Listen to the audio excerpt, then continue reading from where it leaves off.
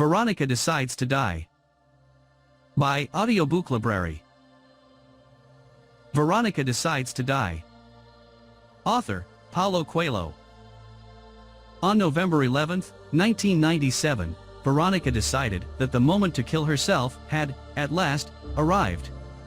She carefully cleaned the room that she rented in a convent, turned off the heat, brushed her teeth, and lay down.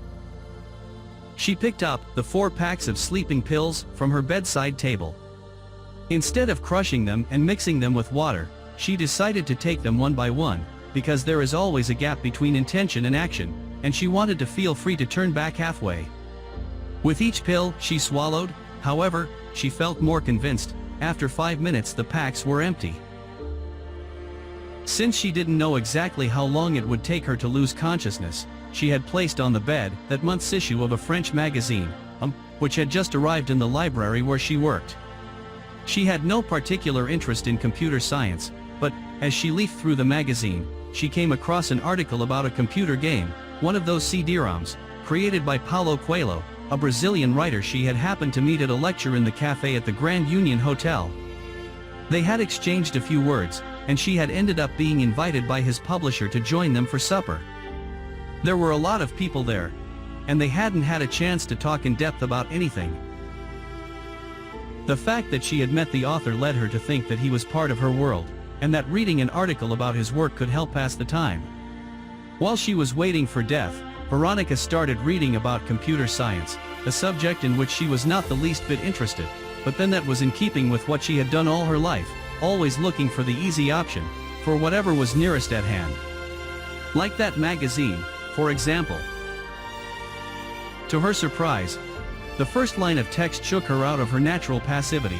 The tranquilizers had not yet dissolved in her stomach, but Veronika was by nature passive, and, for the first time in her life, it made her ponder the truth of a saying that was very fashionable among her friends: nothing in this world happens by chance. Why that first line, at precisely the moment when she had begun to die? What was the hidden message she saw before her, assuming there are such things as hidden messages rather than mere coincidences? Underneath an illustration of the computer game, the journalist began his article by asking, "Where is Slovenia?" Honestly, she thought, no one ever knows where Slovenia is. But Slovenia existed nonetheless, and it was outside, inside, in the mountains around her and in the square she was looking out at. Slovenia was her country. She put the magazine to one side. There was no point now in getting indignant with a world that knew absolutely nothing about the Slovenes. Her nation's honor no longer concerned her. It was time to feel proud of herself, to recognize that she had been able to do this, that she had finally had the courage and was leaving this life. What joy! Also, she was doing it as she had always dreamed she would, by taking sleeping pills, which leave no mark. Veronika had been trying to get hold of the pills for nearly 6 months. Thinking that she would never manage it, she had even considered slashing her wrists. It didn't matter that the room would end up awash in blood, and the nuns would be left feeling confused and troubled, for suicide demands that people think of themselves first and of others later. She was prepared to do all she could so that her death would cause as little upset as possible, but if slashing her wrists was the only way, then she had no option, and the nuns could clean up the room and quickly forget the whole story, otherwise they would find it hard to rent out the room again. We may live at the end of the 20th century, but people still believe in ghosts. Obviously she could have thrown herself off one of the few tall buildings in Ljubljana, but what about the further suffering a fall from such a height would cause her parents? Apart from the shock of learning that their daughter had died, they would also have to identify a disfigured corpse. No, that was a worse solution than bleeding to death, because it would leave indelible marks onto people who only wanted the best for her. They would get used to their daughter's death, eventually. But it must be impossible to forget a shattered skull. Shooting, jumping off a high building, hanging, none of these options suited her feminine nature. Women, when they kill themselves, choose far more romantic methods, like slashing their wrists or taking an overdose of sleeping pills. Abandoned princesses and Hollywood actresses have provided numerous examples of this. Veronika knew that life was always a matter of waiting for the right moment to act. And so it proved to be the case. In response to her complaints that she could no longer sleep at night, two friends of hers managed to get hold of 2 packs each of a powerful drug, used by musicians at a local nightclub. Veronika left the 4 packs on her bedside table for a week, courting approaching death and saying goodbye, entirely unsentimentally, to what people called life. Now she was there, glad she had gone all the way, and bored because she didn't know what to do with the little time that was left to her. She thought again about the absurd question she had just read. How could an article about computers begin with such an idiotic opening line, "Where is Slovenia?" Having nothing more interesting to do, she decided to read the whole article, and she learned that the said computer game had been made in Slovenia, that strange country that no one seemed quite able to place, except the people who lived there, because it was a cheap source of labor. A few months before, when the product was launched, the French manufacturer had given a party for journalists from all over the world in a castle in Vled. Veronika remembered reading something about the party, which had been quite an event in the city, not just because the castle had been redecorated in order to match as closely as possible the medieval atmosphere of the CD-ROM, but because of the controversy in the local press. Journalists from Germany, France, Britain, Italy, and Spain had been invited, but not a single Slovene. Correspondent, who was visiting Slovenia for the first time, doubtless with all expenses paid, and determined to spend his visit talking to other journalists, making supposedly interesting comments and enjoying the free food and drink at the castle, had decided to begin his article with a joke that must have appealed to the sophisticated intellects of his country. He had probably told his fellow journalists on the magazine various untrue stories about local customs, too, and said how badly Slovene women dress. That was his problem. Veronika was dying, and she had other concerns, such as wondering if there was life after death, or when her body would be found. Nevertheless, or perhaps precisely because of the important decision she had taken, the article bothered her. She looked out of the convent window that gave onto the small square in Ljubljana. If they don't know where Slovenia is, then Ljubljana must be a myth, she thought. Like Atlantis or Lemuria, or the other lost continents that fill men's imaginations. No one, anywhere in the world, would begin an article asking where Mount Everest was, even if they had never been there. Yet, in the middle of Europe, a journalist on an important magazine felt no shame at asking such a question, because he knew that most of his readers would not know where Slovenia was, still less its capital, Ljubljana. It was then that Veronika found a way of passing the time, now that 10 minutes had gone by and she had still not noticed any physical changes. The final act of her life would be to write a letter to the magazine, explaining that Slovenia was one of the 5 republics into which the former Yugoslavia had been divided. The letter would be her suicide note. She would give no explanation of the real reasons for her death. When they find her body, they will conclude that she had killed herself because a magazine did not know where her country was. She laughed to think of the controversy in the newspapers, with some for and some against her suicide, committed in honor of her country's cause. And she was shocked by how quickly she could change her mind, since only moments before she had thought exactly the opposite, that the world and other geographical problems were no longer her concern. She wrote the letter. That moment of good humor almost made her have second thoughts about the need to die, but she had already taken the pills, it was too late to turn back. Anyway, she had had such moments before, and besides, she was not killing herself because she was a sad, embittered woman, constantly depressed. She had spent many afternoons walking joyfully along the streets of Ljubljana or gazing, from the window in her convent room, at the snow falling on the small square with its statue of the poet. Once, for almost a month, she had felt as if she were walking on air, all because a complete stranger, in the middle of that very square, had given her a flower. She believed herself to be completely normal. 2 very simple reasons lay behind her decision to die, and she was sure that, were she to leave a note explaining, many people would agree with her. The first reason, everything in her life was the same, and, once her youth was gone, it would be downhill all the way, with old age beginning to leave irreversible marks, the onset of illness, the departure of friends. She would gain nothing by continuing to live, indeed, the likelihood of suffering would only increase. The second reason was more philosophical. Veronika read the newspapers, watched TV, and she was aware of what was going on in the world. Everything was wrong, and she had no way of putting things right, that gave her a sense of complete powerlessness. In a short while, she would have the final experience of her life, which promised to be very different: death. She wrote the letter to the magazine, then abandoned the topic and concentrated on more pressing matters, more appropriate to what she was living, or rather, dying, through at that moment. She tried to imagine what it would be like to die, but failed to reach any conclusion. Besides, there was no point worrying about that, for in a few moments she would find out. How many minutes? She had no idea. But she relished the thought that she was about to find out the answer to the question that everyone asked themselves: does God exist? Unlike many people, this had not been the great inner debate of her life. Under the old communist regime, the official line in schools had been that life ended with death, and she had gotten used to the idea. On the other hand, her parents' generation and her grandparents' generation still went to church, said prayers, and went on pilgrimages, and were utterly convinced that God listened to what they said. At 24, having experienced everything she could experience, and that was no small achievement, Veronika was almost certain that everything ended with death. That is why she had chosen suicide, freedom at last. Eternal oblivion. In her heart of hearts, there was still a doubt: what if God did exist?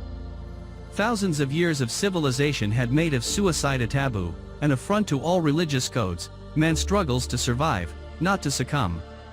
The human race must procreate. Society needs workers. A couple has to have a reason to stay together, even when love has ceased to exist, and a country needs soldiers, politicians, and artists. If God exists, and I truly don't believe he does, he will know that there are limits to human understanding. He was the one who created this confusion, in which there is poverty, injustice, greed, and loneliness. He doubtless had the best of intentions, but the results have proved disastrous. If God exists, he will be generous with those creatures who chose to leave this earth early, and he might even apologize for having made us spend time here. To hell with taboos and superstitions. Her devout mother would say, God knows the past, the present, and the future. In that case, he had placed her in this world in the full knowledge that she would end up killing herself, and he would not be shocked by her actions. Veronika began to feel a slight nausea, which became rapidly more intense. In a few moments, she would no longer be able to concentrate on the square outside her window. She knew it was winter. It must have been about 4 o'clock in the afternoon, and the sun was setting fast. She knew that other people would go on living. At that moment a young man passed her window and saw her, utterly unaware that she was about to die. A group of Bolivian musicians, where is Bolivia? Why don't magazine articles ask that, was playing in front of the statue of Franz Prešeren, the great Slovenian poet, who had made such a profound impact on the soul of his people. Would she live to hear the end of that music drifting up from the square? It would be a beautiful memory of this life, the late afternoon, a melody recounting the dreams of a country on the other side of the world, the warm cozy room, the handsome young man passing by, full of life, who had decided to stop and was now standing looking up at her. She realized that the pills were beginning to take effect and that he was the last person who would see her. He smiled. She returned his smile. She had nothing to lose. He waved. She decided to pretend she was looking at something else. The young man was going too far. Disconcerted, he continued on his way, forgetting that face at the window forever. But Veronika was glad to have felt desired by somebody one last time. She wasn't killing herself because of a lack of love. It wasn't because she felt unloved by her family or had money problems or an incurable disease. Veronika had decided to die on that lovely Ljubljana afternoon, with Bolivian musicians playing in the square, with a young man passing by her window, and she was happy with what her eyes could see and her ears could hear. She was even happier that she would not have to go on seeing those same things for another 30, 40, or 50 years, because they would lose all their originality and be transformed into the tragedy of a life in which everything repeats itself and where one day is exactly like another. Her stomach was beginning to churn now, and she was feeling very ill indeed. It's odd, she thought. I thought an overdose of tranquilizers should have sent me straight to sleep. What she was experiencing was a strange buzzing in her ears and a desire to vomit. If I throw up, I won't die. She decided not to think about the stabbing pains in her stomach and tried to concentrate on the rapidly falling night, on the Bolivians, on the people who were starting to shut up their shops and go home. The noise in her ears was becoming more and more strident, and, for the first time since she had taken the pills, Veronika felt fear, a terrible fear of the unknown. It did not last long. Soon afterward, she lost consciousness. When she opened her eyes, Veronika did not think, this must be heaven. Heaven would never use a fluorescent tube to light a room, and the pain, which started a fraction of a second later, was typical of the earth. Ah, that earth pain, unique, unmistakable. She tried to move, and the pain increased. A series of bright dots appeared, but, even so, Veronika knew that those dots were not the stars of paradise but the consequences of the intense pain she was feeling. She's coming to, she heard a woman say. You've landed slap bang in hell, so you'd better make the most of it. No, it couldn't be true, that voice was deceiving her. It wasn't hell, because she felt really cold and she was aware of plastic tubes coming out of her nose and mouth. One of the tubes, the one stuck down her throat, made her feel as if she were choking. She made an attempt to remove it, but her arms were strapped down. I'm joking, it's not really hell, the voice went on. It's worse than hell, not that I've ever actually been there. You're in Velite. Despite the pain and the choking feeling, Veronika realized at once what had happened. She had tried to kill herself, and someone had arrived in time to save her. It could have been one of the nuns, a friend who had decided to drop by unannounced, someone delivering something she had forgotten she had ordered. The fact is she had survived, and she was in Velite. Velite, the famous and much feared lunatic asylum, which had been in existence since 1991, the year of the country's independence. At that time, believing that the partitioning of the former Yugoslavia would be achieved through peaceful means, after all, Slovenia had only experienced 11 days of war, a group of European businessmen had obtained permission to set up a hospital for mental patients in the old barracks, abandoned because of high maintenance costs. Shortly afterward, however, the wars commenced, first in Croatia, then in Bosnia. The businessmen were worried. The money for the investment came from capitalists scattered all around the globe, from people whose names they didn't even know, so there was no possibility of sitting down in front of them, offering a few excuses, and asking them to be patient. They resolved the problem by adopting practices that were far from commendable in a psychiatric hospital, and for the young nation that had just emerged from a benign communism, Velite came to symbolize all the worst aspects of capitalism. To be admitted to the hospital, all you needed was money. There was no shortage of people who, in their desire to get rid of some family member because of arguments over an inheritance, or over that person's embarrassing behavior, were willing to pay large sums of money to obtain a medical report that would allow the internment of their problem children or parents. Others, fleeing from debts or trying to justify certain attitudes that could otherwise result in long prison sentences, spent a brief time in the asylum and then simply left without paying any penalty or undergoing any judicial process.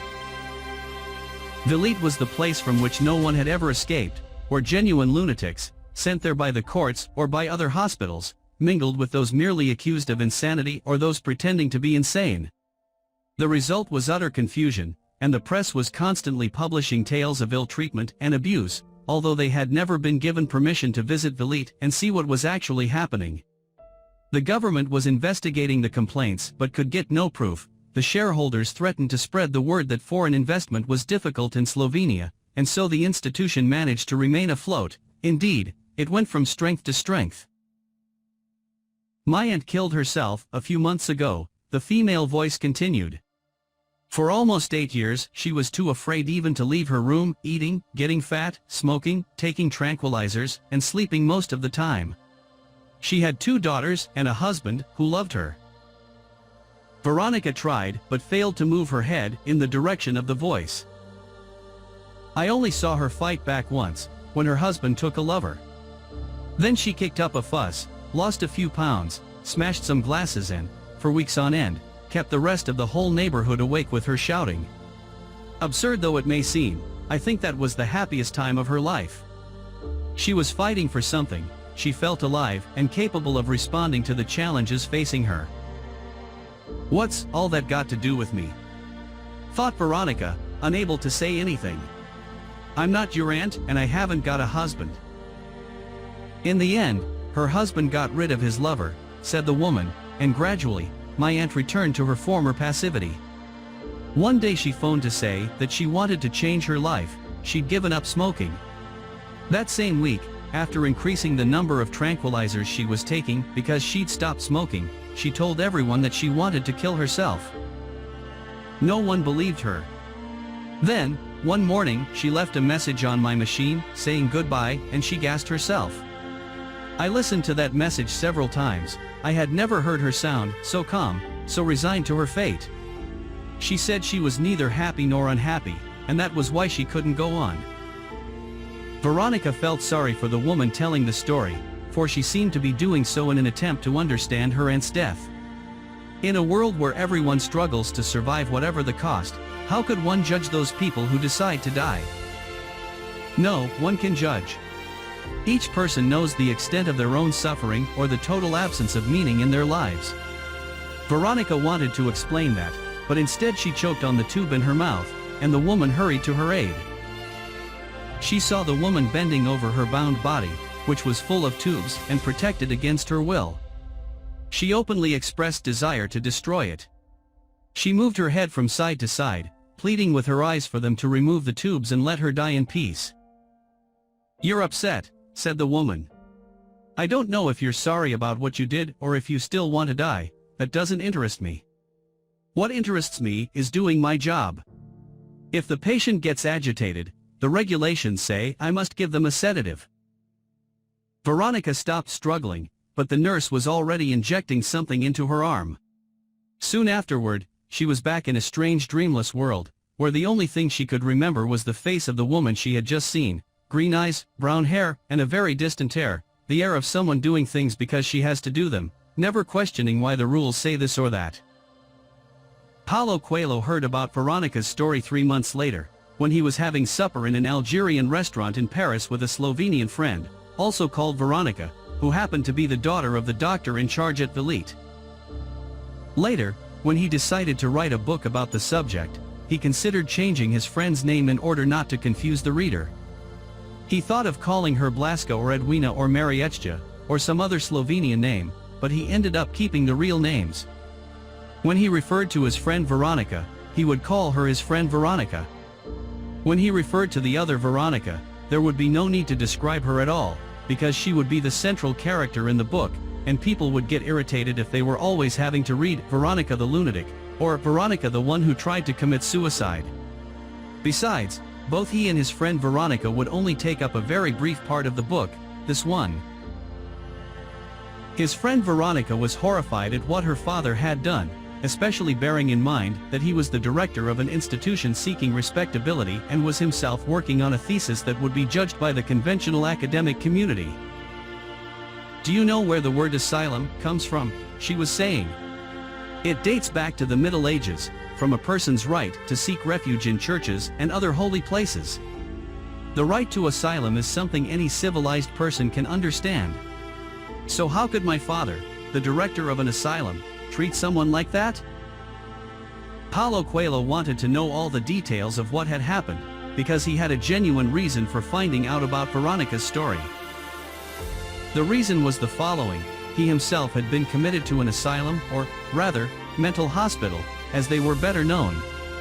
And this had happened not once but 3 times, in 1965, 1966, and 1967. The place where he had been interned was the Dr. Iris Sanatorium in Rio de Janeiro. Precisely why he had been committed to the hospital was something that, even today, he found odd. Perhaps his parents were confused by his unusual behavior. Half shy, half extrovert, he had the desire to be an artist, something that everyone in the family considered a perfect recipe for ending up a social outcast and dying in poverty. When Paulo Coelho thought about it, and, it must be said, he rarely did, he considered the real madman to have been the doctor who had agreed to commit him for the flimsiest of reasons. As in any family, the tendency is always to place the blame on others, and to state adamantly that the parents didn't know what they were doing when they made that drastic decision. Paulo laughed when he learned of the strange letter to the newspapers that Veronika had left behind, complaining that an important French magazine didn't even know where Slovenia was. No one would kill themselves over something like that. That's why the letter had no effect, said his friend Veronika, embarrassed. Yesterday, when I checked in at the hotel, the receptionist thought Slovenia was a town in Germany. He knew the feeling, for many foreigners believe the Argentine city of Buenos Aires to be the capital of Brazil. But apart from having foreigners blithely compliment him on the beauty of his country's capital city, which was to be found in the neighboring country of Argentina, Paulo Coelho shared with Veronika the fact just mentioned but which is worth restating. He too had been committed to a mental hospital and, as his first wife had once remarked, should never have been let out. But he was let out. And when he left the sanatorium for the last time, determined never to go back, he had made two promises. That he would one day write about the subject, and that he would wait until both his parents were dead before touching publicly on the issue, because he didn't want to hurt them, since both had spent many years of their lives blaming themselves for what they had done. His mother had died in 1993, but his father, who had turned 84 in 1997, was still alive and in full possession of his mental faculties and his health, despite having emphysema, even though he'd never smoked, and despite living entirely off frozen food because he couldn't get a housekeeper who would put up with his eccentricities. So, when Paulo Coelho heard Veronika's story, he discovered a way of talking about the issue without breaking his promises. Even though he had never considered suicide, he had an intimate knowledge of the world of the mental hospital, the treatments, the relationships between doctors and patients, the comforts and anxieties of living in a place like that. So let us allow Paulo Coelho and his friend Veronika to leave this book for good, and let us get on with the story. Veronika didn't know how long she had slept. She remembered waking up at one point, still with the life-preserving tubes in her mouth and nose, and hearing a voice say, "Do you want me to masturbate you?" But now, looking round the room with her eyes wide open, she didn't know if that had been real or a hallucination. Apart from that one memory, she could remember nothing, absolutely nothing. The tubes had been taken out, but she still had needles stuck all over her body, wires connected to the areas around her heart and her head, and her arms were still strapped down. She was naked, covered only by a sheet, and she felt cold, but she was determined not to complain. The small area surrounded by green curtains was filled by the bed she was lying on, the machinery of the intensive care unit, and a white chair on which a nurse was sitting reading a book. This time the woman had dark eyes and brown hair. Even so, Veronika was not sure if it was the same person she had talked to hours, or was it days, ago. "Can you unstrap my arms?" The nurse looked up, said a brusque no, and went back to her book. "I'm alive," thought Veronika. "Everything's going to start all over again. I'll have to stay in here for a while, until they realize that I'm perfectly normal. Then they'll let me out, and I'll see the streets of Ljubljana again, its main square, the bridges, the people going to and from work. Since people always tend to help others, just so that they can feel they are better than they really are, they'll give me my job back at the library. In time I'll start frequenting the same bars and nightclubs, I'll talk to my friends about the injustices and problems of the world, I'll go to the movies, take walks around the lake. Since I only took sleeping pills, I'm not disfigured in any way, I'm still young, pretty, intelligent, I won't have any difficulty getting boyfriends, I never did. I'll make love with them in their houses or in the woods, I'll feel a certain degree of pleasure, but the moment I reach orgasm, the feeling of emptiness will return. We won't have much to talk about, and both he and I will know it. The time will come to make our excuses, it's late, or I have to get up early tomorrow, and we'll part as quickly as possible, avoiding looking each other in the eye. I'll go back to my rented room in the convent. I'll try to read a book, turn on the TV to see the same old programs, set the alarm clock to wake up at exactly the same time I woke up the day before, and mechanically repeat my tasks at the library. I'll eat a sandwich in the park opposite the theater, sitting on the same bench, along with other people who also choose the same benches on which to sit and have their lunch, people who all have the same vacant look but pretend to be pondering extremely important matters. Then I'll go back to work. I'll listen to the gossip about who's going out with whom, who's suffering from what, how such and such a person was in tears about her husband, and I'll be left with the feeling that I'm privileged, I'm pretty, I have a job, I can have any boyfriend I choose. So I'll go back to the bars at the end of the day, and the whole thing will start again. My mother, who must be out of her mind with worry over my suicide attempt, will recover from the shock and will keep asking me what I'm going to do with my life, why I'm not the same as everyone else. Things really aren't as complicated as I think they are. Look at me, for example, I've been married to your father for years, and I've tried to give you the best possible upbringing and set you the best possible example. One day I'll get tired of hearing her constantly repeating the same things, and to please her I'll marry a man whom I oblige myself to love. He and I will end up finding a way of dreaming of a future together, a house in the country, children, our children's future. We'll make love often in the first year, less in the second, and after the third year, people perhaps think about sex only once every 2 weeks and transform that thought into action only once a month. Even worse, we'll barely talk. I'll force myself to accept the situation, and I'll wonder what's wrong with me, because he no longer takes any interest in me, ignores me, and does nothing but talk about his friends as if they were his real world. When the marriage is just about to fall apart, I'll get pregnant. We'll have a child, feel closer to each other for a while, and then the situation will go back to what it was before. I'll begin to put on weight like the aunt that nurse was talking about yesterday, or was it days ago? I don't really know. And I'll start to go on diets, systematically defeated each day, each week, by the weight that keeps creeping up regardless of the controls I put on it. At that point I'll take those magic pills that stop you from feeling depressed, then I'll have a few more children, conceived during nights of love that pass all too quickly. I'll tell everyone that the children are my reason for living, when in reality my life is their reason for living. People will always consider us a happy couple, and no one will know how much solitude, bitterness, and resignation lies beneath the surface happiness. Until one day, when my husband takes a lover for the first time, and I will perhaps kick up a fuss like the nurse's aunt or think again of killing myself. By then, I'll be too old and cowardly, with 2 or 3 children who need my help, and I'll have to bring them up and help them find a place in the world before I can just abandon everything. I won't commit suicide, I'll make a scene, I'll threaten to leave and take the children with me. Like all men, my husband will back down, he'll tell me he loves me and that it won't happen again. It won't even occur to him that, if I really did decide to leave, my only option would be to go back to my parents' house and stay there for the rest of my life, forced to listen to my mother going on and on all day about how I lost my one opportunity for being happy, that he was a wonderful husband despite his peccadillos, that my children will be traumatized by the separation. 2 or 3 years later, another woman will appear in his life. I'll find out, because I saw them more because someone told me, but this time I'll pretend I don't know. I used up all my energy fighting against that other lover, I've no energy left, it's best to accept life as it really is and not as I imagined it to be. My mother was right. He will continue being a considerate husband, I will continue working at the library, eating my sandwiches in the square opposite the theater, reading books I never quite managed to finish, watching television programs that are the same as they were 10, 20, 50 years ago.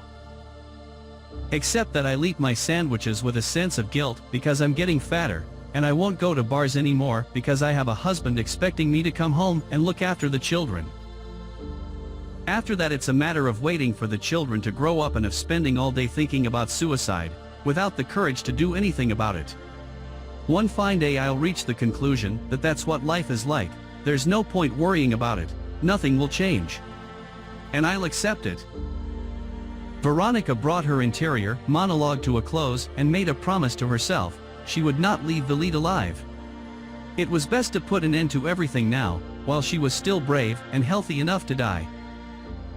She fell asleep and woke up several times, Noticing that the number of machines around her was diminishing, the warmth of her body was growing, and the nurses' faces kept changing, but there was always someone beside her.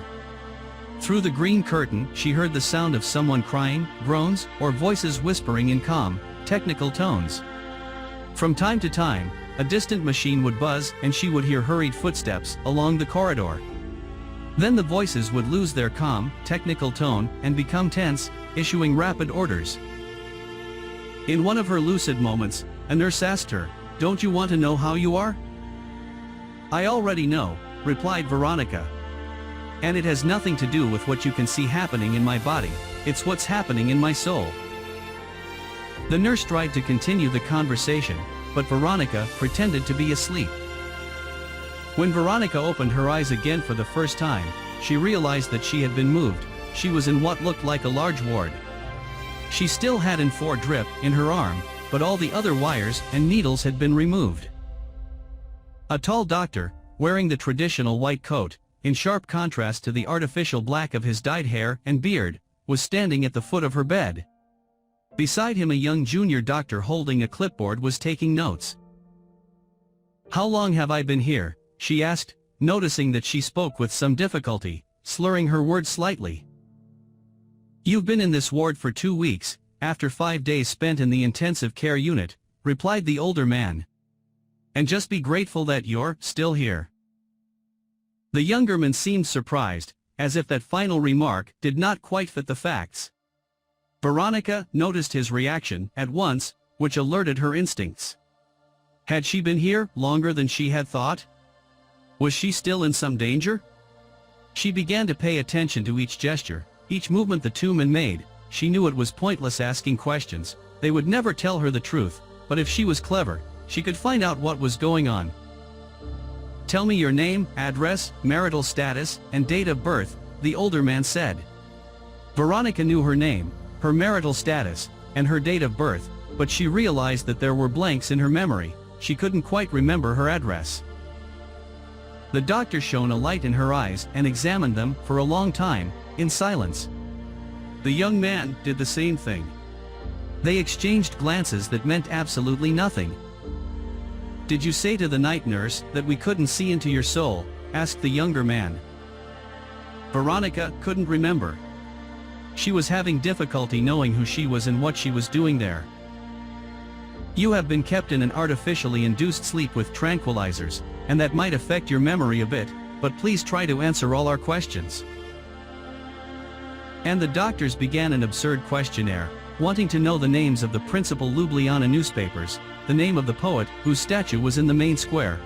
That she would never forget, every Slovene has the image of Prešeren engraved on his or her soul, the color of her mother's hair, the names of her colleagues at work, the titles of the most popular books at the library.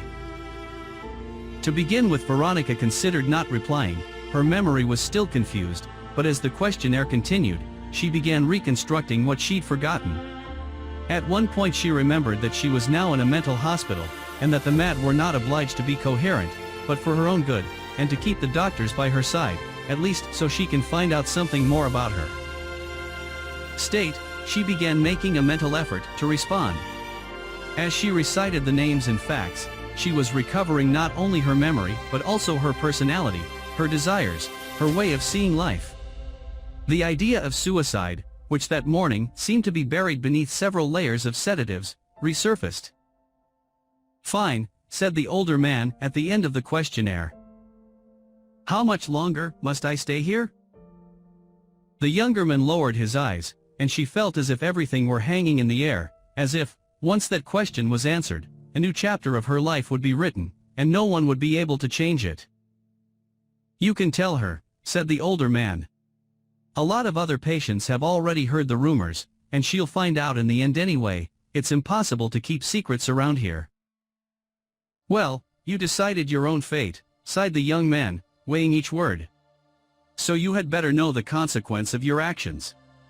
During the coma brought on by the pills you took, your heart was irreversibly damaged. There was a necrosis of the ventricle." "Put it in layman's terms," said the older man. "Get straight to the point. Your heart was irreversibly damaged, and soon it will stop beating altogether." "What does that mean?" she asked, frightened. "If your heart stops beating, that means only one thing, death.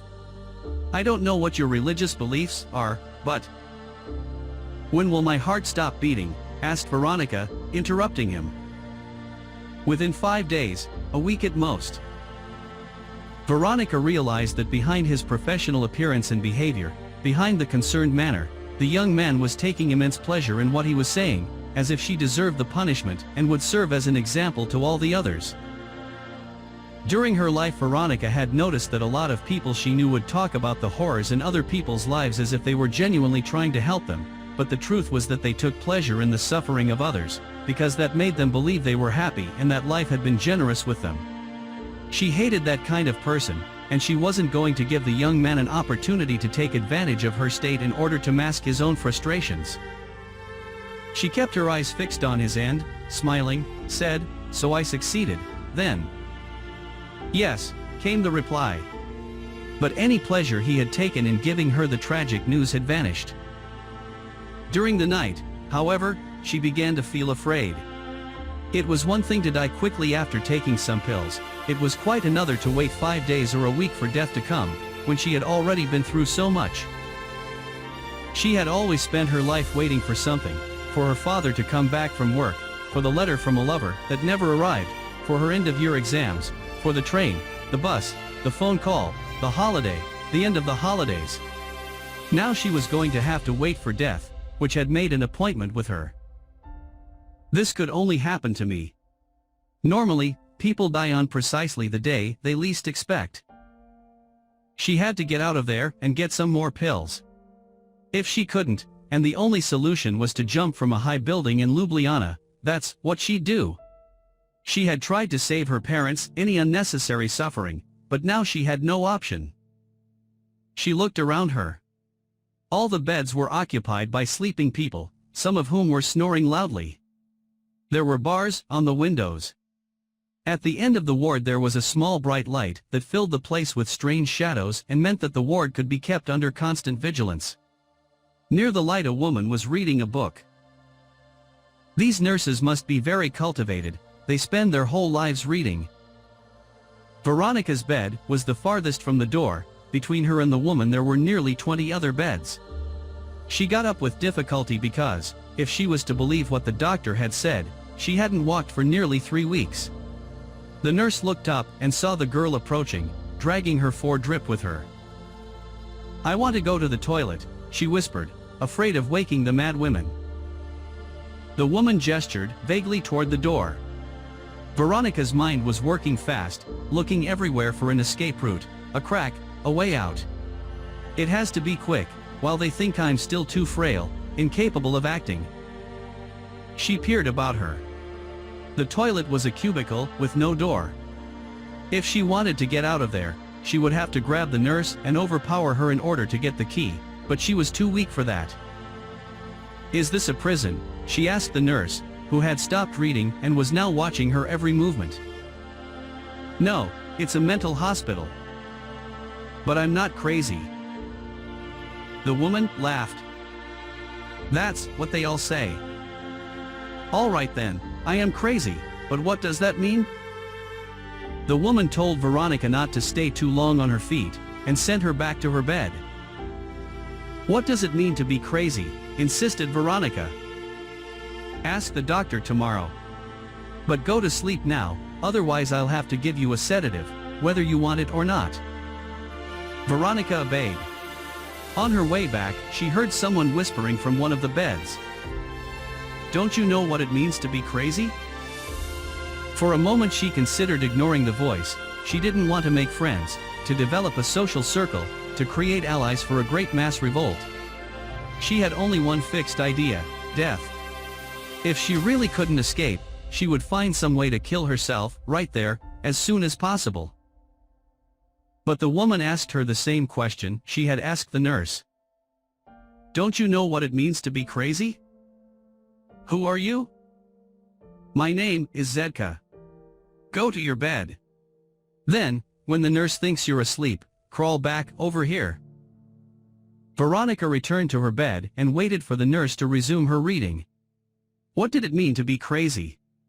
She hadn't the slightest idea, because the word was used in a completely anarchic way. People would say, for example, that certain sportsmen were crazy because they wanted to break records, or that artists were crazy because they led such strange, insecure lives, different from the lives of normal people. Then there were the thinly clad people walking the streets of Ljubljana in winter, whom Veronika had often seen pushing supermarket trolleys full of plastic bags and rags and proclaiming the end of the world. She didn't feel sleepy. According to the doctor, she had slept for almost a week, too long for someone who was used to living without great emotions but with rigid timetables for rest. What did it mean to be crazy? Perhaps she should ask one of the lunatics. Veronika crouched down, pulled the needle out of her arm and went over to Zedka's bed, trying to ignore her churning stomach. She didn't know if the feeling of nausea came from her weakened heart or the effort she was making to move. "I don't know what it means to be crazy," whispered Veronika. "But I'm not. I'm just a failed suicide. Anyone who lives in her own world is crazy. Like schizophrenics, psychopaths, maniacs. I mean people who are different from others. Like you." On the other hand, Zedka continued, pretending not to have heard the remark, "You have Einstein, saying that there was no time or space, just a combination of the two. Or Columbus, insisting that on the other side of the world lay not an abyss but a continent. Or Edmund Hillary, convinced that a man could reach the top of Everest. Or the Beatles, who created an entirely different sort of music and dressed like people from another time. Those people, and thousands of others, all lived in their own world." "This madwoman talks a lot of sense," thought Veronika, remembering stories her mother used to tell her about saints who swore they had spoken to Jesus or the Virgin Mary. Did they live in a world apart? "I once saw a woman wearing a low-cut dress. She had a glazed look in her eyes, and she was walking the streets of Ljubljana when it was 5 degrees below zero. I thought she must be drunk, and I went to help her, but she refused my offer to lend her my jacket. Perhaps in her world it was summer and her body was warmed by the desire of the person waiting for her. Even if that person only existed in her delirium, she had the right to live and die as she wanted, don't you think?" Veronika didn't know what to say, but the madwoman's words made sense to her. Who knows, perhaps she was the woman who had been seen half-naked walking the streets of Ljubljana. "I'm going to tell you a story," said Zedka. "A powerful wizard, who wanted to destroy an entire kingdom, placed a magic potion in the well from which all the inhabitants drank. Whoever drank that water would go mad. The following morning, the whole population drank from the well and they all went mad, apart from the king and his family, who had a well set aside for them alone, which the magician had not managed to poison. The king was worried and tried to control the population by issuing a series of edicts governing security and public health. The policemen and the inspectors, however, had also drunk the poisoned water, and they thought the king's decisions were absurd and resolved to take no notice of them. When the inhabitants of the kingdom heard these decrees, they became convinced that the king had gone mad and was now giving nonsensical orders. They marched on the castle and called for his abdication. In despair, the king prepared to step down from the throne, but the queen stopped him, saying, "Let us go and drink from the communal well. Then we will be the same as them." And that was what they did. The king and the queen drank the water of madness and immediately began talking nonsense. Their subjects repented at once. Now that the king was displaying such wisdom, why not allow him to continue ruling the country?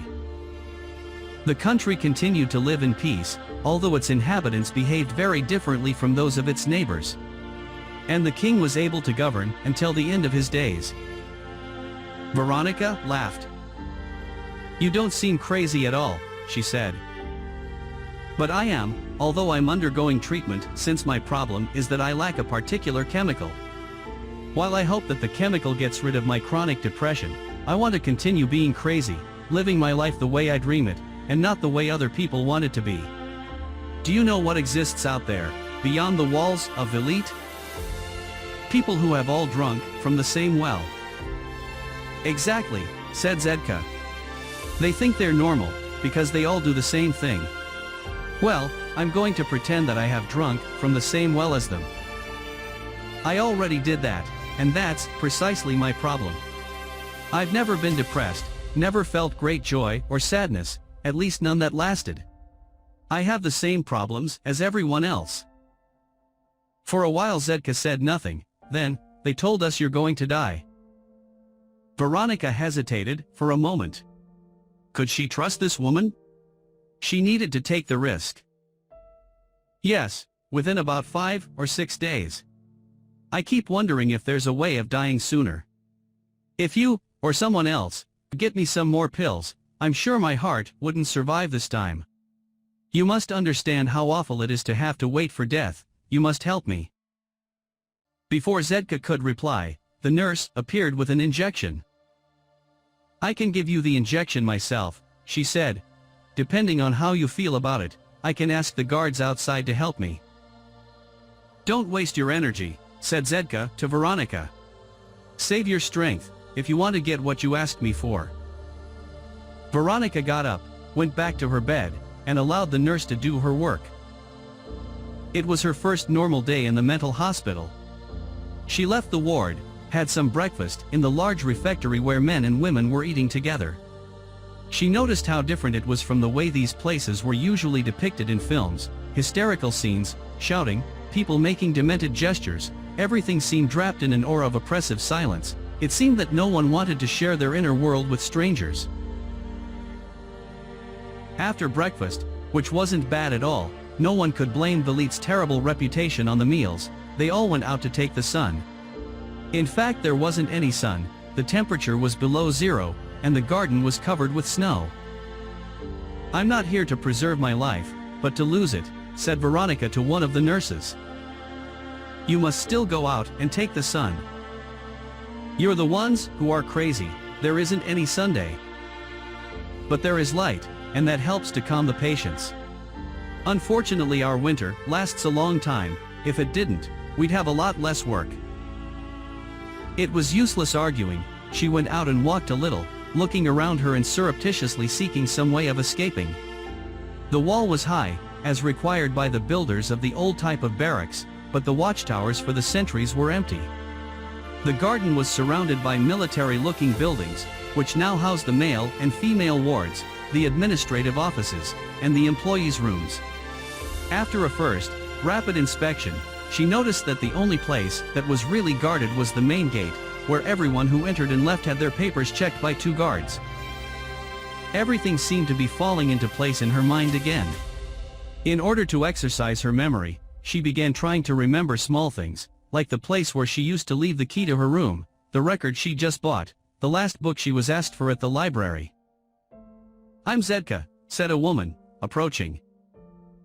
The previous night Veronika hadn't been able to see her face as fully. She had crouched down beside the bed all the time they were talking. Zedka must have been about 35 and seemed absolutely normal. I hope the injection didn't bother you too much. After a while the body gets habituated, and the sedatives lose their effect. I'm fine. About our conversation last night, do you remember what you asked me? Of course, I do. Zedka took her by the arm, and they began to walk along together, among the many leafless trees in the courtyard. Beyond the walls, you could see the mountains disappearing into the clouds. It's cold, but a lovely morning all the same, said Zedka. Oddly enough, I never used to suffer from depression on cold, gray, cloudy days like this. I felt as if nature was in harmony with me, that it reflected my soul. On the other hand, when the sun appeared, the children would come out to play in the streets, and everyone was happy that it was such a lovely day, and then I would feel terrible, as if that display of exuberance in which I could not participate was somehow unfair. Delicately Veronika detached herself from the woman. She didn't like physical contact. You didn't finish what you were saying. You were saying something about what I asked you last night. There's a group of people here, men and women, who could have left, who could be back home, but who don't want to leave. There are many reasons for this. Velit isn't as bad as people say, although it's far from being a 5-star hotel. Here inside, everyone can say what they like, do what they want, without being criticized. After all, they're in a mental hospital. Then, when there are government inspections, these men and women behave like dangerous maniacs, because some are here at the state's expense. The doctors know this, but there must be some order from the owners that allows the situation to continue, because there are more vacancies than there are patients. Could they get hold of some pills for me? Try to contact them. They call their group the fraternity. Zetka pointed to a woman with white hair, who was talking animatedly with some younger women. Her name is Mari. She belongs to the fraternity. Ask her. Veronika started walking toward Mari, but Zetka stopped her. No, not now, she's having fun. She's not going to stop something that gives her pleasure just to be nice to a complete stranger. If she should react badly, you'll never have another chance to approach her. The insane always believe in first impressions. Veronika laughed at the way Zetka said the word insane, but she was worried too, because everything here seemed so normal, so nice. After so many years of going straight from work to a bar, from that bar to the bed of some lover, from his bed to her room, from her room to her mother's house, she was now experiencing something she had never dreamed of, a mental hospital, insanity, an insane asylum, where people were not ashamed to say that they were crazy, where no one stopped doing something they were enjoying just to be nice to others. She began to doubt that Zetka was serious, or if it wasn't just a way by which mental patients could pretend that the world they lived in was better than that of others. But what did it matter? She was experiencing something interesting, different, totally unexpected. Imagine a place where people pretend to be crazy in order to do exactly what they want. At that precise moment, Veronika's heart turned over. She suddenly remembered what the doctor had said, and she felt frightened. "I want to walk alone, a little," she said to Zetka. She was, after all, crazy too, and she no longer had to worry about pleasing anyone. The woman moved off, and Veronika stood looking at the mountains beyond the walls of Velite. A faint desire to live seemed about to surface, but Veronika determinedly pushed it away. "I must get hold of those pills as soon as possible." She reflected on her situation there. It was far from ideal. Even if they allowed her to do all the crazy things she wanted to do, she wouldn't know where to start. She had never done anything crazy. After some time in the garden, everyone went back to the refectory and had lunch. Immediately afterward, the nurses led both men and women to a huge living room divided into lots of different areas. There were tables, chairs, sofas, a piano, a television, and large windows through which you could see the gray sky and the low clouds. None of the windows had bars on them, because the room opened onto the garden. The doors were closed because of the cold, but all you had to do was turn the handle, and you could go outside again and walk once more among the trees. Most people went and sat down in front of the television. Others stared into space, others talked in low voices to themselves, but who has not done the same at some moment in their lives? Veronika noticed that the older woman, Mari, was now with a larger group in one of the corners of the vast room. Some other patients were walking nearby, and Veronika tried to join them in order to eavesdrop on what the group members were saying. She tried to disguise her intentions as best she could, but whenever she came close, they all fell silent and turned as one to look at her. "What do you want?" said an elderly man, who seemed to be the leader of the fraternity, if such a group really existed and Zetka was not actually crazier than she seemed. "Nothing, I was just passing." They exchanged glances and made a few jerky gestures with their heads. One said to the other, "She was just passing." The other repeated the remark more loudly this time, and soon they were all shouting the same words. Veronika didn't know what to do and stood there paralyzed with fear. A burly, shifty-looking male nurse came over, wanting to know what was going on. "Nothing," said one member of the group. "She was just passing. She's standing right there, but she's still just passing." The whole group burst into laughter. Veronika assumed an ironic air, smiled, turned and moved off, so that no one would notice that her eyes were filling with tears. She went straight out into the garden, without bothering to put on a coat or jacket. A nurse tried to persuade her to come back inside, but another appeared soon after and whispered something in his ear. The two of them left her in peace, in the cold. There was no point taking care of someone who was condemned to die. She was confused, tense, irritated with herself. She had never allowed herself to be provoked. She had learned early that whenever a new situation presented itself, you had to remain cool and distant. Those crazy people, however, had managed to make her feel shame, fear, rage, a desire to murder them all, to wound them with words she hadn't dared to utter. Perhaps the pills or the treatment they had administered to get her out of her coma had transformed her into a frail woman, incapable of fending for herself. She had confronted far worse situations in her adolescence, and yet for the first time, she had been unable to hold back her tears. She needed to get back to the person she used to be, someone able to respond with irony, to pretend that the insults didn't bother her because she was better than all of them. Who in that group had had the courage to desire death? Who among them could teach her about life when they were all huddled behind the walls of the elite? She would never want to depend on their help for anything, even if she had to wait 5 or 6 days to die. 1 day's already gone. There are only another 4 or 5 left. She walked a little, letting the freezing cold enter her body and calm her blood that was flowing too fast. Her heart that was beating too hard. Honestly, here I am, with my days literally numbered, giving importance to remarks made by people I've never even seen before, people who soon I'll never see again. And yet I suffer and get upset. I want to attack and defend. Why waste my time? But she was wasting the little time left to her, fighting for her tiny bit of space in that strange community where you had to put up a fight if you didn't want others imposing their rules on you. I can't believe it, I never used to be like this. I never used to fight over stupid things. She stopped in the middle of the icy garden.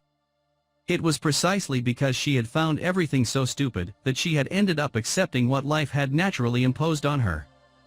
In adolescence she thought it was too early to choose. Now, in young adulthood, she was convinced it was too late to change. And what had she spent all her energies on until then? On trying to ensure that her life continued exactly as it always had. She had given up many of her desires so that her parents would continue to love her as they had when she was a child, even though she knew that real love changes and grows with time and discovers new ways of expressing itself. One day, when she had listened to her mother telling her, in tears, that her marriage was over, Veronika had sought out her father. She had cried, threatened, and finally extracted a promise from him that he would not leave home, never imagining the high price her parents would have to pay for this. When she decided to get a job, she rejected a tempting offer from a company that had just been set up in her recently created country in favor of a job at the public library, where you didn't earn much money but where you were secure. She went to work every day, always keeping to the same timetable, always making sure she wasn't perceived as a threat by her superiors. She was content, she didn't struggle, and so she didn't grow. All she wanted was her salary at the end of the month. She rented the room in the convent because the nuns required all tenants to be back at a certain hour, and then they locked the door. Anyone still outside after that had to sleep on the street. She always had a genuine excuse to give boyfriends, so as not to have to spend the night in hotel rooms or strange beds. When she used to dream of getting married, she imagined herself in a little house outside Ljubljana, with a man quite different from her father, a man who earned enough to support his family, one who would be content just to be with her in a house with an open fire and to look out at the snow-covered mountains.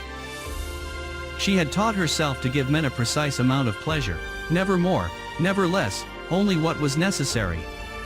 She didn't get angry with anyone, because that would mean having to react, having to do battle with the enemy and then having to face unforeseen consequences, such as vengeance. When she had achieved almost everything she wanted in life, she had reached the conclusion that her existence had no meaning, because every day was the same. And she had decided to die. Veronika went back in and walked over to the group gathered in one corner of the room. The people were talking animatedly but fell silent as soon as she approached. She went straight over to the oldest man, who seemed to be the leader. Before anyone could stop her, she gave him a resounding slap in the face. "Aren't you going to react?" she asked out loud, so that everyone in the room could hear her. Aren't you going to do something? No, the man said and passed a hand over his face. A little thread of blood ran from his nose. You won't be troubling us for very long. She left the living room and went triumphantly back to her ward. She had done something that she had never done in her entire life. 3 days had passed since the incident with the group that Zetka called the fraternity. Veronika regretted that slap, not because she was afraid of the man's reaction but because she had done something different. If she wasn't careful, she might end up convinced that life was worth living, and that would cause her pointless pain, since she would soon have to leave this world anyway. Her only option was to keep away from everything and everyone, to try to be in every way as she had been before, to obey the lead's rules and regulations. She adapted herself to the routine imposed by the hospital, rising early, eating breakfast, going for a walk in the garden, having lunch, going to the living room, for another walk in the garden, then supper, television, and bed. Before Veronika went to sleep, a nurse always appeared with medication. All the other women took pills. Veronika was the only one who was given an injection. She never complained, she just wanted to know why she was given so many sedatives, since she had never had any problem sleeping. They explained that the injection was not a sedative but medication for her heart. And so, by falling in with that routine, her days in the hospital all began to seem the same. When the days are all the same, they pass more quickly. In another 2 or 3 days she would no longer have to brush her teeth or comb her hair. Veronika noticed her heart growing rapidly weaker, she easily ran out of breath, she got pains in her chest, she had no appetite, and the slightest effort made her dizzy. After the incident with the fraternity, she had sometimes thought, if I had a choice, if I had understood earlier that the reason my days were all the same was because I wanted them like that, perhaps. But the reply was always the same, there is no perhaps, because there is no choice. And her inner peace returned, because everything had already been decided. During this period she formed a relationship with Zetka, not a friendship, because friendship requires a lot of time spent together, and that wouldn't be possible. They used to play cards, which helps the time pass more rapidly, and sometimes they would walk together in silence in the garden. On one particular morning, immediately after breakfast, they all went out to take the sun, as the regulations demanded. A nurse, however, asked Zetka to go back to the ward, because it was her treatment day. Veronika, who was having breakfast with her, heard the request. What treatments, that? It's an old treatment, from the 60s, but the doctors think it might hasten my recovery. Do you want to come and watch? You said you were depressed. Isn't taking the medication enough to replace the chemical you're lacking? Do you want to watch? Insisted Zetka. She was going to step outside the routine, thought Veronika. She was going to discover new things, when she didn't need to learn anything more, all she needed was patience. But her curiosity got the better of her and she nodded. This isn't a show, you know, said the nurse. She's going to die. She's hardly seen anything. Let her come with us. Veronika watched the woman, still smiling, being strapped to the bed. Tell her what's going on, said Zetka to the male nurse. Otherwise, she'll be frightened. He turned and showed Veronika the syringe. He seemed pleased to be treated like a doctor explaining to a younger doctor the correct procedures and the proper treatments. This syringe contains a dose of insulin, he said, speaking in a grave, technical tone of voice. It's used by diabetics to combat high blood glucose. However, when the dose is much larger than normal, the consequent drop in blood glucose provokes a state of coma. He tapped the needle lightly, to get rid of any air, and then stuck it in a vein in Zetka's foot. That's what's going to happen now. She's going to enter a state of induced coma. Don't be frightened if her eyes glaze, and don't expect her to recognize you when she's under the effects of the medication. That's awful, inhuman, Veronika said. People struggle to get out of a coma, not to go into one. People struggle to live, not to commit suicide, replied the nurse, but Veronika ignored the remark. And a state of coma allows the organism to rest, its functions are all drastically reduced, and any existing tension disappears. He continued to inject the liquid while he was talking, and Zedka's eyes were growing dull. "Don't worry," Veronika was saying to her. "You're absolutely normal, the story you told me about the king. Don't waste your time. She can't hear you anymore." The woman on the bed, who a few minutes before had seemed so lucid and full of life, now had her eyes fixed on some point in the distance, and liquid was bubbling from one corner of her mouth. "What did you do?" she shouted at the nurse. "Just my job." Veronika started calling to Zedka, shouting, threatening that she would go to the police, the press, the human rights organizations. "Calm down. You may be in a mental hospital, but you still have to abide by certain rules." She saw that the man was utterly serious, and she was afraid. But since she had nothing to lose, she went on shouting. From where she was, Zedka could see the ward and the beds, all empty except for one, to which her body was strapped, and beside which a girl was standing, staring in horror. The girl didn't know that the person in the bed was still alive with all her biological functions working perfectly, but that her soul was flying, almost touching the ceiling, experiencing a sense of profound peace.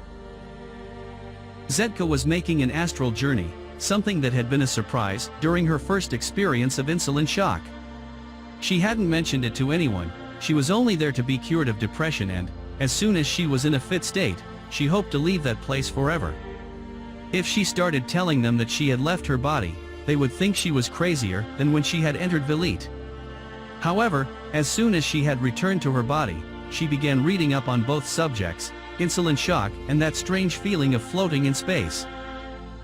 There wasn't much written about the treatment. It had been used for the first time around 1930 but had been completely banned in psychiatric hospitals because of the possibility of irreversible damage to the patient. During one such session, she had visited Dr. Igor's office in her astral form, at precisely the moment when he was discussing the subject with one of the owners of the hospital. "It's a crime," Dr. Igor was saying. "Yes, but it's cheap and it's quick," replied the other man. "Anyway, who's interested in the rights of the insane? No one's going to complain." Even so, some doctors still considered it a quick way of treating depression. Zedka had sought out and borrowed everything that had been written about insulin shock, especially first-hand reports by patients who had experienced it. The story was always the same, horrors and more horrors, not one of them had experienced anything resembling what she was living through at that moment. She concluded, quite rightly, that there was no relationship between insulin and the feeling that her consciousness was leaving her body. On the contrary, the tendency with that kind of treatment was to diminish the patient's mental capacity. She started researching the existence of the soul, read a few books on occultism, and then one day she stumbled on a vast literature that described exactly what she was experiencing. It was called astral travel, and many people had already had the same experience. Some had merely set out to describe what they had felt, while others had developed techniques to provoke it. Zedka now knew those techniques by heart, and she used them every night to go wherever she wished.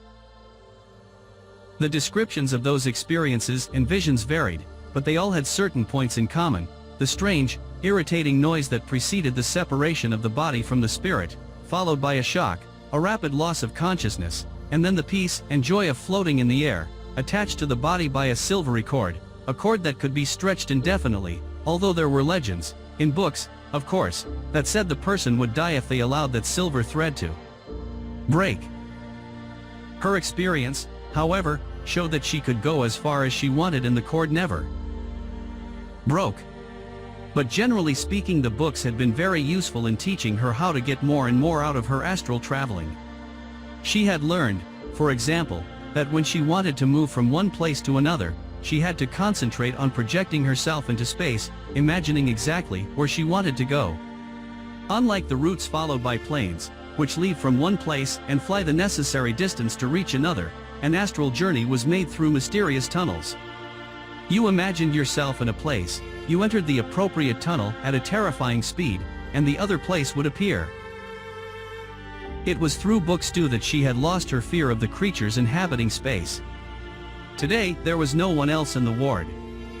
The first time she had left her body, however, she had found a lot of people watching her, amused by her look of surprise. Her first reaction was to assume that these were dead people, ghosts haunting the hospital. Then, with the help of books and of her own experience, she realized that, although there were a few disembodied spirits wandering about there, among them were people as alive as she was, who had either developed the technique of leaving their bodies or who were not even aware of what was happening to them because, in some other part of the world, they were sleeping deeply while their spirits roamed freely abroad. Today, knowing that this was her last astral journey on insulin, because she had just been to visit Dr. Igor's office and overheard him saying he was ready to release her, she decided to remain inside Velit. From the moment she went out through the main gate, she would never again return, not even in spirit, and she wanted to say goodbye. To say goodbye. That was the really difficult part. Once in a mental hospital, a person grows used to the freedom that exists in the world of insanity and becomes addicted to it. You no longer have to take on responsibilities, to struggle to earn your daily bread, to be bothered with repetitive, mundane tasks. You could spend hours looking at a picture or making absurd doodles. Everything is tolerated because, after all, the person is mentally ill. As she herself had the occasion to observe, most of the inmates showed a marked improvement once they entered the hospital. They no longer had to hide their symptoms, and the family atmosphere helped them to accept their own neuroses and psychoses. At the beginning, Zedka had been fascinated by Velit and had even considered joining the fraternity once she was cured. But she realized that if she was sensible, she could continue doing everything she enjoyed doing outside, as long as she dealt with the challenges of daily life. As someone had said, all you had to do was to keep your insanity under control. You could cry, get worried, or angry like any other normal human being, as long as you remembered that, up above, your spirit was laughing out loud at all those thorny situations. She would soon be back home with her children and her husband, and that part of her life also had its charms. Of course, it would be difficult to find work. After all, in a small town like Ljubljana, news travels fast, and her internment in Velit was already common knowledge to many people. But her husband earned enough to keep the family, and she could use her free time to continue making her astral journeys, though not under the dangerous influence of insulin. There was only one thing she did not want to experience again, the reason that had brought her to Velit. Depression. The doctors said that a recently discovered substance, serotonin, was one of the compounds responsible for how human beings felt. A lack of serotonin impaired one's capacity to concentrate at work, to sleep, to eat, and to enjoy life's pleasures. When this substance was completely absent, the person experienced despair, pessimism, a sense of futility, terrible tiredness, anxiety, difficulties in making decisions, and would end up sinking into permanent gloom, which would lead either to complete apathy or to suicide. Other more conservative doctors said that any drastic change in life could trigger depression, moving to another country, losing a loved one, divorce, an increase in the demands of work or family. Some modern studies, based on the number of internments in winter and summer, pointed to the lack of sunlight as one of the causes of depression.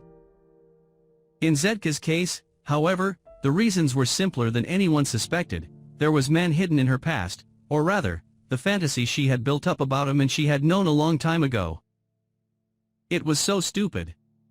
Plunging into depression and insanity all because of a man whose current whereabouts she didn't even know, but with whom she had fallen hopelessly in love in her youth, since, like every normal young girl, Zedka had needed to experience the impossible love. However, unlike her friends, who only dreamed of the impossible love, Zedka had decided to go further. She had actually tried to realize that dream. He lived on the other side of the ocean, and she sold everything to go and join him. He was married, but she accepted her role as mistress, plotting secretly to make him her husband. He barely had enough time for himself, but she resigned herself to spending days and nights in a cheap hotel room, waiting for his rare telephone calls. Despite her determination to put up with everything in the name of love, the relationship did not work out. He never said anything directly, but one day Zedka realized that she was no longer welcome, and she returned to Slovenia. She spent a few months barely eating and remembering every second they had spent together, reviewing again and again their moments of joy and pleasure in bed, trying to fix on something that would allow her to believe in the future of that relationship. Her friends were worried about the state she was in, but something in Zedka's heart told her it was just a passing phase. Personal growth has its price, and she was paying it without complaint. And so it was. One morning, she woke up with an immense will to live. For the first time in ages, she ate heartily and then went out and found a job. She found not only a job, but also the attentions of a handsome, intelligent young man, much sought after by other women. A year later, she was married to him. She aroused both the envy and the applause of her girlfriends. The two of them went to live in a comfortable house, with a garden that looked over the river that flows through Ljubljana. They had children and took trips to Austria or Italy during the summer. When Slovenia decided to separate from Yugoslavia, he was drafted into the army. Zedka was a Serb, that is, the enemy, and her life seemed on the point of collapse. In the 10 tense days that followed, with the troops prepared for confrontation, and no one knowing quite what the result of the Declaration of Independence would be and how much blood would have to be spilled because of it, Zedka realized how much she loved him. She spent the whole time praying to a God who, until then, had seemed remote, but who now seemed her only hope. She promised the saints and angels anything as long as she could have her husband back. And so it was. He came back, the children were able to go to the school where they taught the Slovene language, and the threat of war shifted to the neighboring Republic of Croatia. 3 years had passed. Yugoslavia's war with Croatia moved to Bosnia, and reports began to circulate of massacres committed by the Serbs. Zedka thought it unjust to label a whole nation as criminals because of the folly of a few madmen. Her life took on a meaning she had never expected. She defended her people with pride and courage, writing in newspapers, appearing on television, organizing conferences. None of this bore any fruit, and even today foreigners still believe all the Serbs were responsible for those atrocities, but Zedka knew she had done her duty, and that she could not abandon her brothers and sisters at such a difficult time.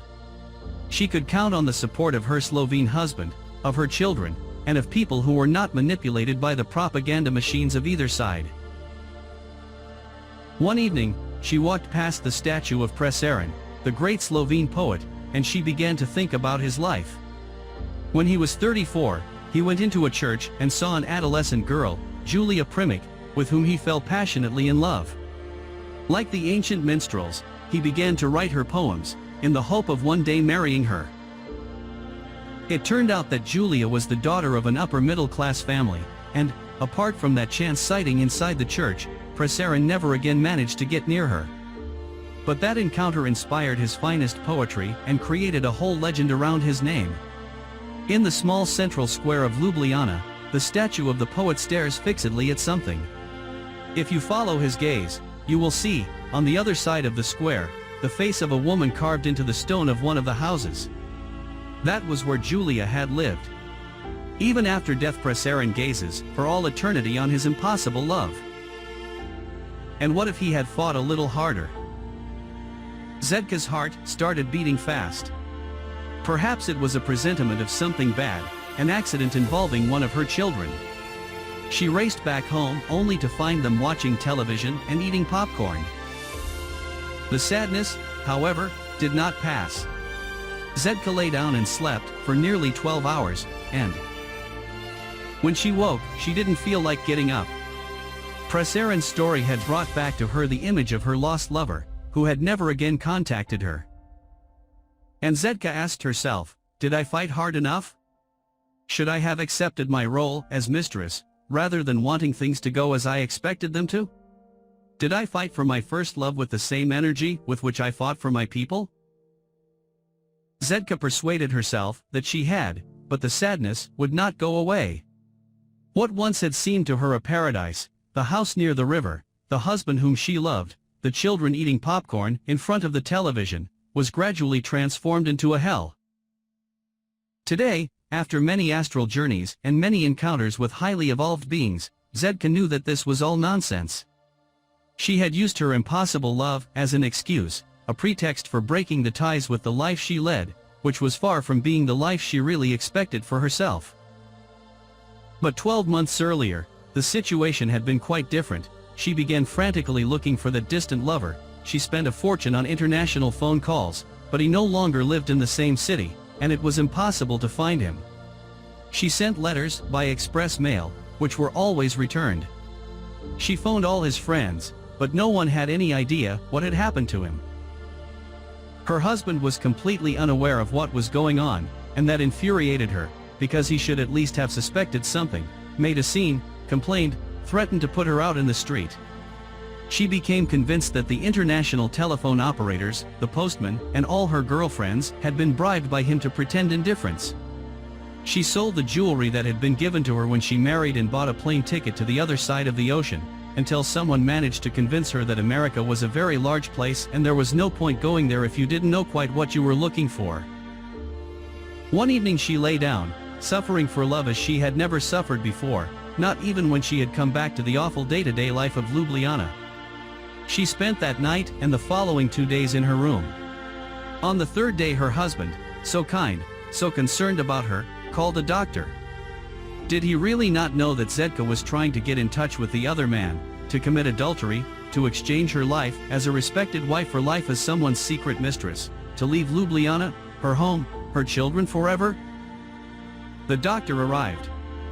She became hysterical and locked the door, only opening it again when the doctor had left. A week later, she no longer had sufficient strength of will to get out of bed and began to use the bed as a toilet. She did not think anymore. Her head was completely taken up by fragmentary memories of the man, who, she was convinced, was also unsuccessfully looking for her. Her infuriatingly generous husband changed the sheets, smoothed her hair, said that it would all be all right in the end. The children no longer came into her bedroom, not since she had slapped one of them for no reason, and then knelt down, kissed his feet, begging forgiveness, tearing her nightgown into shreds in order to show her despair and repentance. After another week, in which she spat out the food offered to her, drifted in and out of reality several times, spent whole nights awake and whole days asleep, 2 men came into her room without knocking. One of them held her down while the other gave her an injection, and she woke up in Velite. Depression, she heard the doctor say to her husband.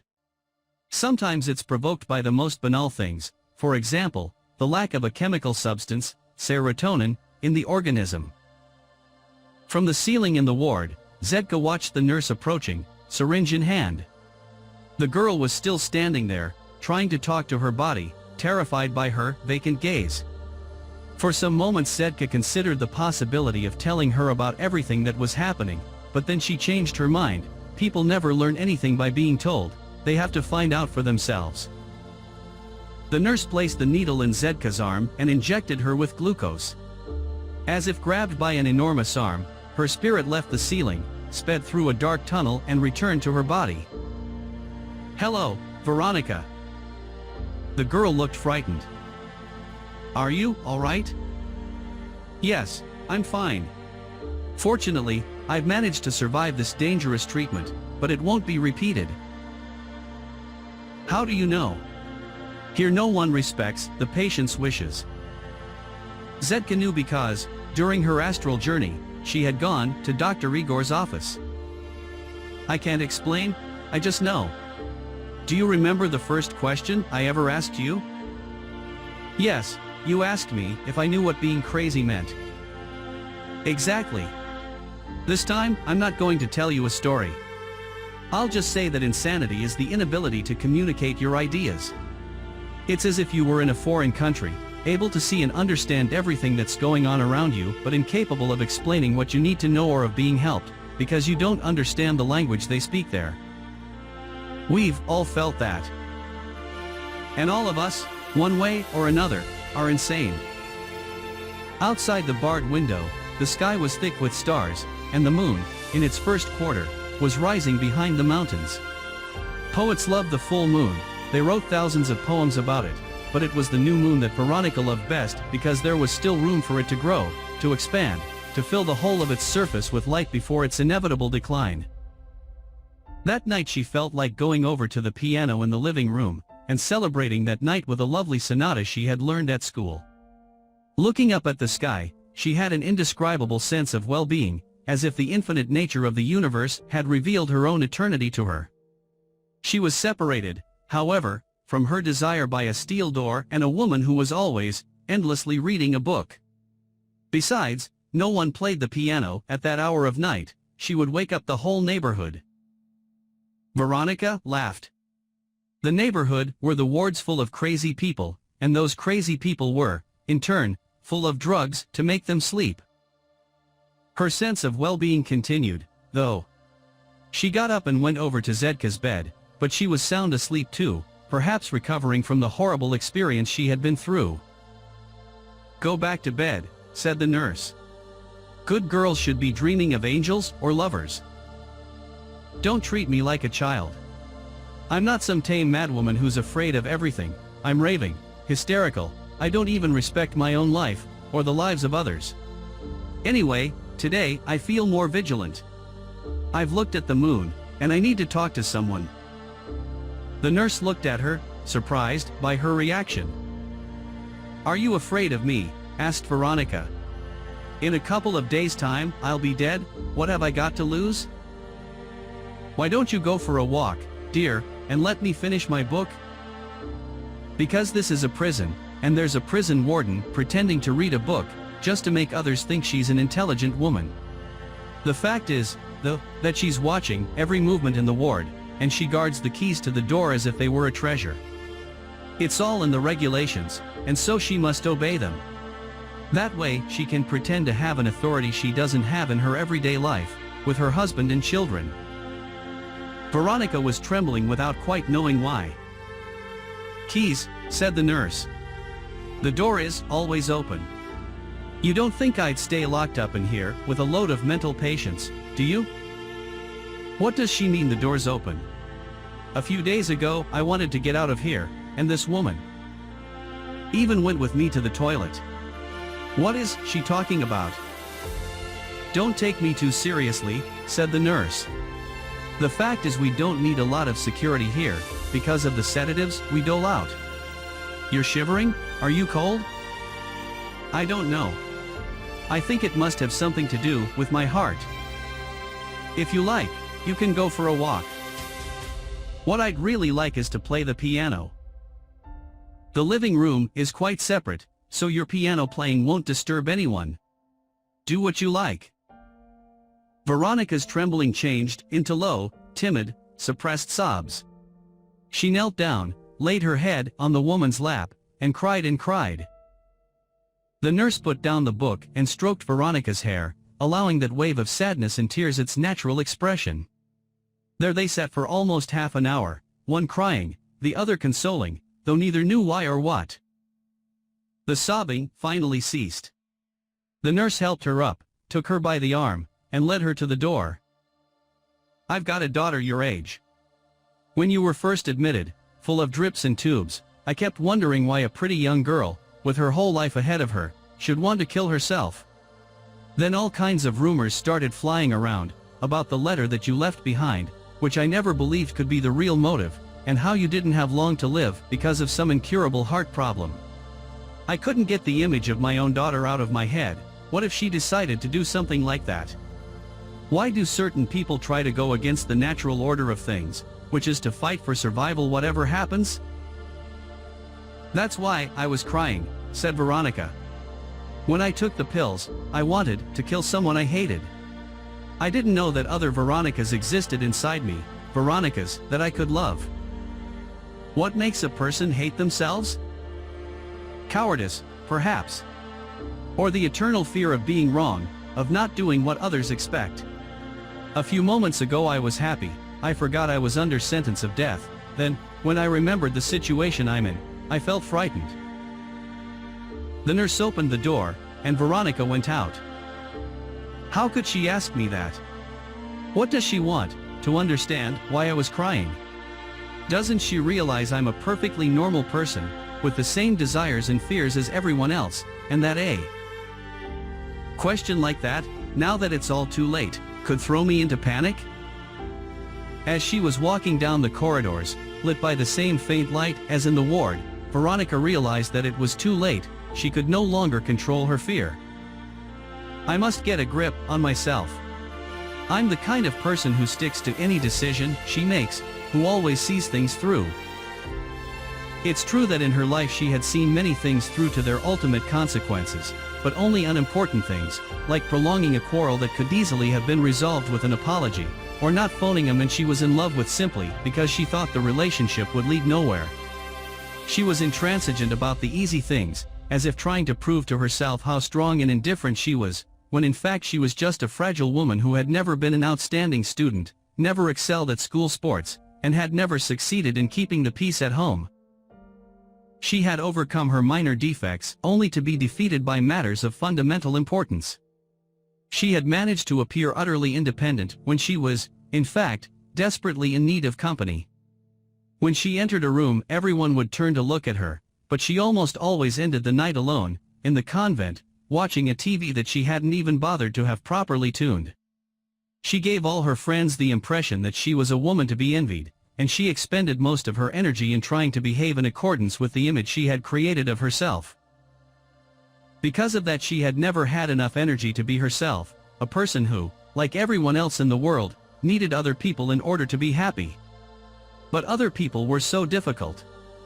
They reacted in unpredictable ways, they surrounded themselves with defensive walls, they behaved just as she did, pretending they didn't care about anything. When someone more open to life appeared, they either rejected them outright or made them suffer, consigning them to being inferior, ingenuous. She might have impressed a lot of people with her strength and determination, but where had it left her? In the void. Utterly alone. In the leet. In the anteroom of death. Veronika's remorse over her attempted suicide resurfaced, and she firmly pushed it away again. Now she was feeling something she had never allowed herself to feel: hatred. Hatred. Something almost as physical as walls, pianos, or nurses. She could almost touch the destructive energy leaking out of her body. She allowed the feeling to emerge, regardless of whether it was good or bad.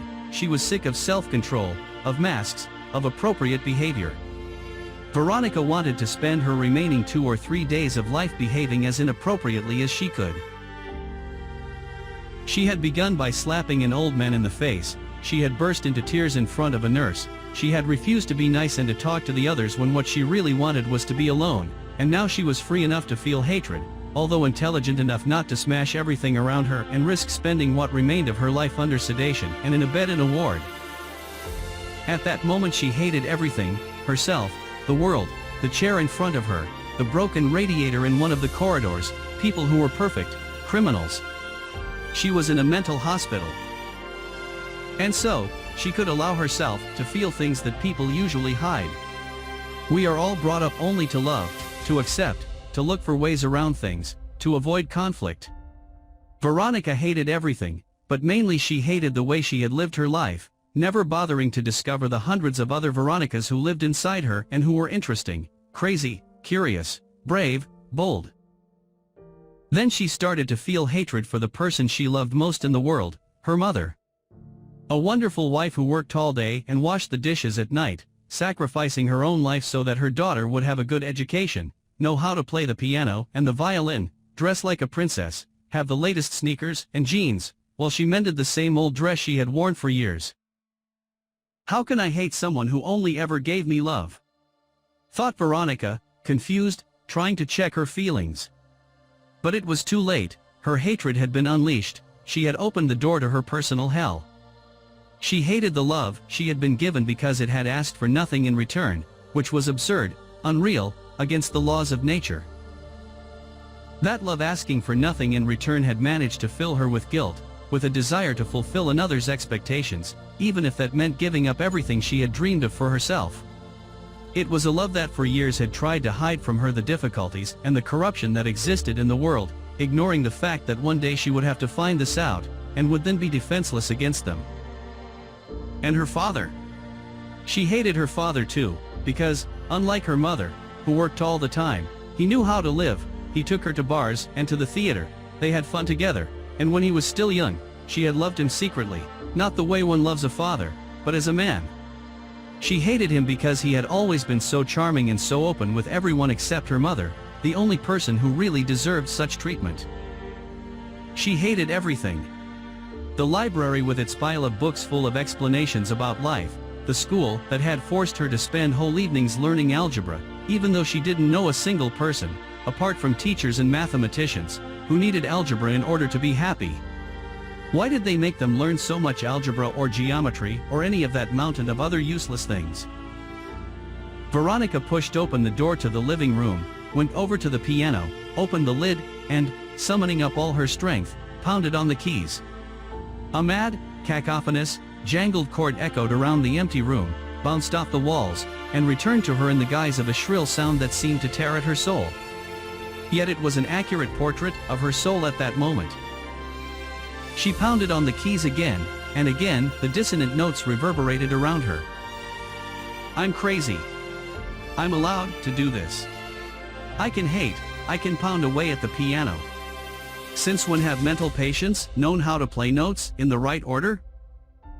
She pounded the piano again, once, twice, 10, 20 times, and each time she did it, her hatred seemed to diminish, until it vanished completely. Then, once more, a deep peace flooded through her and Veronika again looked out at the starry sky and at the new moon, her favorite, filling the room she was in with gentle light. The impression returned of infinity and eternity walking hand in hand. You only had to look for one of them, for example, the limitless universe, to feel the presence of the other, time that never ends, that never passes, that remains in the present, where all of life's secrets lie. As she had been walking from the ward to that room, she had felt such pure hatred that now she had no more rancor left in her heart. She had finally allowed her negative feelings to surface, feelings that had been repressed for years in her soul. She had actually felt them, and they were no longer necessary, they could leave. She sat on in silence, enjoying the present moment, letting love fill up the empty space left behind by hatred. When she felt the moment had come, she turned to the moon and played a sonata in homage to it, knowing that the moon was listening and would feel proud, and that this would provoke the jealousy of the stars. Then she played music for the stars, for the garden, for the mountains she could not see in the darkness but which she knew were there. While she was playing that music for the garden, another crazy person appeared, Edouard, a schizophrenic who was beyond all cure. She was not frightened by his presence, on the contrary, she smiled, and to her surprise, he smiled back. The music could penetrate even his remote world, more distant than the moon itself, it could even perform miracles. I must buy a new keyring, thought Dr. Igor, as he opened the door to his small consulting room in Velite. The old one was falling to pieces, and a small decorative metal shield had just fallen to the floor.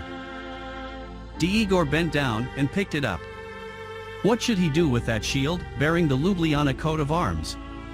He might as well throw it away, although he could have it mended and ask them to make a new leather strap, or else he could give it to his nephew to play with. Both alternatives seemed equally absurd.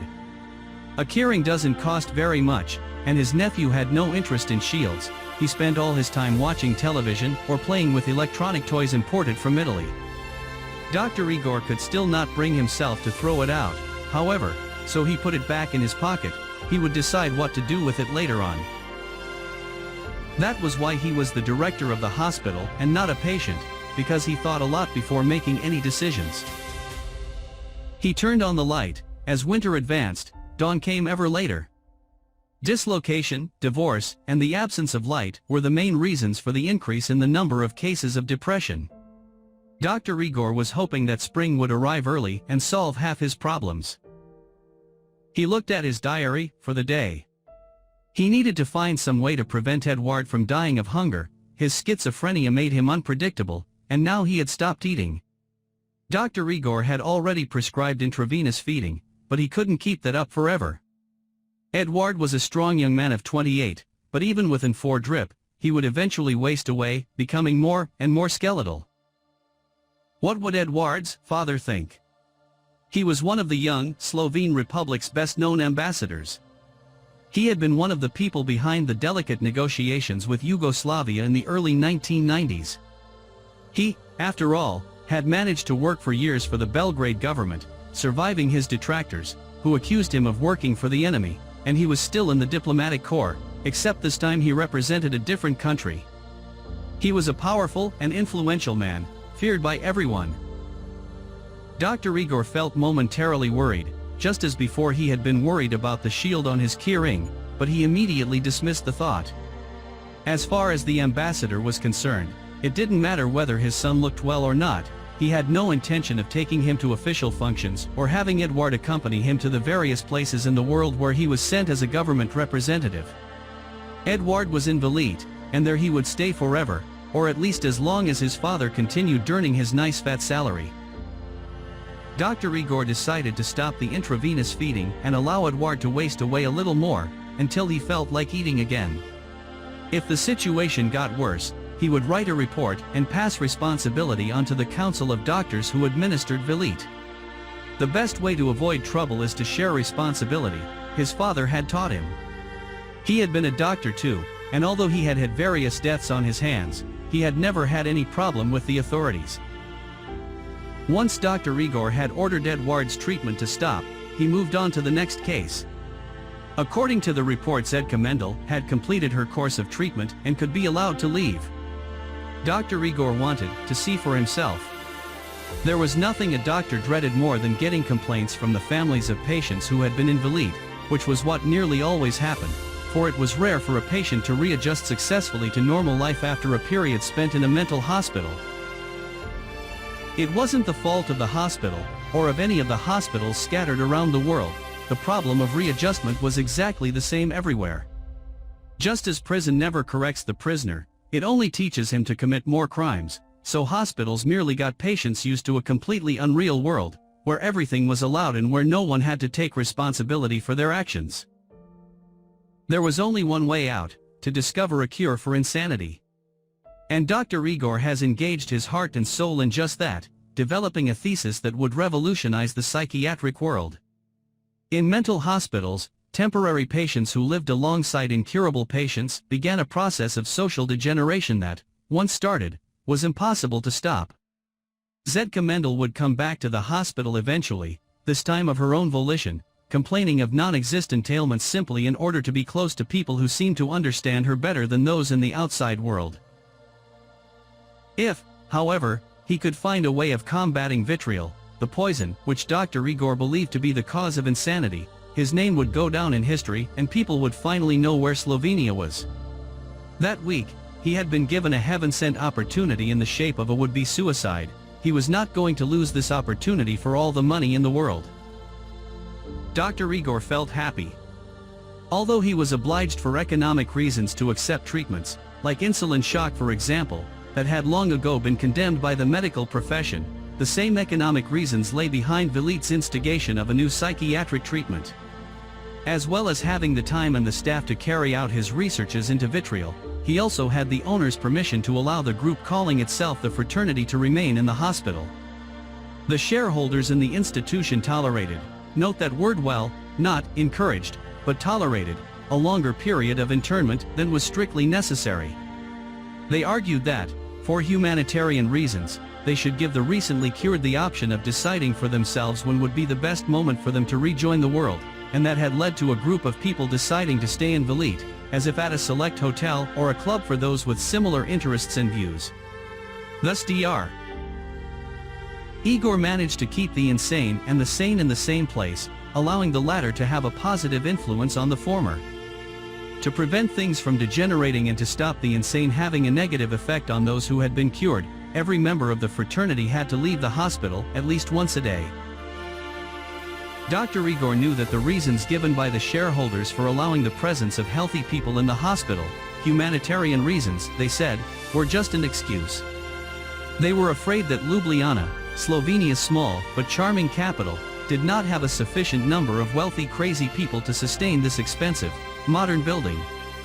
Besides, the public health system ran a number of first-class mental hospitals of its own, and that left Velite at a disadvantage in the mental health market. When the shareholders had converted the old barracks into a hospital, their target market had been the men and women likely to be affected by the war with Yugoslavia. The war, however, had been brief. The shareholders had felt certain that war would return, but it didn't. Moreover, recent research had shown that while wars did have their psychological victims, they were far fewer than, say, the victims of stress, tedium, congenital illness, loneliness, and rejection.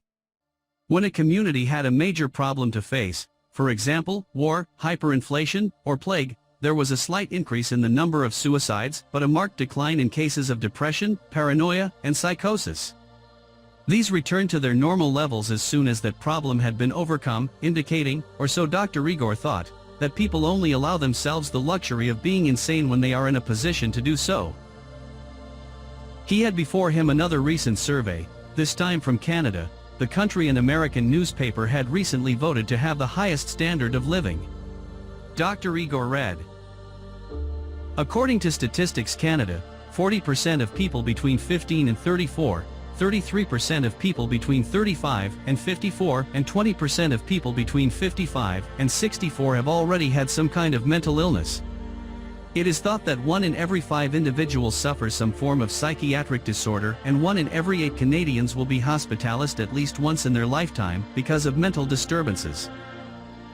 They've got a bigger market there than we have, he thought. The happier people can be, the unhappier they are.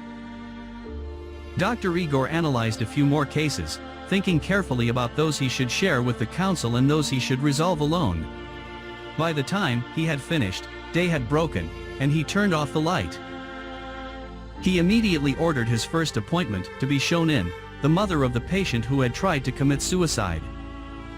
"I'm Veronika's mother. How is my daughter?" Dr. Igor wondered if he should tell her the truth and save her any unpleasant surprises. After all, he had a daughter with the same name, but he decided it was best to say nothing. "We don't know yet," he lied. "We need another week." "I've no idea why Veronika did it," said the woman tearfully. "We've always been loving parents, we sacrificed everything to give her the best possible upbringing. Although my husband and I have had our ups and downs, we've kept the family together, as an example of perseverance in adversity. She's got a good job, she's nice looking, and yet she tried to kill herself," said Dr. Igor. "There's no reason to be surprised, that's the way it is. People just can't cope with happiness. If you like, I could show you the statistics for Canada." "Canada?" The woman seemed startled. Dr. Igor saw that he had managed to distract her and went on. "Look, you haven't come here to find out how your daughter is, but to apologize for the fact that she tried to commit suicide. How old is she?" 24. "So she's a mature, experienced woman who knows what she wants and is perfectly capable of making her own choices. What has that got to do with your marriage or with the sacrifices that you and your husband made? How long has she lived on her own?" 6 years. "You see, she's fundamentally independent. But, because of what a certain Austrian doctor, Dr. Sigmund Freud, I'm sure you've heard of him, wrote about unhealthy relationships between parents and children, people today still blame themselves for everything. Do you imagine that Indians believe that the son-turned murderer is a victim of his parents' upbringing? Tell me." "I haven't the faintest idea," replied the woman, who couldn't get over her bewilderment at the doctor's behavior. "Perhaps he was influenced by his patients." "Well, I'll tell you," said Dr. Igor. "The Indians believe the murderer to be guilty, not society, not his parents, not his ancestors. Do the Japanese commit suicide because a son of theirs decides to take drugs and go out and shoot people? The reply is the same, no. And, as we all know, the Japanese will commit suicide at the drop of a hat. The other day I read that a young Japanese man killed himself because he had failed his university entrance exams." "Do you think I could talk to my daughter?" asked the woman, who was not interested in the Japanese, the Indians, or the Canadians. Yes, in a moment," said Dr. Igor, slightly annoyed by the interruption. "But first, I want you to understand one thing, apart from certain grave pathological cases, people only go insane when they try to escape from routine. Do you understand?" "I do," she replied. And if you think that I won't be capable of looking after her, you can rest assured, I've never tried to change my life." "Good." Dr. Igor seemed relieved. "Can you imagine a world in which, for example, we were not obliged to repeat the same thing every day of our lives? If, for example, we all decided to eat only when we were hungry, what would housewives in restaurants do?" "It would be more normal to eat only when we were hungry," thought the woman, but she said nothing, afraid that he might not let her speak to Veronika. "Well, it would cause tremendous confusion," she said at last. "I'm a housewife myself, and I know what I'm talking about. So we have breakfast, lunch, and supper. We have to wake up at a certain hour every day and rest once a week. Christmas exists so that we can give each other presents, Easter so that we can spend a few days at the lake.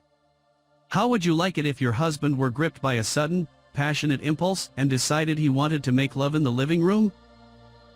The woman thought, "What is the man talking about? I came here to see my daughter." "I would find it very sad," she said, carefully, hoping she was giving the right answer. "Excellent," roared Dr. Igor. "The bedroom is the correct place for making love. To make love anywhere else would set a bad example and promote the spread of anarchy." "Can I see my daughter?" said the woman. Dr. Igor gave up. This peasant would never understand what he was talking about. She wasn't interested in discussing insanity from a philosophical point of view, even though she knew her daughter had made a serious suicide attempt and had been in a coma. He rang the bell and his secretary appeared. "Call the young woman who tried to commit suicide," he said. "The one who wrote the letter to the newspapers, saying that she was killing herself in order to put Slovenia on the map. I don't want to see her. I've cut all my links with the outside world." It had been hard to say that in the lounge, with everyone else there. But the nurse hadn't been exactly discreet either, and had announced in a loud voice that her mother was waiting to see her, as if it were a matter of general interest. She didn't want to see her mother, it would only upset both of them. It was best that her mother should think of her as dead. Veronika had always hated goodbyes. The man disappeared whence he had come, and she went back to looking at the mountains. After a week the sun had finally returned, something she had known would happen the previous night, because the moon had told her while she was playing the piano. "No, that's crazy, I'm losing my grip. Planets don't talk, or only to self-styled astrologers. If the moon spoke to anyone, it was to that schizophrenic." The very moment she thought this, she noticed a sharp pain in her chest, and her arm went numb. Veronika felt her head spinning. A heart attack. She entered a kind of euphoric state, as if death had freed her from the fear of dying. So it was all over. She might still experience some pain, but what were 5 minutes of agony in exchange for an eternity of peace? The only possible response was to close her eyes. In films the thing she most hated to see were dead people with staring eyes. But the heart attack was different from what she had imagined. Her breathing became labored, and Veronika was horrified to realize that she was about to experience the worst of her fears, suffocation. She was going to die as if she were being buried alive or had suddenly been plunged into the depths of the sea. She stumbled, fell, felt a sharp blow on her face, continued making heroic efforts to breathe, but the air wouldn't go in. Worst of all, death did not come. She was entirely conscious of what was going on around her. She could still see colors and shapes, although she had difficulty hearing what others were saying. The cries and exclamations seemed distant, as if coming from another world. Apart from this, everything else was real. The air wouldn't enter her lungs, it would simply not obey the commands of her lungs and her muscles, and still she did not lose consciousness. She felt someone touch her and turn her over, but now she had lost control of her eye movements, and her eyes were flickering wildly, sending hundreds of different images to her brain, combining the feeling of suffocation with a sense of complete visual confusion. After a while the images became distant too, and just when the agony reached its peak, the air finally rushed into her lungs, making a tremendous noise that left everyone in the room paralyzed with fear. Veronika began to vomit copiously. Once the near tragedy had passed, some of the crazy people there began to laugh, and she felt humiliated, lost, paralyzed. A nurse came running in and gave her an injection in the arm. "It's all right, calm down, it's over now." "I didn't die," she started shouting, crawling toward the other patients, smearing the floor and the furniture with her vomit.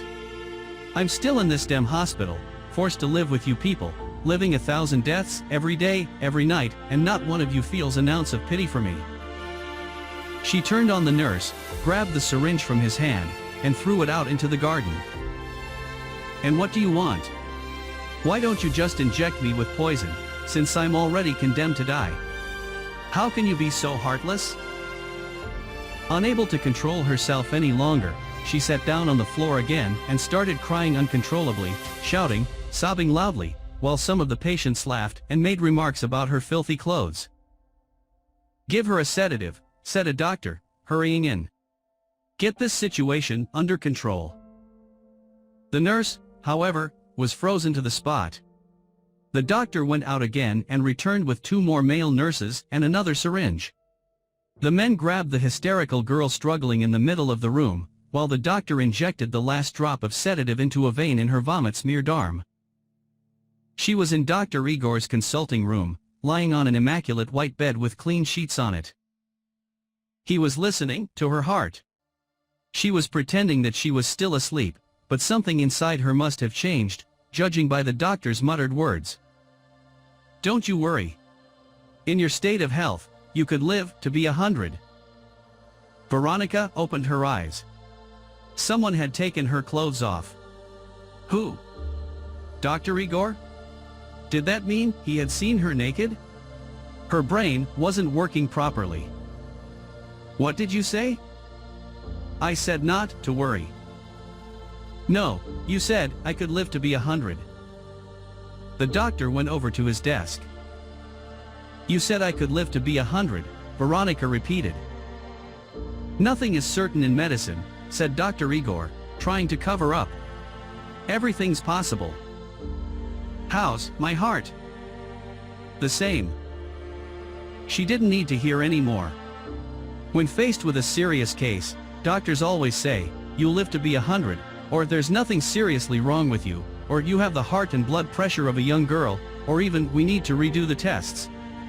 They're probably afraid the patient will go berserk in the consulting room. She tried to get up, but couldn't. The whole room started to spin. "Just lie down a bit longer, until you feel better. You're not bothering me." "Oh good," thought Veronika. But what if I were? Being an experienced physician, Dr. Igor remained silent for some time, pretending to read the papers on his desk. When we're with other people and they say nothing, the situation becomes irritating, tense, unbearable. Dr. Igor was hoping that the girl would start talking so that he could collect more data for his thesis on insanity and the cure he was developing. But Veronika didn't say a word. She may still be suffering from a high level of vitriol poisoning, thought Dr. Igor, and decided to break the silence, which was becoming tense, irritating, unbearable. "So you like to play the piano," he said, trying to sound as nonchalant as possible. "And the lunatics enjoy it too. Yesterday there was a guy listening who was utterly transfixed." "Yes, Edouard. He mentioned to someone how much he'd enjoyed it. Who knows, he might start teething normally again." "A schizophrenic liking music? And he mentioned it to someone else?" "Yes. And I imagine you have no idea what you're talking about." That doctor, who looked more like a patient, with his dyed black hair, was right. Veronika had often heard the word schizophrenic, but she had no idea what it meant. "Is there a cure, then?" she asked, hoping to find out more about schizophrenics. "It can be controlled. We still don't really know what goes on in the world of insanity. Everything's still so new, and the treatments change every decade or so. A schizophrenic is a person who already has a natural tendency to absent himself from this world, until some factor, sometimes serious, sometimes superficial, depending on the individual circumstances, forces him to create his own reality. It can develop into a state of complete alienation, what we call catatonia, but people do occasionally recover, at least enough to allow the patient to work and lead a near normal life. It all depends on one thing: environment. You say they create their own reality, said Veronika, but what is reality? It's whatever the majority deems it to be. It's not necessarily the best or the most logical, but it's the one that supports the desires of society as a whole. You see this thing I've got around my neck? You mean your tie? Exactly. Your answer is the logical, coherent answer an absolutely normal person would give: it's a tie. A lunatic, however, would say that what I have round my neck is a ridiculous, useless bit of colored cloth tied in a very complicated way, which makes it harder to get air into your lungs and difficult to turn your neck. I have to be careful when I'm anywhere near a fan, or I could be strangled by this bit of cloth. If a lunatic were to ask me what this tie is for, I would have to say, absolutely nothing. It's not even purely decorative, since nowadays it's become a symbol of slavery, power, aloofness. The only really useful function a tie serves is the sense of relief when you get home and take it off. You feel as if you've freed yourself from something, though quite what you don't know. But does that sense of relief justify the existence of ties? No. Nevertheless, if I were to ask a madman and a normal person what this is, the sane person would say, a tie. It doesn't matter whose. Correct, what matters is who's right. So just because I gave the right name to a bit of colored cloth you conclude that I'm not mad? No, you're not mad, thought Dr. Igor, who was an authority on the subject, with various diplomas hanging on the walls of his consulting room.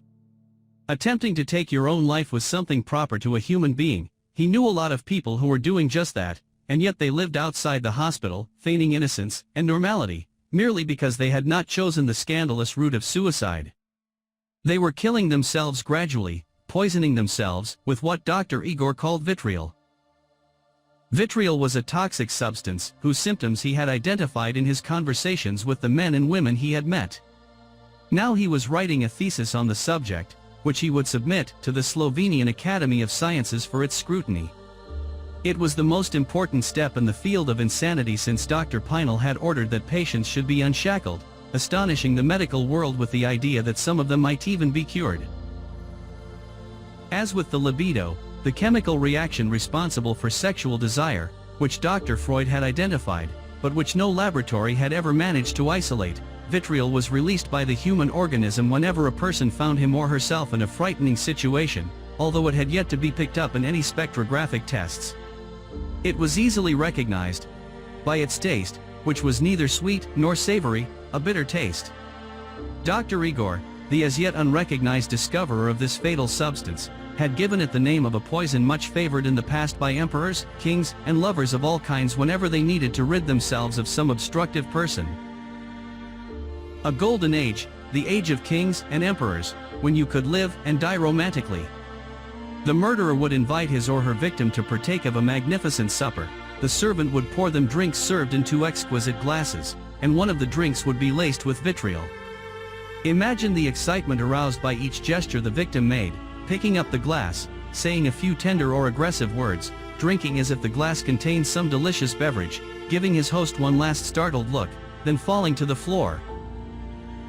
But this poison, which was now very expensive and difficult to obtain, had been replaced by more reliable methods of extermination, revolvers, bacteria, and so on. Dr. Igor, a natural romantic, had rescued this name from obscurity and given it to the disease of the soul he had managed to diagnose, and whose discovery would soon astonish the world. It was odd that no one had ever described vitriol as a mortal poison, although most of the people affected could identify its taste, and they referred to the process of poisoning as bitterness. To a greater or lesser degree, everyone had some bitterness in their organism, just as we are all carriers of the tuberculosis bacillus. But these two illnesses only attack when the patient is debilitated. In the case of bitterness, the right conditions for the disease occur when the person becomes afraid of so-called reality. Certain people, in their eagerness to construct a world no external threat can penetrate, build exaggeratedly high defenses against the outside world, against new people, new places, different experiences, and leave their inner world stripped bare. It is there that bitterness begins its irrevocable work. The will was the main target of bitterness, or vitriol, as Dr. Igor preferred to call it. The people attacked by this malaise began to lose all desire, and, within a few years, they became unable to leave their world, where they had spent enormous reserves of energy constructing high walls in order to make reality what they wanted it to be. In order to avoid external attack, they had also deliberately limited internal growth. They continued going to work, watching television, having children, complaining about the traffic, but these things happened automatically, unaccompanied by any particular emotion, because, after all, everything was under control. The great problem with poisoning by bitterness was that the passions, hatred, love, despair, enthusiasm, curiosity, also ceased to manifest themselves. After a while the embittered person felt no desire at all. He or she lacked the will either to live or to die. That was the problem. That is why embittered people find heroes and madmen a perennial source of fascination, for they have no fear of life or death.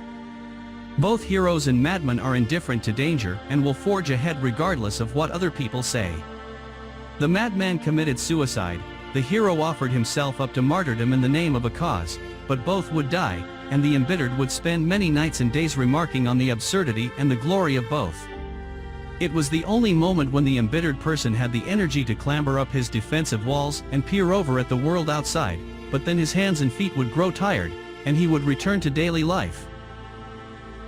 The chronically embittered person only noticed his illness once a week, on Sunday afternoons.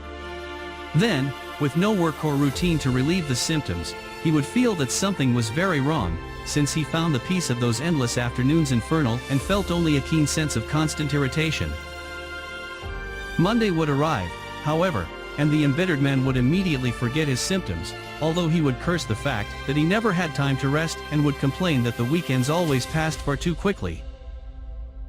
From the social point of view, the only advantage of the disease was that it had become the norm, and internment was no longer necessary except in cases where the poisoning was so severe that the patient's behavior began to affect others. Most embittered people, though, could continue to live outside, constituting no threat to society or to others, since, because of the high walls with which they had surrounded themselves, totally isolated them from the world, even though they appeared to participate in it. Dr. Sigmund Freud had discovered the libido and a cure for the problems it caused, in the form of psychoanalysis. Apart from discovering the existence of vitriol, Dr. Igor needed to prove that a cure for it was also possible.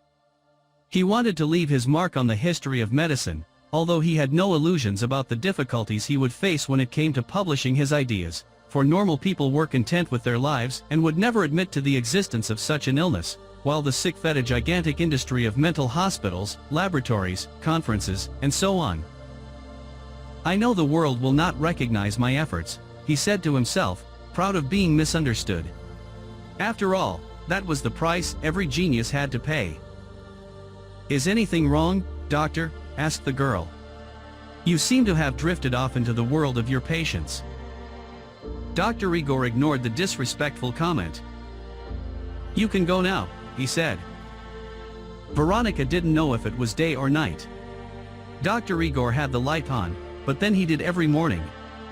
It was only when she reached the corridor and saw the moon that she realized she had slept far longer than she had thought. On the way to the ward, she noticed a framed photograph on the wall. It was of the main square in Ljubljana, before the statue of the poet Presarin had been put up. It showed couples strolling, probably on a Sunday. She looked at the date on the photograph, the summer of 1910. The summer of 1910. There were all those people whose children and grandchildren had already died, frozen in one particular moment of their lives.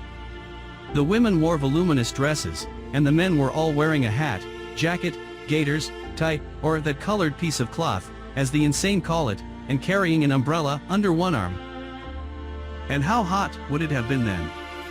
The temperature must have been what it would be today in summer, 95 degrees in the shade.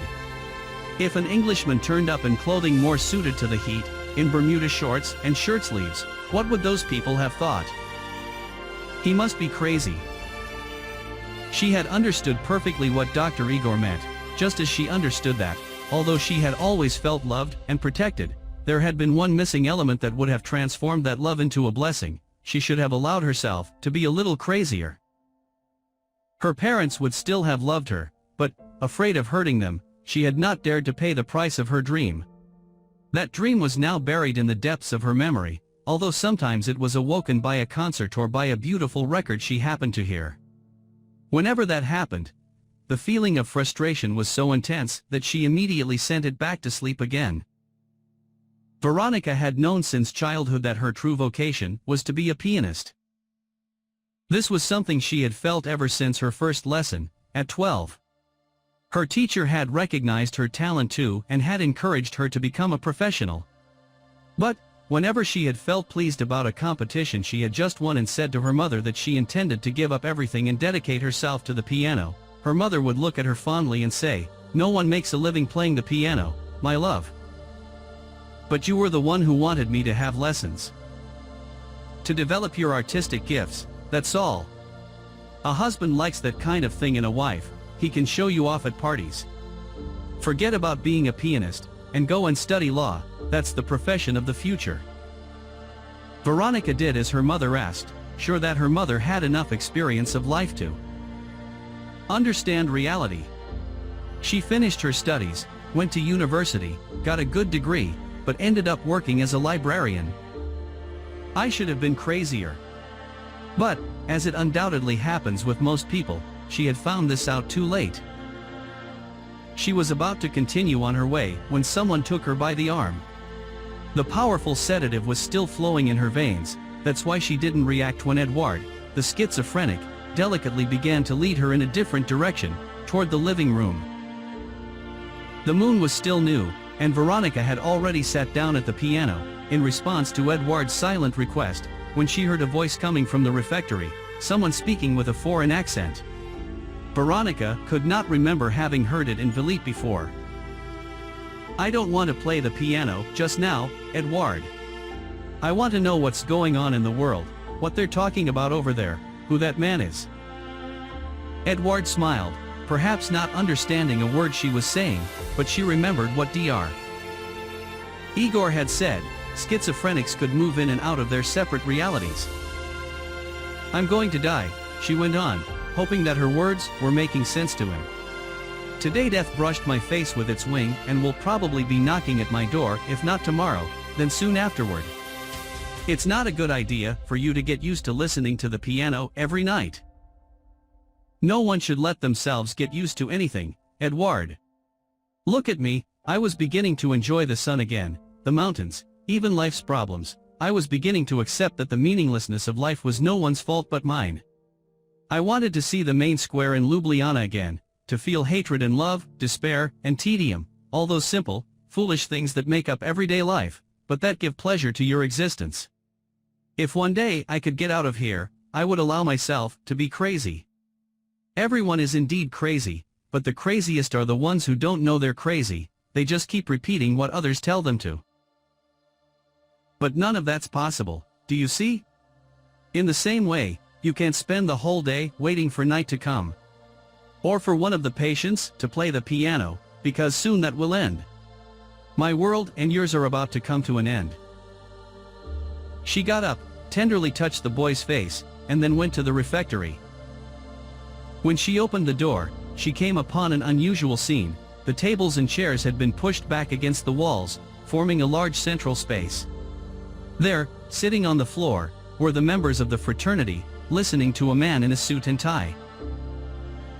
Then they invited Nasruddin, the great master of the Sufi tradition, to give a lecture, he was saying. When the door opened, everyone in the room looked at Veronika. The man in the suit turned to her. "Sit down." She sat down on the floor next to Mari, the white-haired woman who had been so aggressive on their first encounter.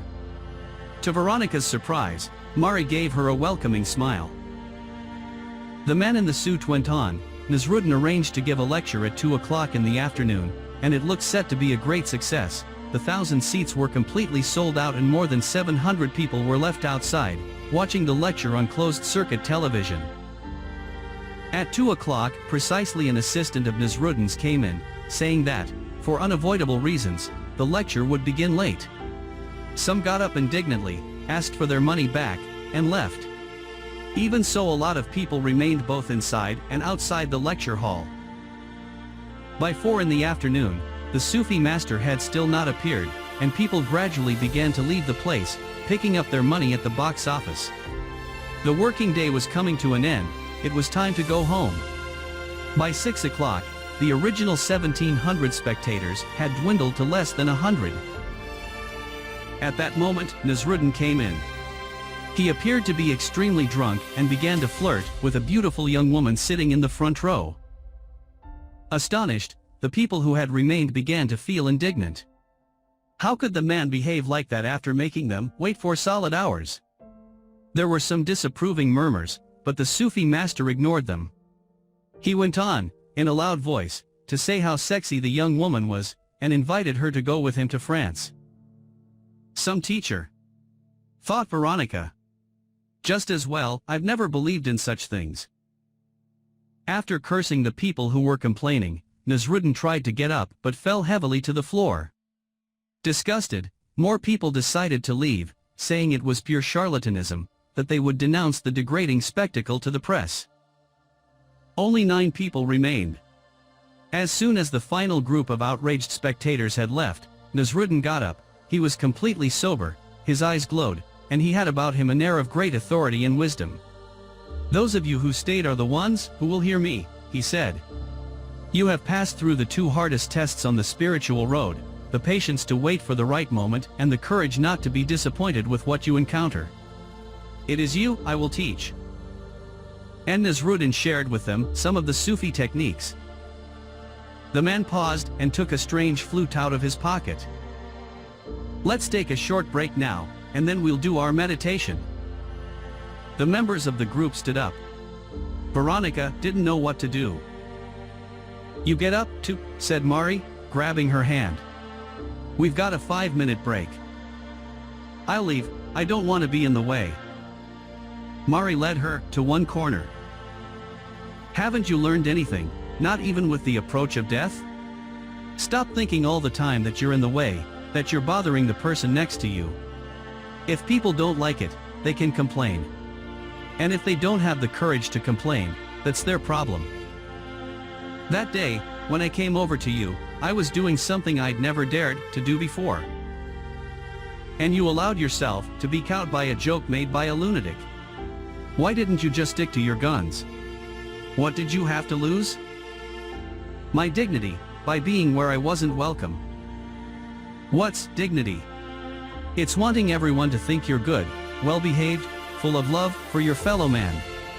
Have some respect for nature, watch a few films about animals, and see how they fight for their own space. We all heartily approved of that slap of yours." Veronika did not have any more time to spend fighting for space, and so she changed the subject and asked who the man in the suit was. "You're improving." Mari laughed.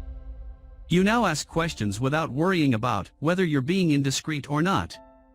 He's a Sufi master." "What does Sufi mean?" "Wool." Veronika didn't understand. "Wool?" Sufism is the spiritual tradition of the dervishes. Its teachers never strive to show how wise they are, and their disciples go into a trance by performing a kind of whirling dance. What's the point of that? I'm not quite sure, but our group has resolved to investigate all prohibited experiences. All my life, the government taught us that the only purpose of searching for a spiritual meaning to life was to make people forget about their real problems. Now tell me this, wouldn't you say that trying to understand life was a real problem? Yes, it was, although Veronika wasn't sure anymore what the word real meant. The man in the suit, a Sufi master, according to Mari, asked them all to sit in a circle. From a vase he removed all the flowers but one, a single red rose, and this he placed in the center of the group. "You see how far we've come," said Veronika to Mari. "Some madman decided it was possible to grow flowers in winter, and nowadays, throughout Europe, we have roses all year round. Do you think even a Sufi master with all his knowledge, could do that? Mari seemed to guess her thoughts. Save your criticisms for later. I'll try to, although all I have is the present, and a very brief one too, it seems. That's all anyone has, and it's always very brief, although, of course, some people believe they have a past where they can accumulate things and a future where they will accumulate still more. By the way, speaking of the present moment, do you masturbate a lot? Although still under the effects of the sedative she had been given, Veronika was immediately reminded of the first words she had heard in Velit. When I was first brought here and was still full of tubes from the artificial respirator, I clearly heard someone asking me if I wanted to be masturbated. What is all that about? Why do you people spend your time thinking about such things? It's the same outside, it's just that here, we don't need to hide the fact. Was it you who asked me? No, but I think that, as far as pleasure is concerned, you do need to discover how far you can go. Next time, with a little patience, you might be able to take your partner there too, instead of waiting to be guided by him. Even if you have only 2 days to live, I don't think you should leave this life without knowing how far you can go. Only if my partner is the schizophrenic who's right now waiting to hear me play the piano again. He's certainly nice looking. The man in the suit interrupted their conversation with a call for silence. He told everyone to concentrate on the rows and to empty their minds. The thoughts will come back, but try to push them to one side. You have 2 choices, to control your mind or to let your mind control you. You're already familiar with the latter experience, allowing yourself to be swept along by fears, neuroses, insecurity, for we all have self-destructive tendencies. Don't confuse insanity with a loss of control. Remember that in the Sufi tradition, the master, Nasruddin, is the one everyone calls the madman. And it is precisely because his fellow citizens consider him insane that Nasruddin can say whatever he thinks and do whatever he wants. So it was with court jesters in the Middle Ages, they could alert the king to dangers that the ministers would not dare to comment on because they were afraid of losing their positions. That's how it should be with you, stay insane, but behave like normal people. Run the risk of being different, but learn to do so without attracting attention. Concentrate on this flower and allow the real I to reveal itself. What is the real I? Asked Veronika. Perhaps everyone else there knew, but what did it matter? She must learn to care less about annoying others. The man seemed surprised by the interruption, but he answered her question. It's what you are, not what others make of you. Veronika decided to do the exercise, concentrating as hard as she could on discovering who she was. During those days in Velit, she had felt things she had never before felt with such intensity: hatred, love, fear, curiosity, a desire to live. Perhaps Mari was right. Did she really know what it meant to have an orgasm? Or had she only gone as far as men had wanted to take her? The man started playing the flute. Gradually the music calmed her soul, and she managed to concentrate on the rows. It might have been the effect of the sedative, but the fact was that since she had left Dr. Igor's consulting room, she had felt extremely well. She knew she was going to die soon, why be afraid? It wouldn't help at all, it wouldn't prevent the fatal heart attack. The best plan would be to enjoy the days and hours that remained, doing things she had never done before. The music was soft, and the dim light in the refectory created an almost religious atmosphere. Religion? Why didn't she try going deep inside herself and see what remained of her beliefs and her faith? The music, however, was leading her elsewhere. Empty your mind, stop thinking about anything, simply be. Veronika gave herself up to the experience. She stared at the rows, saw who she was, liked what she saw, and felt only regret that she had been so hasty. When the meditation was over and the Sufi master had left, Mari stayed on for a while in the refectory, talking to the other members of the fraternity. Veronika said she was tired and left at once. After all, the sedative she had been given that morning had been strong enough to knock out a horse, and yet she had still had strength enough to remain awake all that time. That's youth for you, it sets its own limits, without even asking if the body can take it. Yet the body always does. Mari wasn't tired, she had slept late, then decided to go for a walk in Ljubljana. Dr. Igor required the members of the fraternity to leave Velit every day. She had gone to the movies and fallen asleep again in her seat, watching a profoundly boring film about marital conflict. Was there no other subject? Why always repeat the same stories? Husband with lover, husband with wife and sick child, husband with wife, lover, and sick child. There were more important things in the world to talk about. The conversation in the refectory did not last long. The meditation had left the group members feeling relaxed and they were all ready to go back to their wards, except Mari, who instead went out into the garden. On the way, she passed the living room and saw that the young woman had not yet managed to get to bed. She was playing for Edouard the schizophrenic, who had perhaps been waiting all the time by the piano. Like children, the insane will not budge until their desires have been satisfied. The air was icy. Mari came back in, grabbed a coat and went out again. Outside, far from everyone's eyes, she lit a cigarette. She smoked slowly and guiltlessly, thinking about the young woman, the piano music she could hear, and life outside the walls of Velit, which was becoming unbearably difficult for everyone.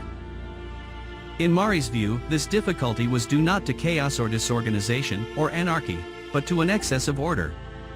Society had more and more rules, and laws that contradicted the rules, and new rules that contradicted the laws. People felt too frightened to take even a step outside the invisible regulations that guided everyone's lives. Mari knew what she was talking about. Until her illness had brought her to Velit, she had spent 40 years of her life working as a lawyer. She had lost her innocent vision of justice early in her career, and had come to understand that the laws had not been created to resolve problems but in order to prolong quarrels indefinitely. It was a shame that Allah, Jehovah, God, it didn't matter what name you gave him, did not live in the world today, because if he did, we would still be in paradise, while he would be mired in appeals, requests, demands, injunctions, preliminary verdicts, and would have to justify to innumerable tribunals his decision to expel Adam and Eve from paradise for breaking an arbitrary rule with no foundation in law, of the tree of the knowledge of good and evil thou shalt not eat.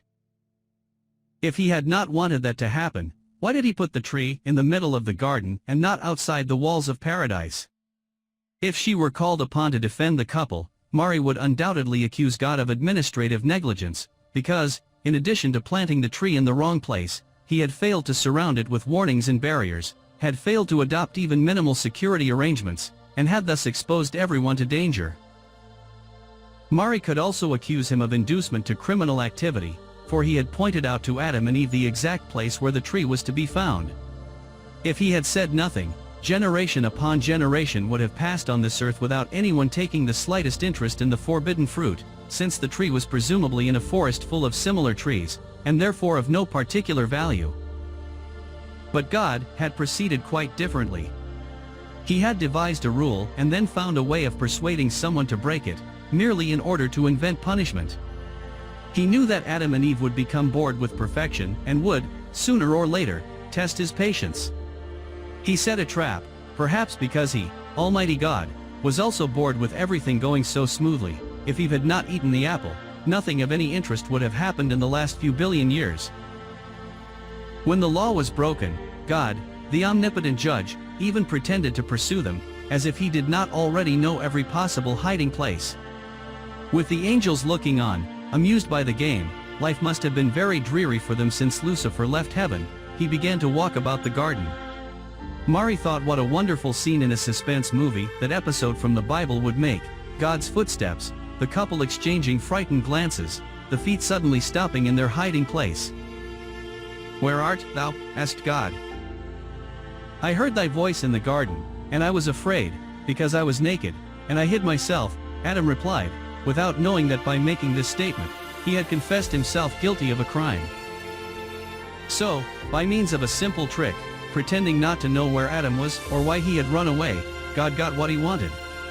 Even so, in order to leave no doubts among the audience of angels who were intently watching the episode, he decided to go further. "Who told thee that thou was naked?" said God, knowing that this question could have only one possible response, "Because I ate of the tree of the knowledge of good and evil." With that question, God demonstrated to his angels that he was a just God, and that his condemnation of the couple was based on solid evidence. From then on, it wasn't a matter of whether it was the woman's fault or of their asking for forgiveness. God needed an example, so that no other being, earthly or heavenly, would ever again dare to go against his decisions. God expelled the couple, and their children paid for the crime too, as still happens with the children of criminals, and thus the judiciary system was invented, the law, the transgression of the law, no matter how illogical or absurd, judgment, in which the more experienced triumphs over the ingenuous, and punishment. Since all of humanity was condemned with no right of appeal, humankind decided to create a defense mechanism against the eventuality of God deciding to wield his arbitrary power again. However, millennia of study resulted in so many legal measures that, ultimately, we went too far, and justice became a tangle of clauses, jurisprudence, and contradictory texts that no one could quite understand. So much so that, when God had a change of heart and sent his Son to save the world, what happened? He fell into the hands of the very justice he had invented. The tangle of laws created such confusion that the Son ended up nailed to a cross. It was no simple trial. He was passed from Ananias to Caiaphas, from the priest to Pilate, who alleged that there were insufficient laws in the Roman code. From Pilate to Herod, in turn, alleged that the Jewish code did not permit the death sentence. From Herod back to Pilate again, who, looking for a way out, offered the people a juridical deal. He had the Son beaten and then displayed to the people with his wounds, but it didn't work. Like prosecutors nowadays, Pilate decided to save himself at the expense of the condemned man. He offered to exchange Jesus for Barabbas, knowing that, by then, justice had become a grand spectacle requiring a denouement, the death of the prisoner. Finally, Pilate used the article of law that gave the judge, and not the person being judged, the benefit of the doubt. He washed his hands, which means, I'm not quite sure either way. It was just another ruse to preserve the Roman juridical system without injuring relations with local magistrates, and even transferring the weight of the decision onto the people, just in case the sentence should cause any problems, and some inspector from the imperial capital came to see for himself what was going on. Justice. Law. Although both were vital in order to protect the innocent, they did not always work to everyone's liking. Mari was glad to be far from all that confusion, although tonight, listening to the piano, she was not quite so sure that Velit was the right place for her. If I were to decide once and for all to leave here, I wouldn't go back to the law. I'm not going to spend my time with crazy people who think they're normal and important, but whose sole function in life is to make everything more difficult for others. I'll be a seamstress, an embroiderer, I'll sell fruit outside the municipal theater. I've already made my contribution to the feudal insanity of the law. In Velit, you were allowed to smoke, but not to stub your cigarette out on the lawn. With great pleasure she did what was forbidden, because the great advantage of being there was not having to respect the rules and not even having to put up with any major consequences if you broke them. She went over to the front gate. The guard, there was always a guard there, after all, that was the law, nodded to her and opened the door. I'm not going out, she said. Lovely piano music, said the guard. I've listened to it nearly every night. It won't last much longer, she said and walked rapidly away so as not to have to explain. Mari remembered what she had read in the young girl's eyes the moment she had come into the refectory: fear. Fear. Veronika might feel insecurity, shyness, shame, constraint, but why fear?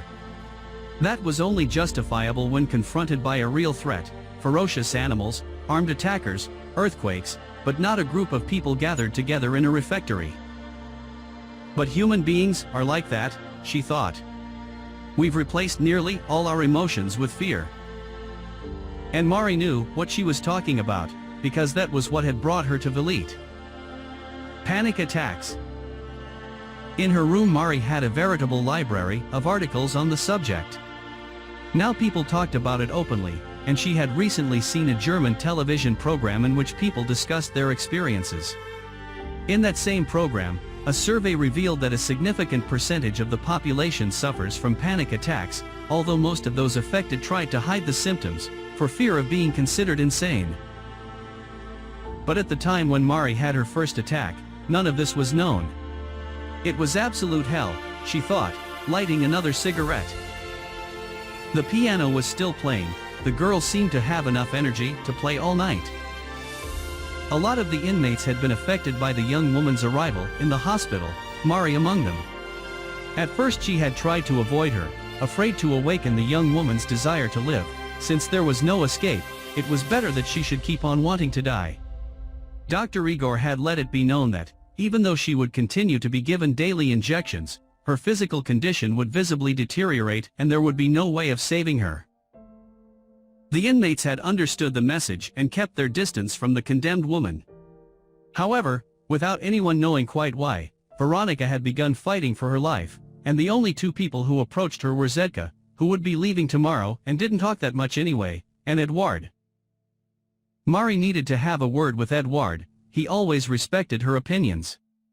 Did he not realize he was drawing Veronika back into the world, and that was the worst thing he could do to someone with no hope of salvation? She considered 1,000 ways of explaining the situation to him, but all of them would only make him feel guilty, and that she would never do. Mari thought a little and decided to let things run their normal course. She was no longer a lawyer, and she did not want to set a bad example by creating new laws of behavior in a place where anarchy should reign. But the presence of the young woman had touched a lot of people there, and some were ready to rethink their lives. At one of the meetings, with the fraternity, someone had tried to explain what was happening. Deaths in Velite tended to happen suddenly, without giving anyone time to think about it, or after a long illness, when death is always a blessing. The young woman's case, though, was dramatic because she was so young and because she now wanted to live again, something they all knew to be impossible. Some people asked themselves, what if that happened to me? I do have a chance to live. Am I making good use of it? Some were not bothered with finding an answer, they had long ago given up and now formed part of a world in which neither life nor death, space, or time, existed. Others, however, were being forced to think hard, and Mari was one of them. Veronika stopped playing for a moment and looked out at Mari in the garden. She was wearing only a light jacket against the cold night air? Did she want to die? No, I was the one who wanted to die. She turned back to the piano. In the last days of her life, she had finally realized her grand dream, to play with heart and soul, for as long as she wanted and whenever the mood took her. It didn't matter to her that her only audience was a young schizophrenic, he seemed to understand the music, and that was what mattered. Mari had never wanted to kill herself. On the contrary, 5 years before, in the same movie theater she had visited today, she had watched, horrified, a film about poverty in El Salvador and thought how important her life was. At that time, with her children grown up and making their way in their own professions, she had decided to give up the tedious, unending job of being a lawyer in order to dedicate the rest of her days to working for some humanitarian organization. The rumors of civil war in the country were growing all the time, but Mari didn't believe them. It was impossible that, at the end of the 20th century, the European community would allow a new war at its gates. On the other side of the world, however, there was no shortage of tragedies, and one of those tragedies was El Salvador's, where starving children were forced to live on the streets and turn to prostitution. It's terrible, she said to her husband, who was sitting in the seat next to her. He nodded. Mari had been putting off the decision for a long time, but perhaps now was the moment to talk to him. They had been given all the good things that life could possibly offer them, a home, work, good children, modest comforts, interests, and culture. Why not do something for others for a change? Mari had contacts in the Red Cross, and she knew that volunteers were desperately needed in many parts of the world. She was tired of struggling with bureaucracy and lawsuits, unable to help people who had spent years of their lives trying to resolve problems not of their own making. Working with the Red Cross, she would see immediate results. She decided that, when they left the movie theater, she would invite her husband for a coffee so that they could discuss the idea. Just as a Salvadoran government official appeared on screen to offer a bored excuse for some new injustice, Mari suddenly noticed her heart beating faster. She told herself it was nothing. Perhaps the stuffy atmosphere in the movie was getting to her. If the symptoms persisted, she would go out to the foyer to get a breath of fresh air. But events took on their own momentum. Her heart began beating faster and faster, and she broke out in a cold sweat.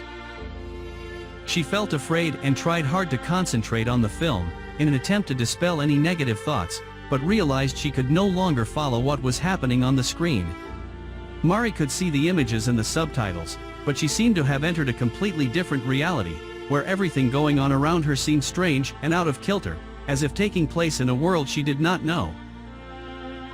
"I don't feel well," she said to her husband. She had put off making that remark as long as possible, because it meant admitting that there was something wrong, but she could not hold out any longer. "Let's go outside," he said.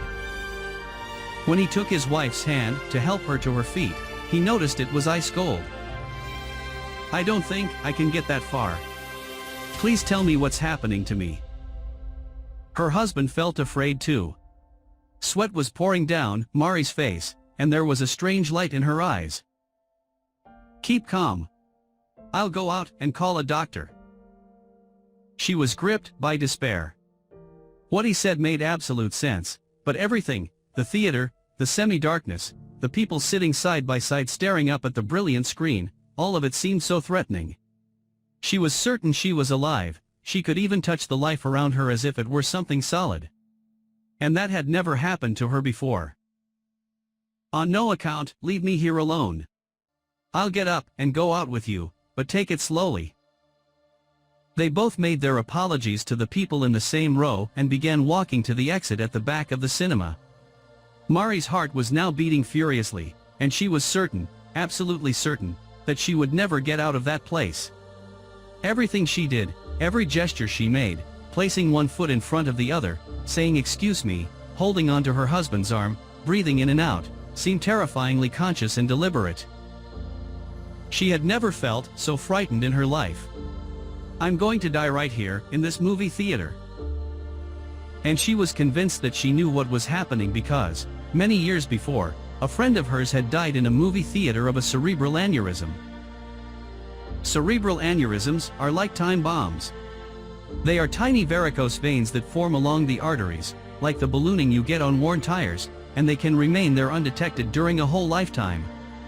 No one knows they've got an aneurysm, unless it's discovered accidentally, for example, after a brain scan carried out for other reasons, or at the moment when it actually ruptures, flooding everything with blood, leaving the person in an immediate state of coma, usually followed by death.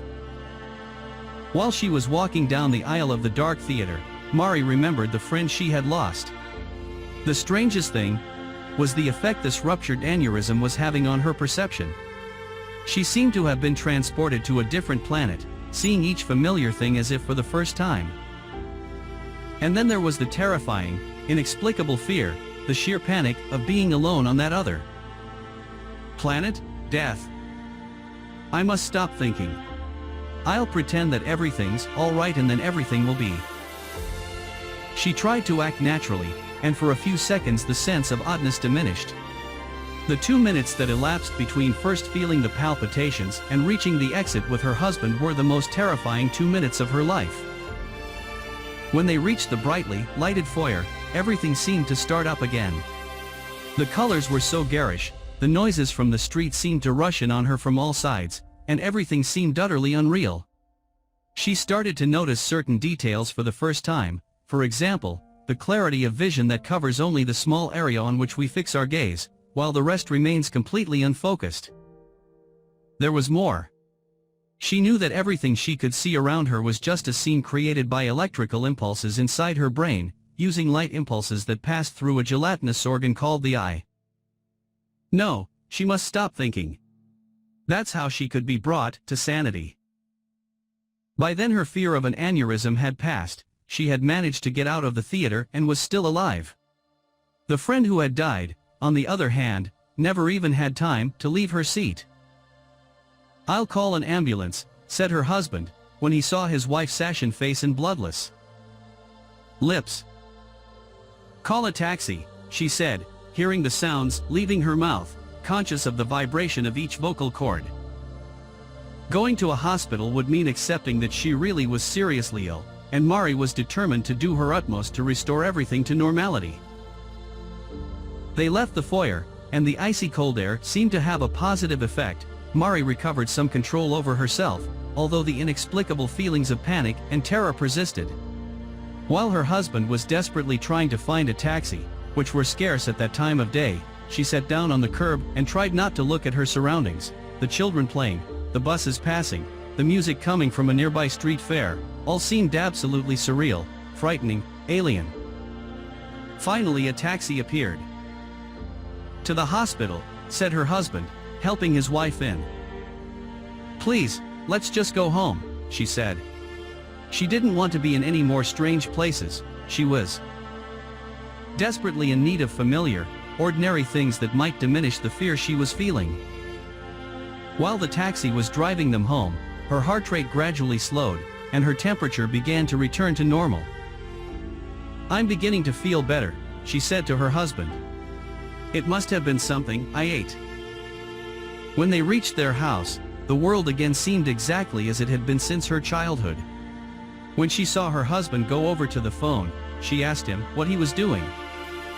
"I'm going to call a doctor." "There's no need. Look at me, I'm fine." The color had returned to her cheeks, her heart was beating normally, and the uncontrollable fear had vanished. Mari slept heavily that night and awoke convinced that someone must have put some drug in the coffee they had drunk before they went into the theater. It was a dangerous prank, and she was fully prepared, at the end of the afternoon, to call the prosecutor and go to the bar to try and find the person responsible. She went to work, read through several pending lawsuits, and tried to occupy herself with various other tasks, for the experience of the previous day had left a residue of fear, and she wanted to prove to herself that it would never happen again. She discussed the film on El Salvador with one of her colleagues and mentioned in passing that she was fed up with doing the same thing every day. "Perhaps it's time I retired." "You're one of the best lawyers we've got," said the colleague. "Besides, law is one of the few professions where age is in your favor. Why not take a long vacation instead? I'm sure you'd come back to work with renewed energy." "I want to do something completely different with my life. I want to have an adventure, help other people, do something I've never done before." The conversation ended there. She went down to the square, had lunch in a more expensive restaurant than the one she normally went to, and returned to the office early. That moment marked the beginning of her withdrawal. The rest of the employees had still not come back, and Mari took the opportunity to look over the work still on her desk. She opened the drawer to take out the pencil she always kept in the same place, and she couldn't find it. For a fraction of a second, it occurred to her that her failure to put the pencil back in its proper place was an indication that she was perhaps behaving oddly. That was enough to make her heart start pounding again, and the terror of the previous night returned in full force. Mari was frozen to the spot. The sun was coming in through the shutters, lending a brighter, more aggressive tone to everything around her, but she again had the feeling that she was about to die at any minute. It was also strange, what was she doing in that office? "I don't believe in you, God, but please, help me." Again she broke out in a cold sweat and realized that she was unable to control her fear. If someone came in at that moment, they would notice her frightened eyes, and she would be lost. Cold air. The cold air had made her feel better the previous night, but how could she get as far as the street? Once more she was noticing each detail of what was happening to her, her breathing rate. There were moments when she felt that if she did not make a special effort to inhale and exhale, her body would be incapable of doing so itself. The movement of her head, the images succeeded one another as if there were television cameras whirring inside it, her heart beating faster and faster, her body bathed in a cold, sticky sweat. And then the terror, an awful, inexplicable fear of doing anything, of taking a single step, of leaving the chair she was sitting in. It will pass. It had passed last time, but now she was at work. What could she do? She looked at the clock, and it seemed to her an absurd mechanism, two needles turning on the same axis, indicating a measurement of time that no one had ever explained. Why 12 and not 10, like all our other measurements? I mustn't think about these things, they make me crazy. Crazy. Perhaps that was the right word to describe what was wrong with her. Summoning all her willpower, she got to her feet and made her way to the toilets. Fortunately, the office was still empty, and, in a minute that seemed to last an eternity, she managed to reach them. She splashed her face with water, and the feeling of strangeness diminished, although the fear remained. "It will pass," she said to herself. "Yesterday it did." She remembered that, the day before, the whole thing had lasted about 30 minutes. She locked herself in one of the toilets, sat on the toilet seat, and put her head between her knees. That position, however, seemed only to amplify the sound of her heart beating, and Mari immediately sat up again. "It will pass."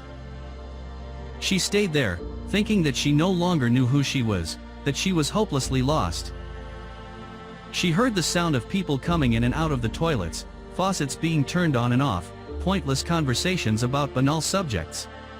More than once someone tried to open the door of the cubicle where she was sitting, but she said something in a murmur, and no one insisted. The noise of toilets flushing was like some horrendous force of nature, capable of demolishing an entire building and sweeping everyone down into hell.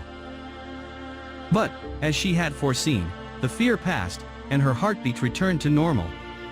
It was just as well that her secretary was incompetent enough not even to notice her absence, otherwise the whole office would have been in the toilets, asking if she was all right.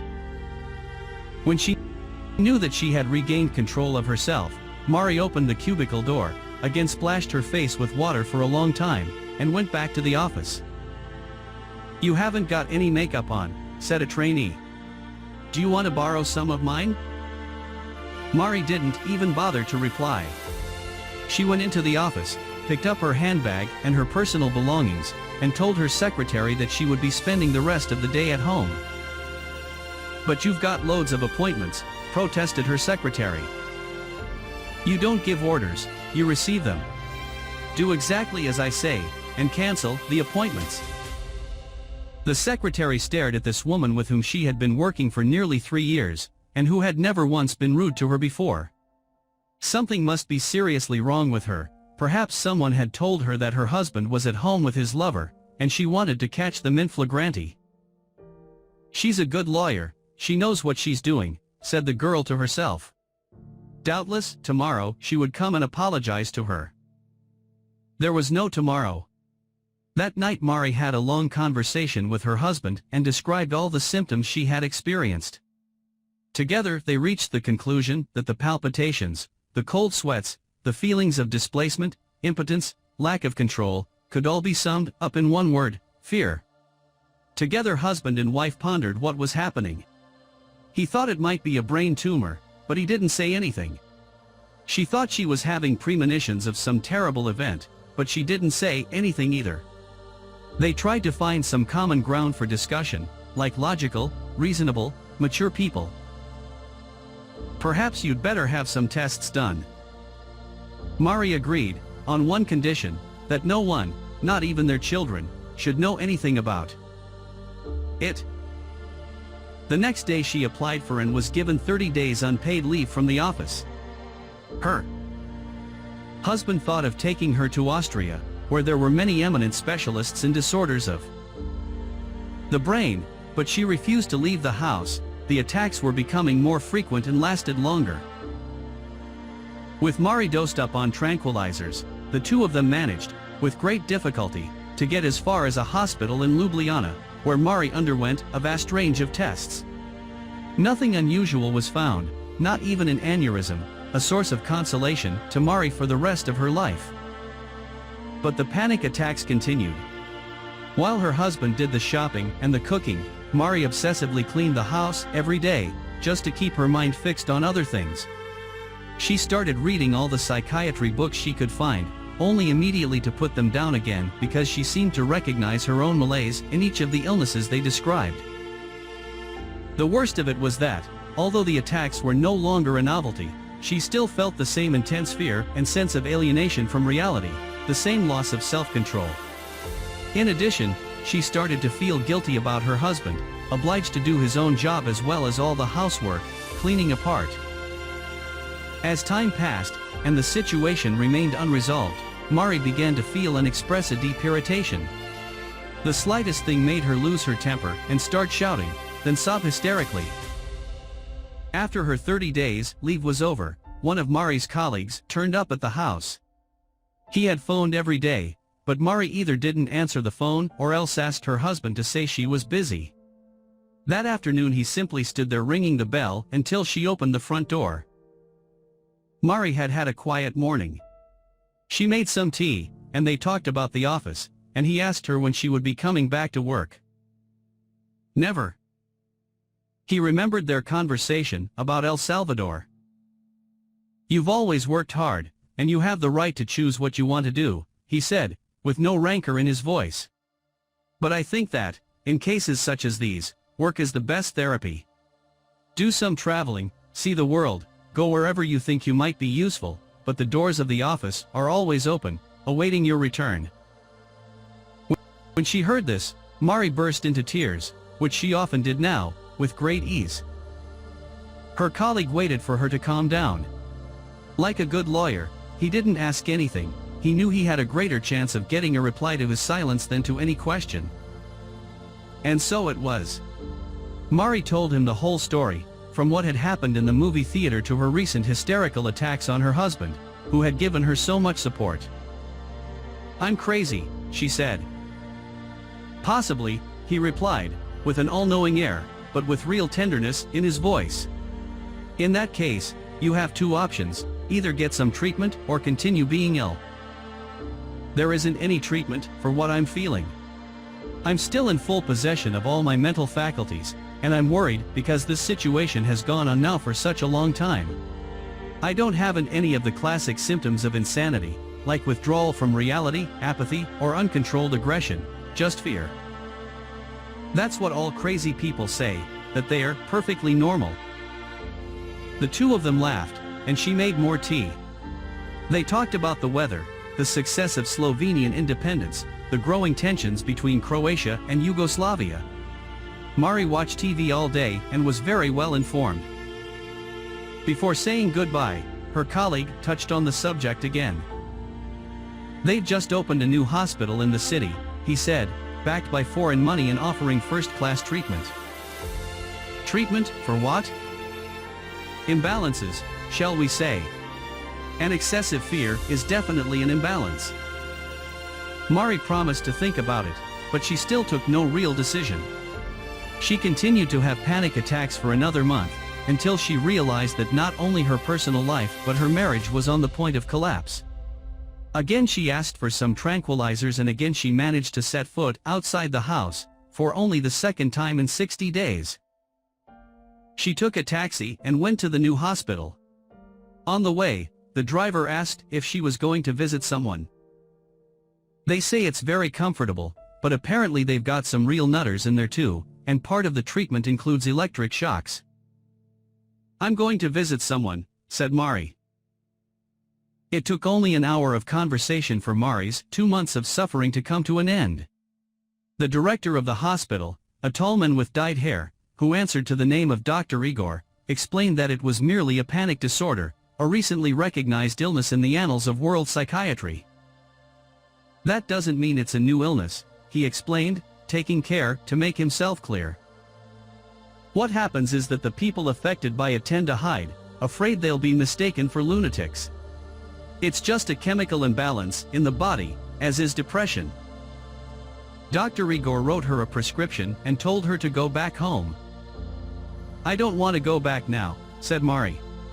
"Even after all you've told me, I won't have the courage to go out on the street. My marriage has become a hell, and my husband needs time to recover from these months he's spent looking after me."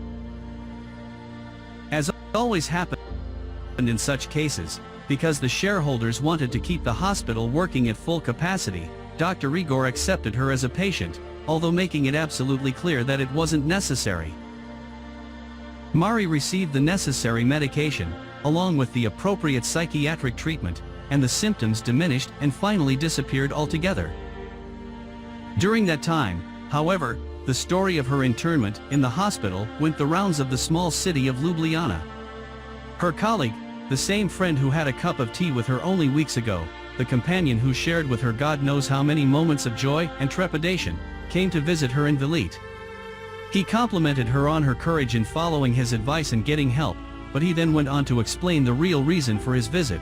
Perhaps it really is time you retired. Mari knew what lay behind those words. No one was going to entrust their affairs to a lawyer who had been a mental patient. You said that work was the best therapy. I need to come back, even if only for a short time. She waited for a response, but he said nothing. Mari went on, you were the one who suggested I get treatment. When I was considering retirement, my idea was to leave on a high note, fulfilled, having made a free, spontaneous decision. I don't want to leave my job, just like that, defeated. At least give me a chance to win back my self-esteem, and then I'll ask to retire. The lawyer cleared his throat. I suggested you get treatment. I didn't say anything about going into hospital. But it was a question of survival. I was too afraid to go out into the street. My marriage was falling apart. Mari knew she was wasting her words. Nothing she could say would persuade him. After all, it was the prestige of the office that was at risk. Even so, she tried once more.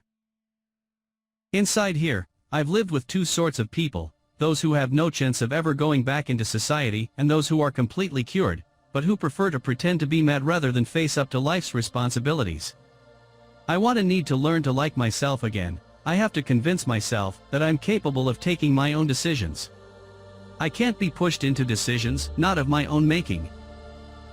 We're allowed to make a lot of mistakes in our lives, said her colleague, except the mistake that destroys us. There was no point in continuing the conversation. In his opinion, Mari had committed the fatal error. 2 days later she received a visit from another lawyer, this time from a different practice, her now ex-colleague's greatest rival. Mari cheered up. Perhaps he knew she was free to take up a new post, and there was a chance she could regain her place in the world.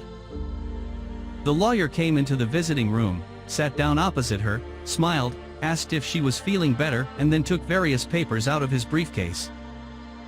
I'm here, at your husband's request, he said. This is an application for divorce.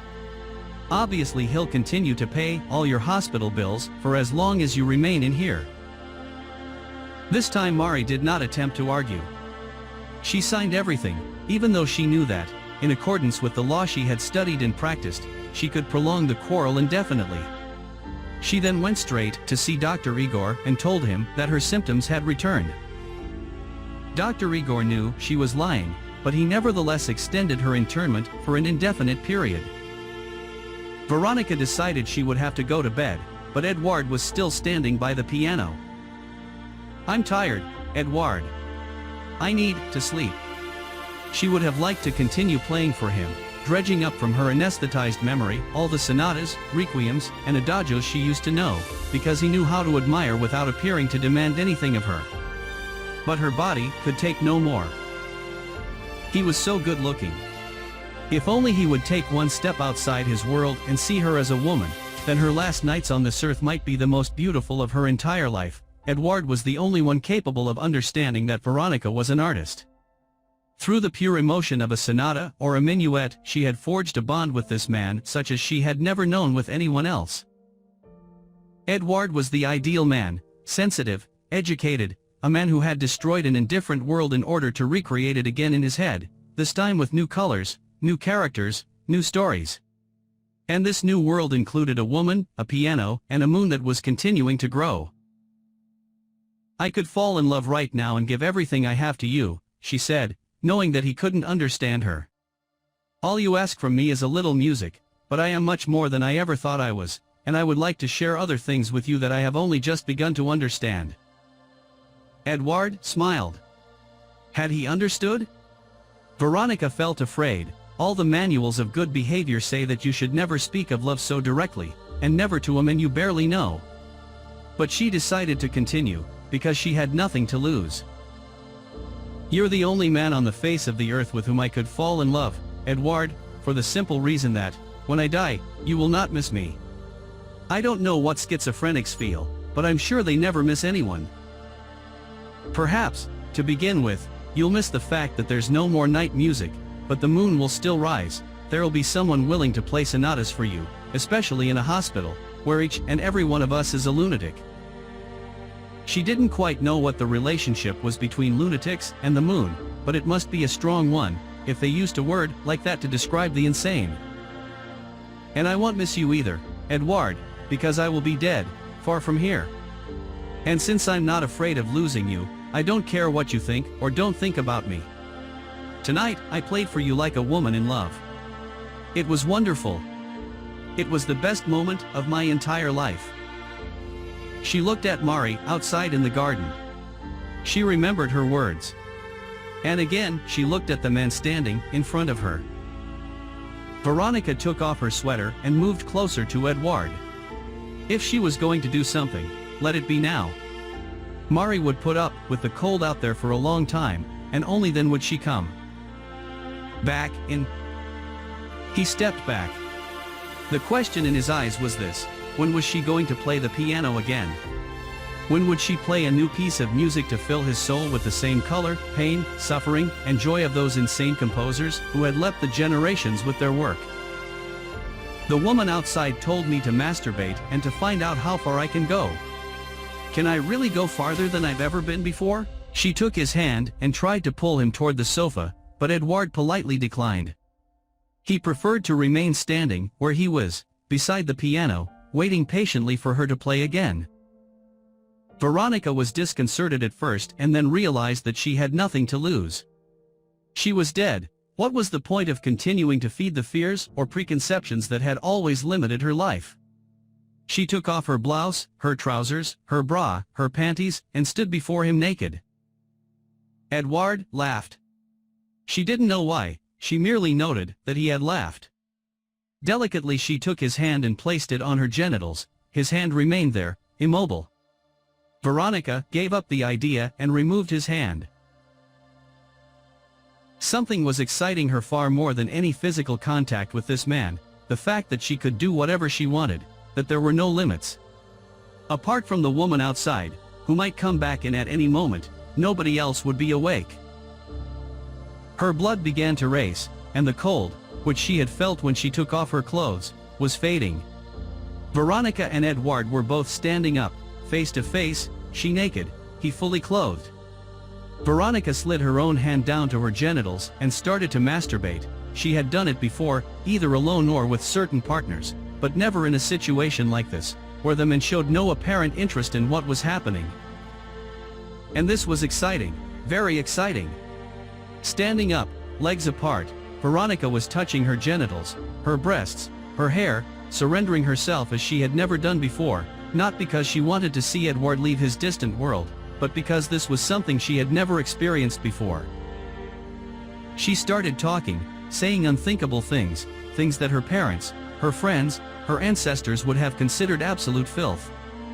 Her first orgasm came, and she bit her lips so as not to cry out with pleasure. Edward was looking at her. There was a different light in his eyes, as if he understood, even if it was only the energy, heat, sweat, and smell that her body gave off. Veronika was still not satisfied.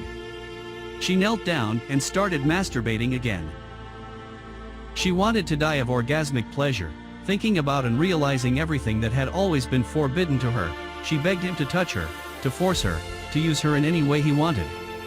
She wished Zedka were there too, because a woman knows how to touch another woman's body better than any man, because she already knows all its secrets.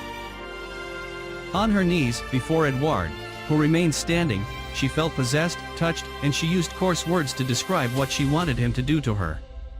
Another orgasm came, stronger than ever, as if everything around her were about to explode. She remembered the heart attack she had had that morning, but what did that matter? She would die in one great explosion of pleasure. She was tempted to touch Edward, he was there before her, but she did not want to risk spoiling the moment. She was going far, very far, just as Mari had said. She imagined herself both queen and slave, dominatrix and victim. In her imagination, she was making love with men of all skin colors, white, black, yellow, with homosexuals and beggars.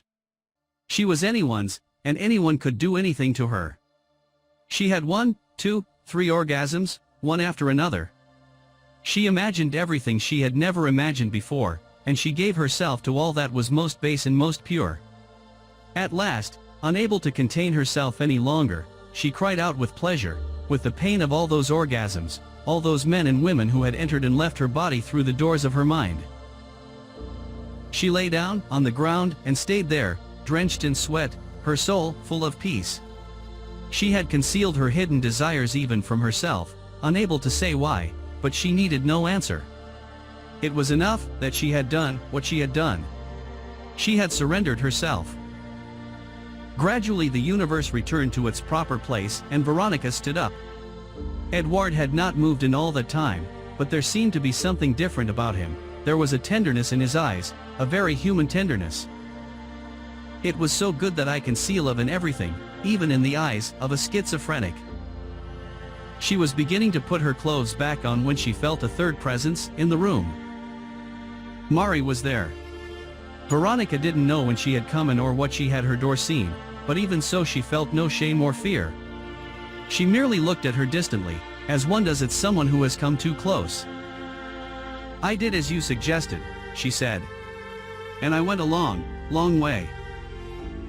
Mari said nothing. She had just been reliving certain vital moments of her past life, and she was feeling slightly uneasy. Perhaps it was time to return to the world, to face up to things out there, to say that everyone could be a member of a great fraternity, even if they had never been in a mental hospital. Like this young girl, for example, whose only reason for being invalid was because she had made an attempt on her own life. She had never known panic, depression, mystical visions, psychoses, the limits to which the mind can take us. Although she had known many men, she had never experienced the most hidden part of her own desires, and the result was that half of her life had been unknown to her. If only everyone could know and live with their inner craziness. Would the world be a worse place for it? No, people would be fairer and happier. Why did I never do that before? "He wants you to play more music," said Mari, looking at Edward. "I think he deserves it." "I will, but answer my question first. Why did I never do that before? If I'm free, if I can think whatever I choose to think, why have I always avoided imagining forbidden situations?" "Forbidden? Listen, I was a lawyer, and I know the law. I was also a Catholic, and I used to know whole sections of the Bible by heart. What do you mean by forbidden?" Mari went over to her and helped her on with her sweater. "Look me in the eye, and never forget what I'm about to tell you.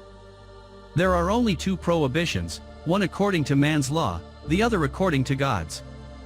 Never force a sexual relationship on anyone, because that is considered to be rape.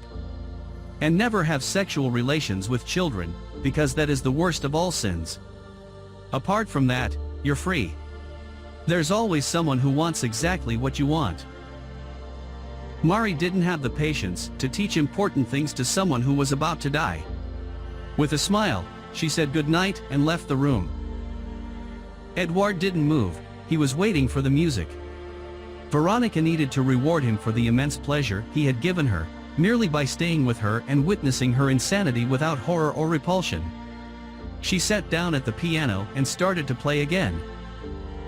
Her soul was light, and not even the fear of death tormented her now. She had experienced what she had always kept hidden from herself. She had experienced the pleasures of virgin and prostitute, of slave and queen, albeit more slave than queen. That night, as if by a miracle, all the songs she had known returned to her memory, and she played in order to give Edward as much pleasure as she herself had experienced.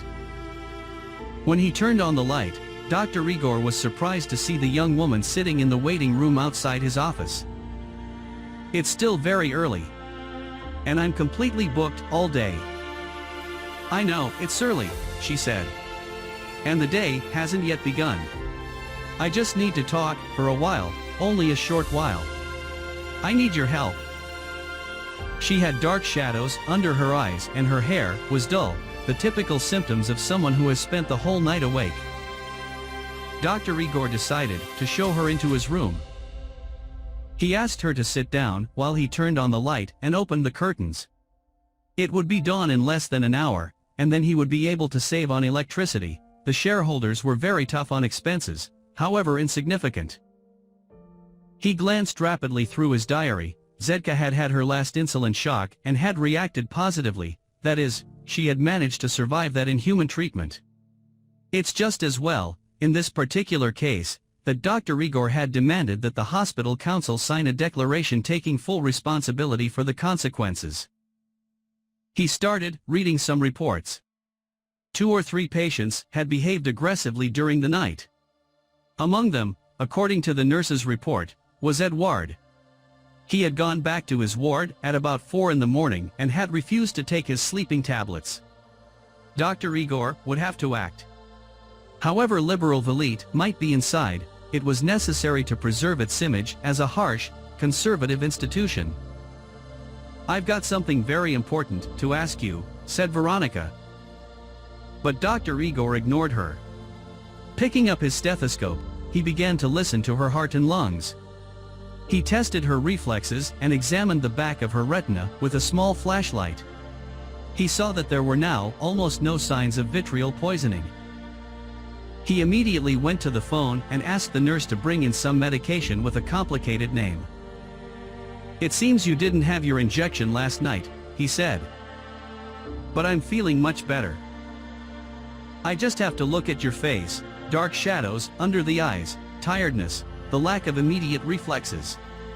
If you want to make the most of the little time left to you, please do as I say."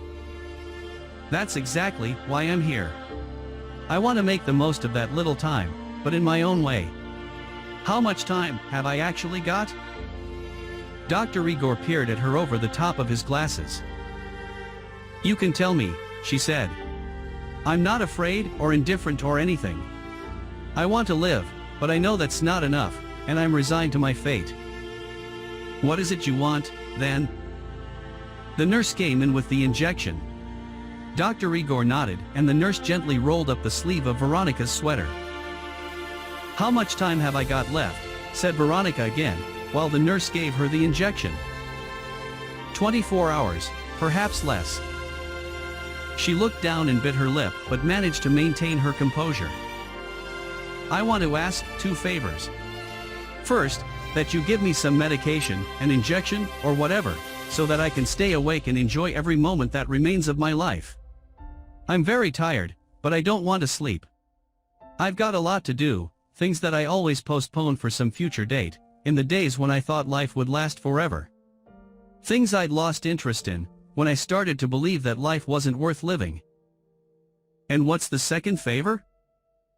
"I want to leave here so that I can die outside. I need to visit Ljubljana Castle. It's always been there, and I've never even had the curiosity to go and see it at close range.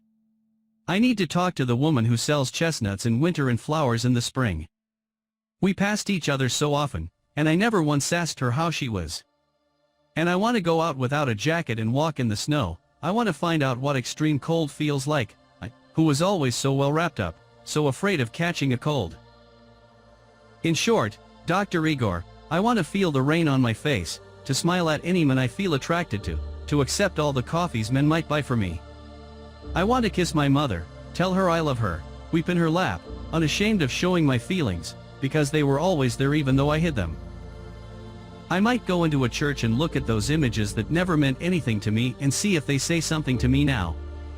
If an interesting man invites me out to a club, I'll accept, and I'll dance all night until I drop. Then I'll go to bed with him, but not the way I used to go to bed with other men, trying to stay in control, pretending things I didn't feel. I want to give myself to one man, to the city, to life and, finally, to death." When Veronika had finished speaking, there was a heavy silence. Doctor and patient looked each other in the eye, absorbed, perhaps distracted by all the many possibilities that a mere 24 hours could offer. "I'm going to give you some stimulants, but I don't recommend you take them," Dr. Igor said at last. "They'll keep you awake, but they'll also take away the peace you need in order to experience everything you want to experience." Veronika was starting to feel ill. Whenever she was given that injection, something bad always happened inside her body. "You're looking very pale. Perhaps you'd better go to bed, and we'll talk again tomorrow." Once more she felt like crying, but she remained in control. "There won't be a tomorrow, as you well know. I'm tired, Dr. Igor, very tired. That's why I asked for the tablets. I spent all night awake, half desperate, half resigned. I could succumb to another hysterical attack of fear, as happened yesterday, but what's the point? If I've still got 24 hours of life left, and there are so many experiences waiting for me, I decided it would be better to put aside despair. Please, Dr. Igor, let me live a little of the time remaining to me, because we both know that tomorrow will be too late." "Go and sleep," said the doctor, "and come back here at midday. Then, we'll speak again." Veronika saw there was no way out.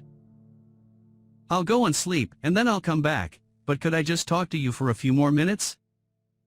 "It'll have to be a few. I'm very busy today."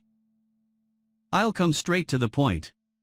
Last night, for the first time, I masturbated in a completely uninhibited way. I thought all the things I'd never dared to think. I took pleasure in things that before frightened or repelled me." Dr. Igor assumed his most professional air. He didn't know where this conversation might lead, and he didn't want any problems with his superiors.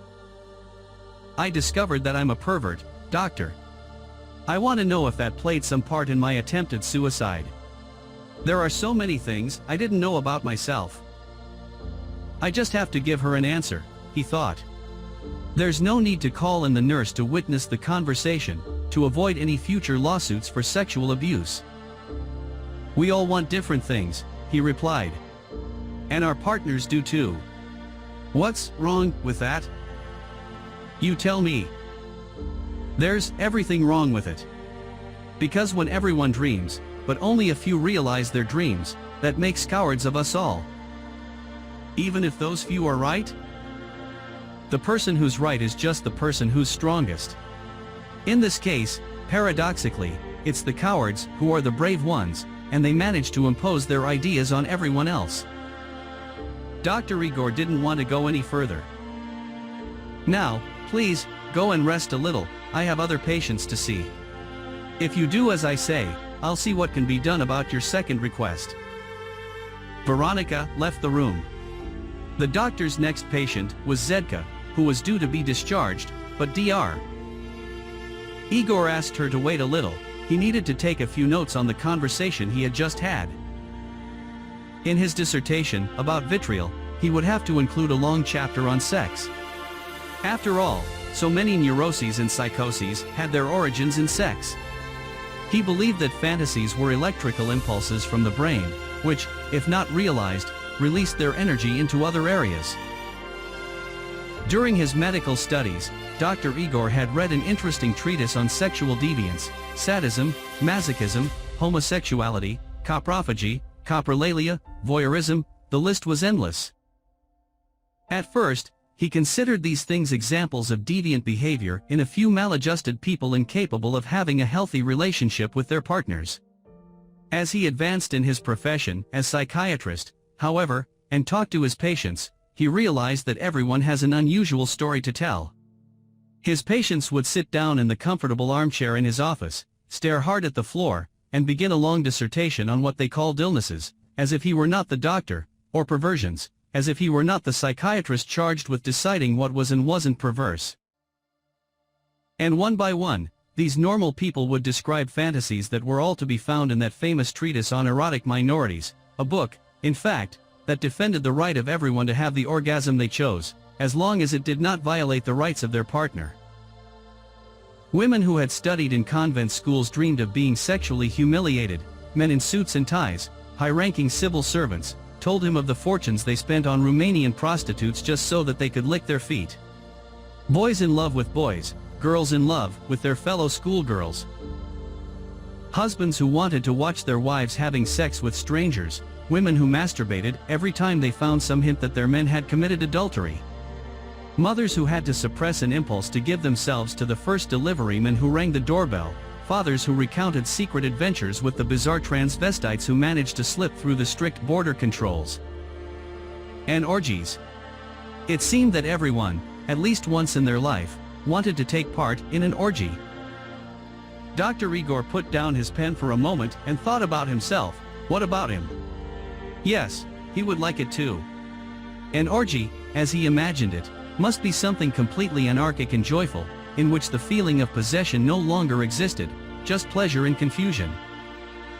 Was that one of the main reasons why there were so many people poisoned by bitterness?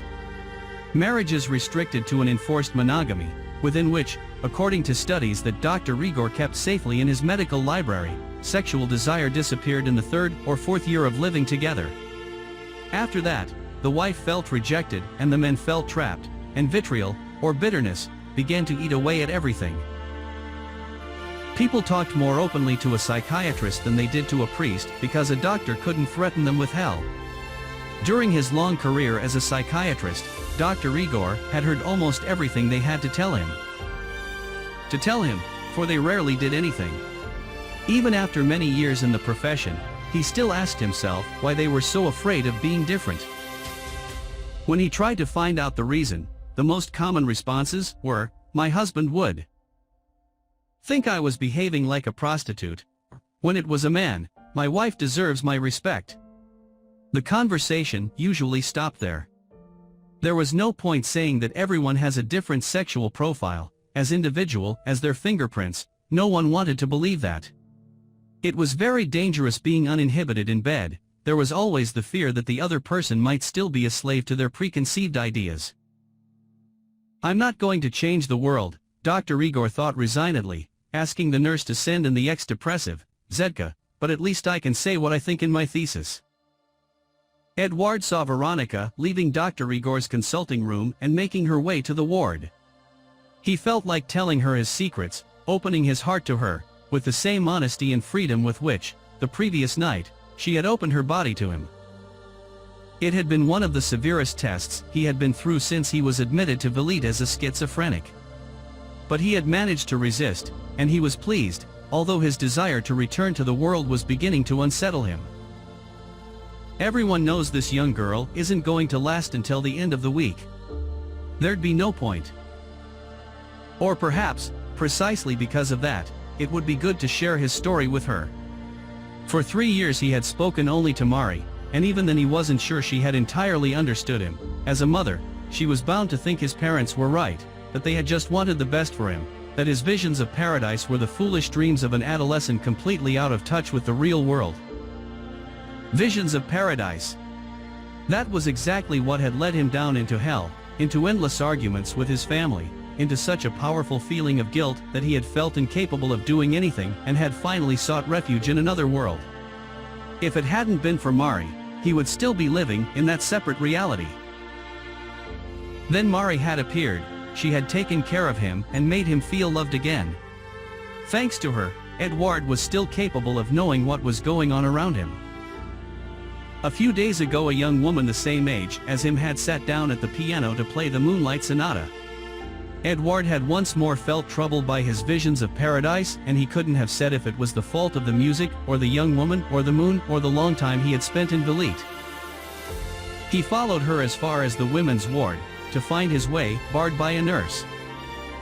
"You can't come in here, Edward. Go into the garden, it's nearly dawn, and it's going to be a lovely day." Veronika looked back. "I'm going to sleep for a bit," she said gently. "We'll talk when I wake up." Veronika didn't know why, but that young man had become part of her world, or the little that remained of it. She was certain that Edward was capable of understanding her music, of admiring her talent, even if he couldn't utter a word. His eyes said everything, as they did at that moment, at the door of the ward, speaking of things she didn't want to hear about. Tenderness. Love. Living with mental patients is fast making me insane. Schizophrenics don't feel things like that, not for other human beings. Veronika felt like turning back and giving him a kiss, but she didn't. the nurse would see and tell Dr. Igor, and the doctor would certainly not allow a woman who kissed schizophrenics to leave Velit. Edward looked at the nurse. His attraction for the young girl was stronger than he had thought, but he had to control himself.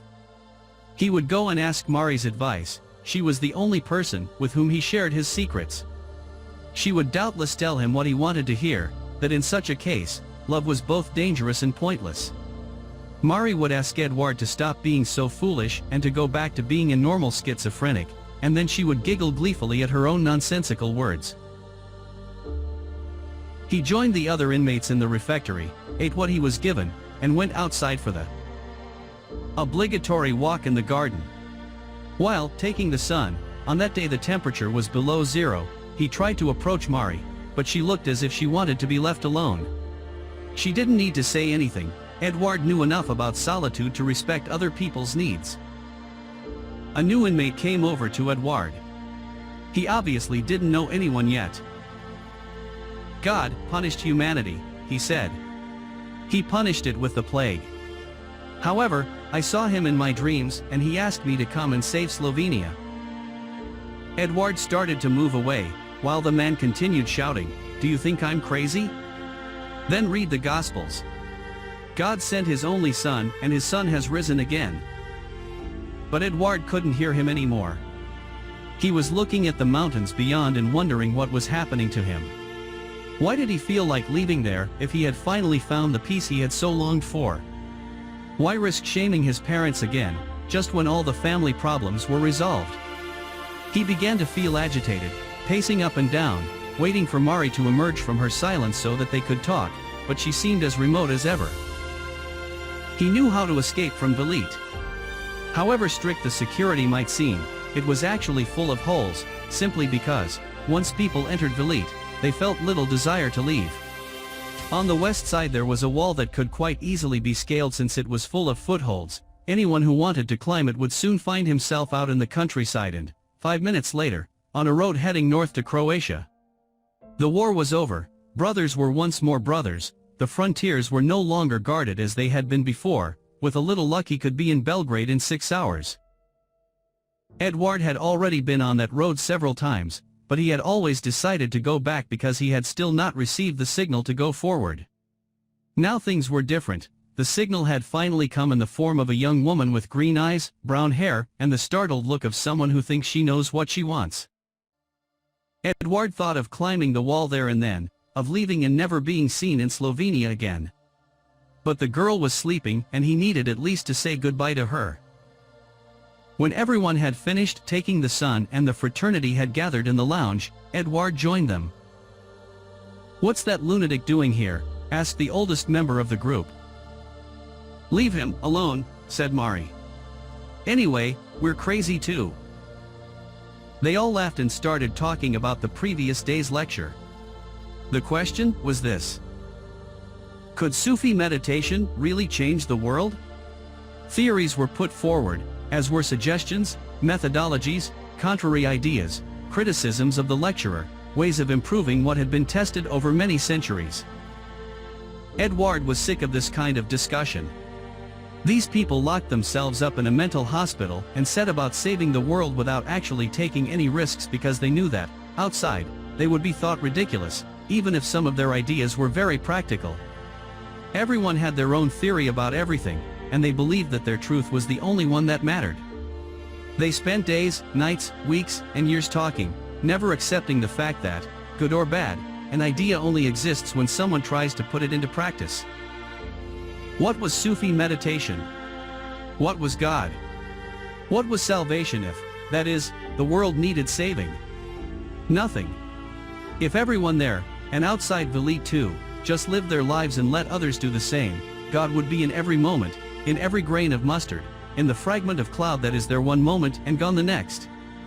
God was there, and yet people believed they still had to go on looking, because it seemed too simple to accept that life was an act of faith. He remembered the exercise he had heard the Sufi master teaching while he was waiting for Veronika to come back to the piano: simply look at a rose. What more was necessary? Yet even after the experience of the deep meditation, even after having been brought so close to a vision of paradise, there they were, discussing, arguing, criticizing, and constructing theories.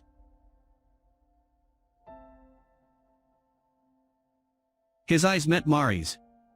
She looked away, but Edward was determined to put an end to that situation once and for all. He went over to her and took her by the arm. "Stop it, Edward." He could say, "Come with me." But he didn't want to do so in front of all those people, who would be surprised at his forthright tone. That's why he preferred to kneel down and look beseechingly up at her. The men and women laughed. "You've become a saint for him, Mari," someone said. It must have been yesterday's meditation.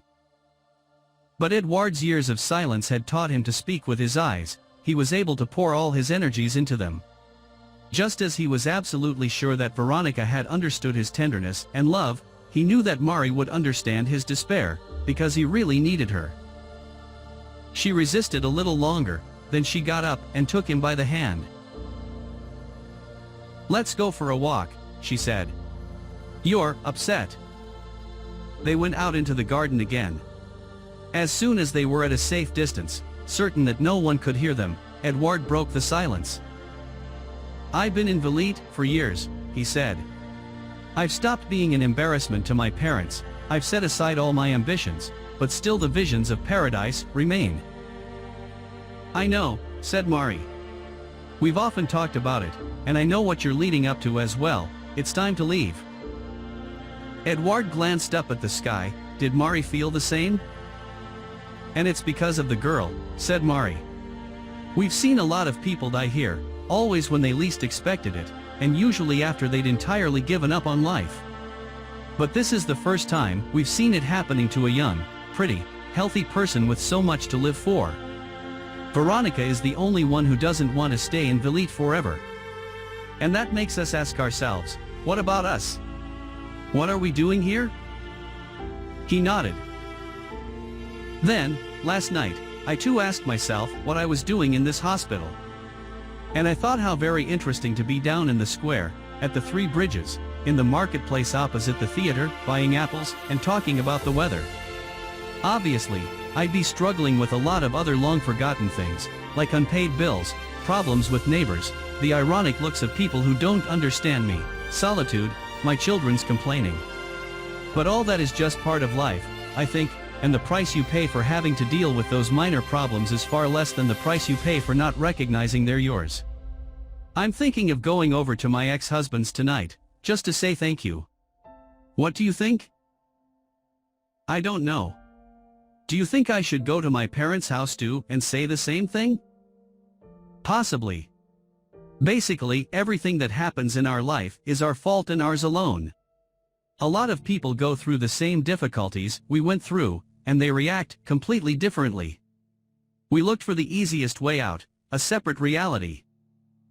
Edward knew that Mari was right. "I feel like starting to live again, Edward.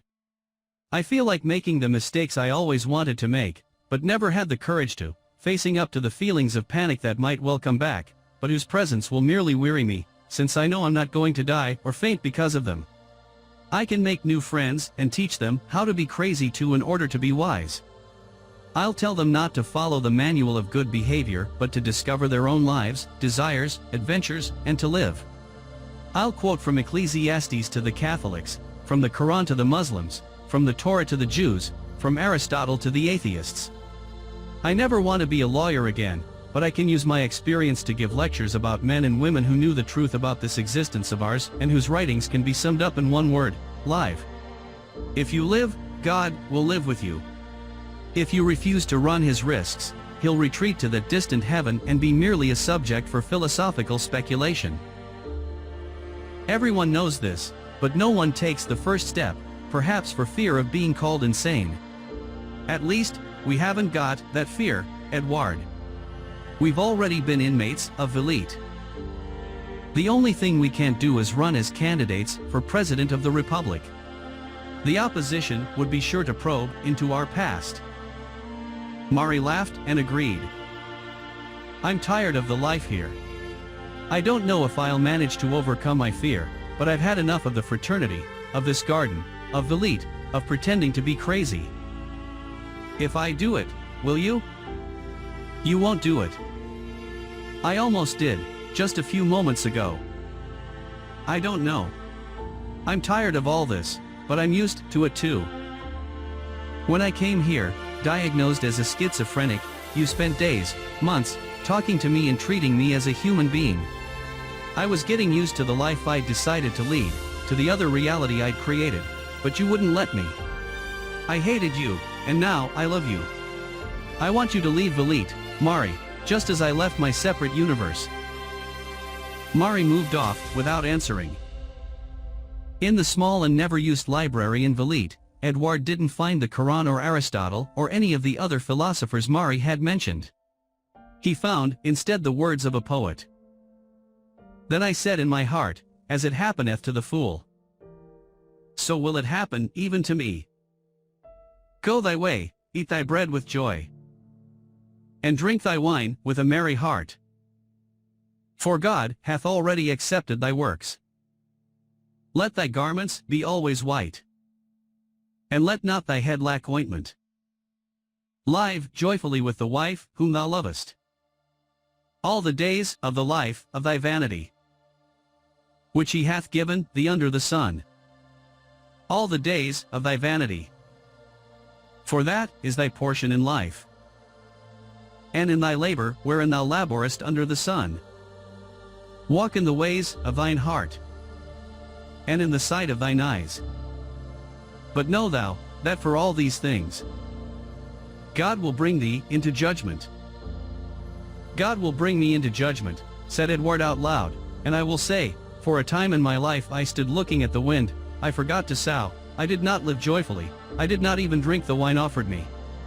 But one day, I judged myself ready, and I went back to work. I told men about my visions of paradise, as did Bosch, Van Gogh, Wagner, Beethoven, Einstein, and other madmen before me. Fine, let him say that I left hospital in order to avoid seeing a young girl dying, she will be there in heaven, and she will intercede for me.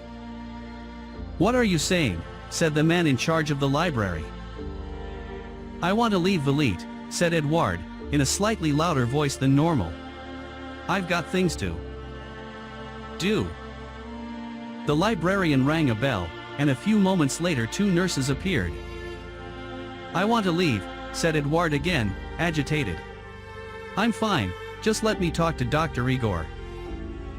But the 2 men already had hold of him, one on each arm.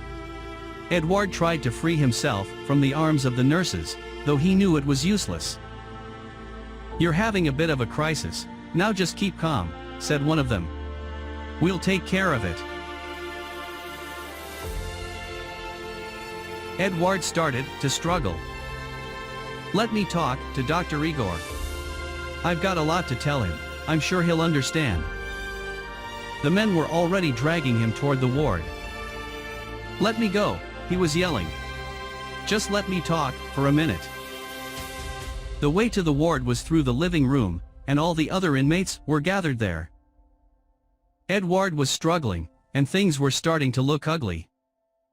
Let him go. He's crazy. Some laughed, others beat with their hands on chairs and tables. This is a mental hospital. No one here is obliged to behave the way you do. One of the nurses whispered to the other, we'd better give them a fright, otherwise the situation will get completely out of control. There's only one way. Dr. Igor won't like it. He'll like it even less if this gang of maniacs starts smashing up his beloved hospital. Veronika woke up, with a start, in a cold sweat. There was a terrible noise outside, and she needed silence to go on sleeping. But the racket continued. Feeling slightly dizzy, she got out of bed and went into the living room, just in time to see Edward being dragged off, while other nurses were rushing in, wielding syringes. What are you doing? She screamed. Veronika. The schizophrenic had spoken to her. He had said her name. With a mixture of surprise and shame, she tried to approach, but one of the nurses stopped her. What are you doing? I'm not here because I'm crazy. You can't treat me like this. She managed to push the nurse away, while the other inmates continued to shout and kick up what seemed to her a terrifying din. Should she go and find Dr. Igor and leave there at once? Veronika. He had said her name again. Making a superhuman effort, Edward managed to break free from the two male nurses. Instead of running away, he stood there, motionless, just as he had the previous night. As if transfixed by a conjuring trick, everyone stopped, waiting for the next move. One of the nurses came over again, but Edward looked at him, summoning all his strength. "I'll go with you. I know where you're taking me, and I know too that you want everyone else to know. Just wait a minute." The nurse decided it was worth taking the risk. Everything, after all, seemed to have returned to normal. I think you're important to me," said Edward to Veronika. "You can't speak. You don't live in this world, you don't know that my name's Veronika. You weren't with me last night, please, say you weren't there." "I was." She took his hand. The lunatics were shouting, applauding, making obscene remarks. "Where are they taking you?" "For some treatment." "I'll come with you." "It's not worth it. You just be frightened, even if I swear to you that it doesn't hurt, that you don't feel anything. And it's much better than sedatives because you recover your lucidity much more quickly." Veronika didn't know what he was talking about. She regretted having taken his hand. She wanted to get away from there as soon as possible, to hide her shame, never again to see that man who had witnessed all that was most sordid in her, and who nevertheless continued to treat her with such tenderness. But again she remembered Mari's words. She didn't need to explain her life to anyone, not even to the young men standing before her. "I'll come with you." The nurses thought it might be better like that. The schizophrenic no longer needed to be restrained, he was going of his own free will. When they reached the ward, Edward lay down on the bed.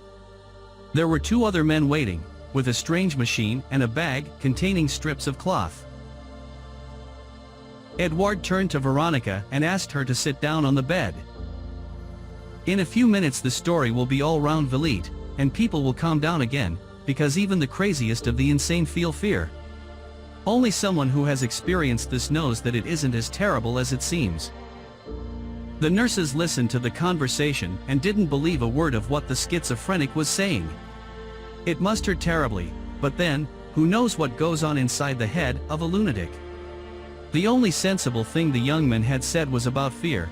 The story would soon be all round Velite and calm would swiftly be restored.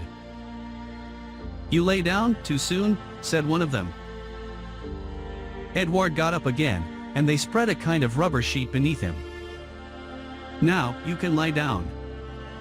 He obeyed. He was perfectly calm, as if everything that was happening was absolutely routine. The nurses tied some of the strips of cloth around Edward's body and placed a piece of rubber in his mouth. "It's so that he doesn't accidentally bite his tongue," said one of the men to Veronika, pleased to be able to give some technical information as well as a warning. They placed the strange machine, not much larger than a shoe box, with a few buttons and 3 dials on it, on a chair by the bed. 2 wires came out of the top part and were connected to what looked like earphones. One of the nurses placed these earphones on Edward's temples. The other seemed to be regulating the machine, twiddling some knobs, now to the right, now to the left. Although he couldn't speak because of the piece of rubber in his mouth, Edward kept his eyes fixed on hers and seemed to be saying, "Don't worry, don't be afraid." "It's set at 130 volts for 0.3 seconds, said the nurse controlling the machine. "Here goes." He pressed a button and the machine buzzed. At that moment, Edward's eyes glazed over, his body thrashed about on the bed with such fury that, but for the straps holding him down, he would have broken his spine. "Stop it," shouted Veronika. "We have," said the nurse, removing the headphones from Edward's temples.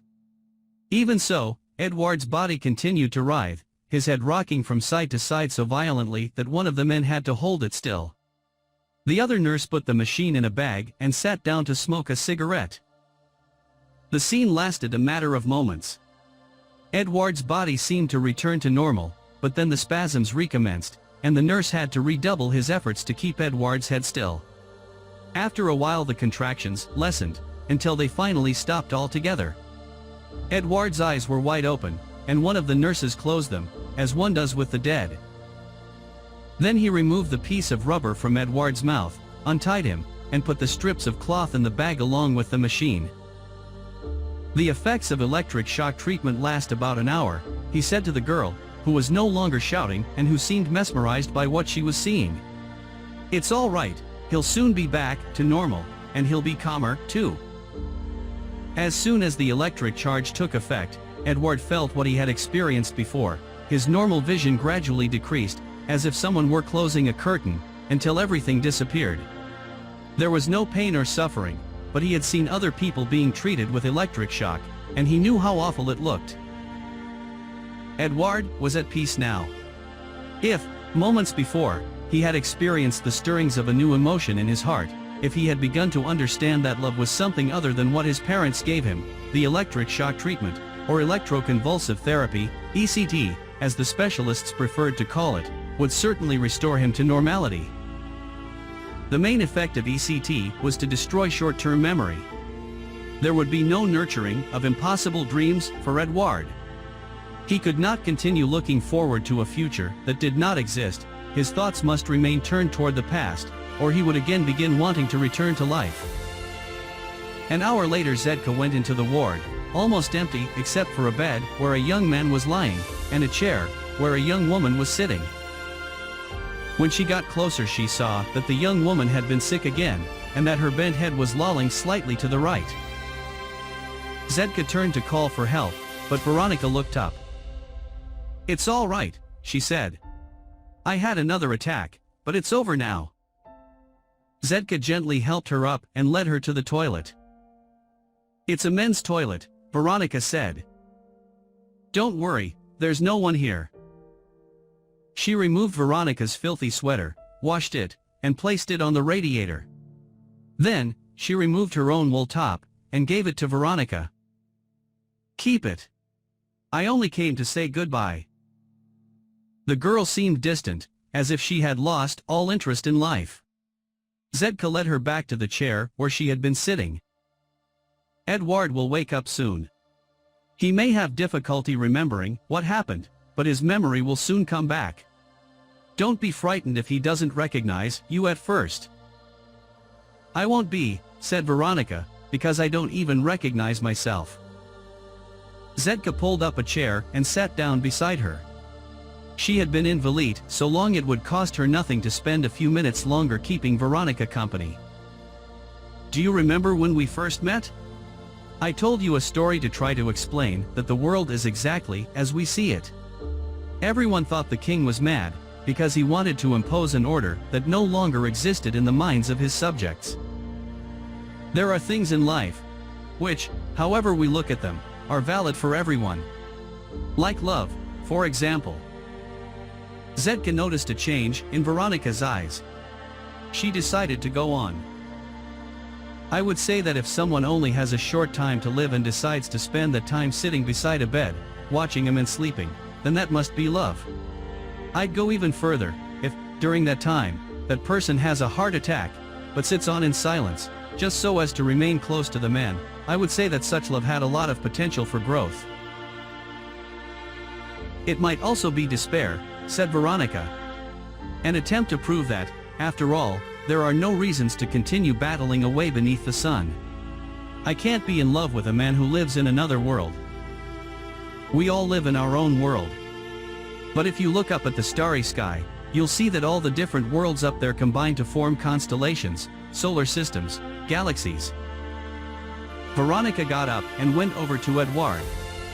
Tenderly, she smoothed his hair. She was glad to have someone to talk to. "A long time ago, when I was just a child, and my mother was forcing me to learn the piano, I said to myself that I would only be able to play it well when I was in love. Last night, for the first time in my life, I felt the notes leaving my fingers as if I had no control over what I was doing. A force was guiding me, constructing melodies and chords that I never even knew I could play. I gave myself to the piano because I had just given myself to this man, without him even touching a hair on my head. I was not myself yesterday, not when I gave myself over to sex or when I played the piano.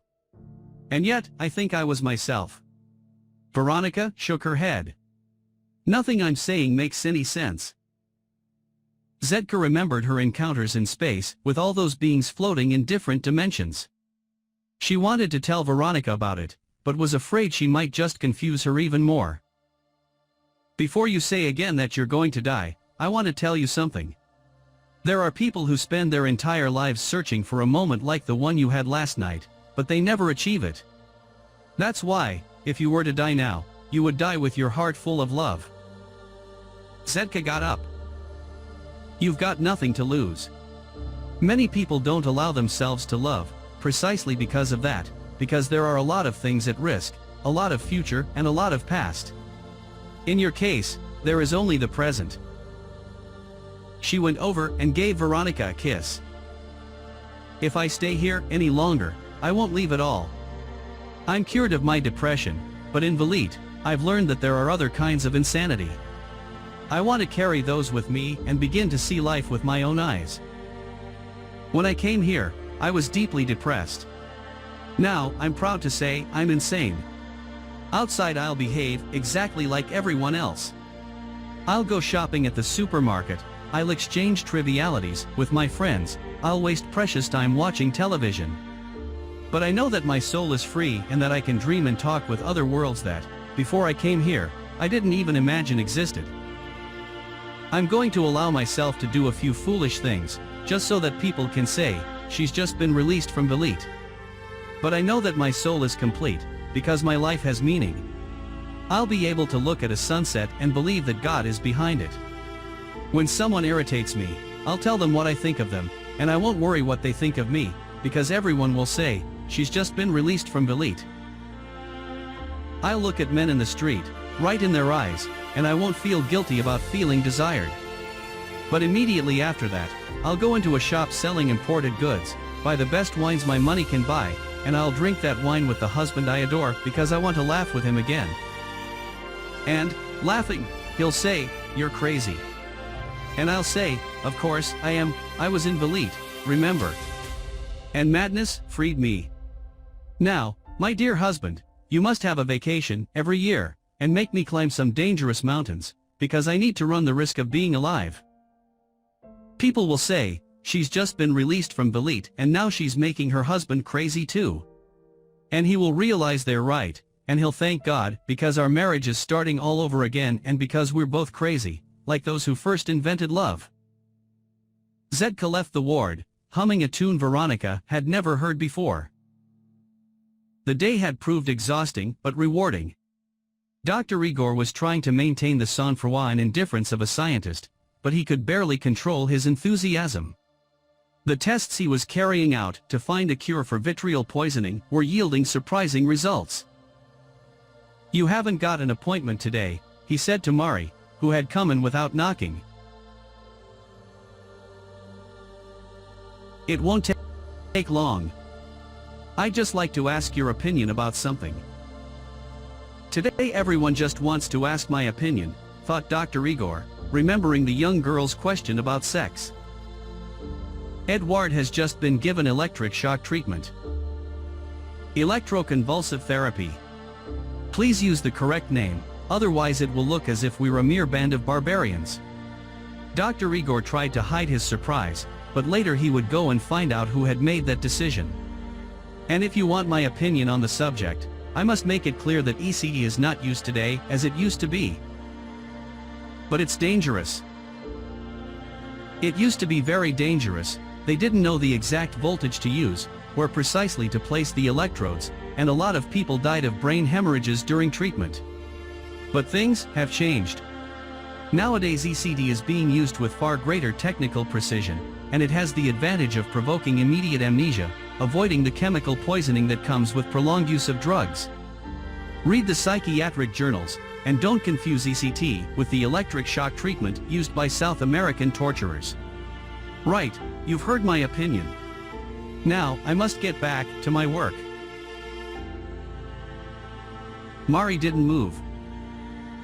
That isn't what I came to ask. I want to know if I can leave. You can leave whenever you want and come back whenever you want, because your husband has enough money to keep you in an expensive place like this. Perhaps you should ask me, am I cured? And my reply will be another question, cured of what? You'll say, cured of my fear, of my panic attacks. And I'll say, well, Mari, you haven't actually suffered from that for the last 3 years, . So I'm cured. Of course not. That wasn't what your illness was about. In the thesis I'm writing for the Slovenian Academy of Sciences, Dr. Igor didn't want to go into any detail about vitriol. I'm trying to study so-called normal human behavior. A lot of doctors before me have done similar studies and reached the conclusion that normality is merely a matter of consensus. That is, a lot of people think something is right, and so that thing becomes right. Some things are governed by common sense. Putting buttons on the front of a shirt is a matter of logic, since it would be very difficult to button them up at the side, and impossible if they were at the back. Other things, however, become fixed because more and more people believe that's the way they should be. I'll give you 2 examples. Have you ever wondered why the keys on a typewriter are arranged in that particular order? No, I haven't. We call it the QWERTY keyboard, because that's the order of the letters on the first row of keys. I once wondered why it was like that, and I found the answer. The first machine was invented by Christopher Scholes in 1873 to improve on calligraphy, but there was a problem. If a person typed very fast, the keys got stuck together and stopped the machine from working. Then Scholes designed the QWERTY keyboard, a keyboard that would oblige typists to type more slowly. I don't believe it. But it's true. It so happened that Remington, which made sewing machines as well as guns at the time, used the QWERTY keyboard for its first typewriters. That meant that more people were forced to learn that particular system, and more companies started to make those keyboards, until it became the only available model. To repeat, the keyboard on typewriters and computers was designed so that people would type more slowly, not more quickly. Do you understand? If you changed the letters around, you wouldn't find anyone to buy your product. When she saw a keyboard for the first time, Mari had wondered why the letters weren't in alphabetical order, but she had then promptly forgotten about it. She assumed it was simply the best layout for people to type quickly. Have you ever been to Florence? Asked Dr. Igor. No. You should go there, it's not far, for that is where you will find my second example. In the cathedral in Florence, there's a beautiful clock designed by Paulo in 1443. Now, the curious thing about this clock is that, although it keeps time like all other clocks, its hands go in the opposite direction to that of normal clocks. What's that got to do with my illness? I'm just coming to that. When he made this clock, Paulo was not trying to be original. The fact is that, at the time, there were clocks like his as well as others with hands that went in the direction we're familiar with now. For some unknown reason, perhaps because the Duke had a clock with hands that went in the direction we now think of as the right direction, that became the only direction, and Uccello's clock then seemed an aberration, a madness. Dr. Igor paused, but he knew that Mari was following his reasoning. So, let's turn to your illness. Each human being is unique, each with their own qualities, instincts, forms of pleasure, and desire for adventure. However, society always imposes on us a collective way of behaving, and people never stop to wonder why they should behave like that. They just accept it, the way typists accepted the fact that the QWERTY keyboard was the best possible one. Have you ever met anyone in your entire life who asked why the hands of a clock should go in one particular direction and not in the other? No. If someone were to ask, the response they'd get would probably be, "You're crazy." If they persisted, people would try to come up with a reason, but they'd soon change the subject, because there isn't a reason apart from the one I've just given you. So to go back to your question. What was it again? Am I cured? No. You're someone who is different, but who wants to be the same as everyone else. And that, in my view, is a serious illness. Is wanting to be different a serious illness? It is if you force yourself to be the same as everyone else. It causes neuroses, psychoses, and paranoia. It's a distortion of nature. It goes against God's laws, for in all the world's woods and forests, He did not create a single leaf the same as another. But you think it's insane to be different, and that's why you chose to live in Velit, because everyone is different here, and so you appear to be the same as everyone else. Do you understand? Mari nodded. People go against nature because they lack the courage to be different, and then the organism starts to produce vitriol, or bitterness, as this poison is more commonly known. What's vitriol? Dr. Igor realized he had gone too far and decided to change the subject. That doesn't matter. What I mean is this: everything indicates that you are not cured. Mari had years of experience in law courts, and she decided to put them into practice right there and then. Her first tactic was to pretend to be in agreement with her adversary, only to draw him immediately into another line of argument. I agree. My reason for coming here was very concrete. I was getting panic attacks. My reason for staying was very abstract. I couldn't face the idea of a different way of life, with no job and no husband. I agree with you that I had lost the will to start a new life, a life I would have to get used to all over again. Further, I agree that in a mental hospital, even with its electric shocks, ECD, as you prefer to call it, rigid timetables, and occasional hysterical outbursts on the part of some inmates, the rules are easier to accept than the rules of a world that, as you say, does everything it can to conform. Then last night, I heard a woman playing the piano. She played superbly, in a way I've rarely heard before. As I was listening to the music, I thought of all those who had suffered in order to compose those sonatas, preludes, adagios, how foolish they must have been made to feel when they played their pieces, which were, after all, different, to those who held sway in the world of music then. I thought about the difficulties and humiliations involved in getting someone to fund an orchestra. I thought of the booing public who was not yet used to such harmonies. Worse than the composer's suffering, though, was the fact that the girl was playing the music with such soul because she knew she was going to die. And am I not going to die? Where is my soul that I might play the music of my own life with such enthusiasm? Dr. Igor was listening in silence. It seemed that all his ideas were beginning to bear fruit, but it was still too early to be sure. Where is my soul? Mari asked again. In my past. In what I wanted my life to be. I left my soul captive in that moment, when I still had a house, a husband, a job I wanted to leave but never had the courage to. My soul was in my past. But today it's here, I can feel it again in my body, vibrant with enthusiasm. I don't know what to do. I only know that it's taken me 3 years to understand that life was pushing me in a direction I didn't want to go in. I think I can see some signs of improvement, said Dr. Igor. I don't need to ask if I can leave Velit. I can just walk through the door and never come back. But I needed to say all this to someone, and I'm saying it to you. The death of that young girl made me understand my own life.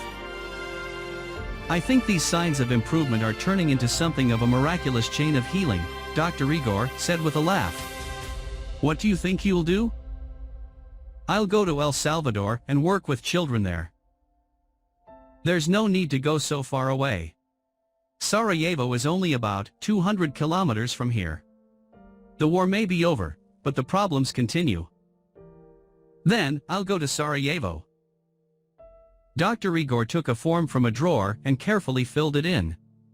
Then he got up and accompanied Mari to the door. Good luck, he said, then immediately went back to his office and closed the door. He tried hard not to grow fond of his patients, but he never succeeded. Mari would be much missed in Velit. When Edward opened his eyes, the girl was still there. After his first electric shock sessions, he had had to struggle for a long time to remember what had happened, but then the therapeutic effect of the treatment lay precisely in that artificially induced partial amnesia which allowed the patient to forget the problems troubling him and to regain his calm. The more frequently electric shock treatment was given, however, the the less enduring its effects, he recognized the girl at once. "While you were sleeping, you said something about visions of paradise," she said, stroking his hair. "Visions of paradise?" "Yes, visions of paradise." Edward looked at her. He wanted to tell her everything. But at that moment, however, the nurse came in with a syringe. "You've got to have this now," she said to Veronika. "Dr. Igor's orders." "I've already had some today, and I don't want any more," she said. "What's more, I've no desire to leave here either.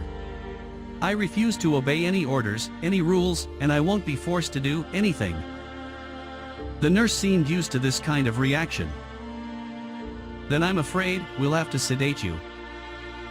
"I need to talk to you," said Edward. "Have the injection."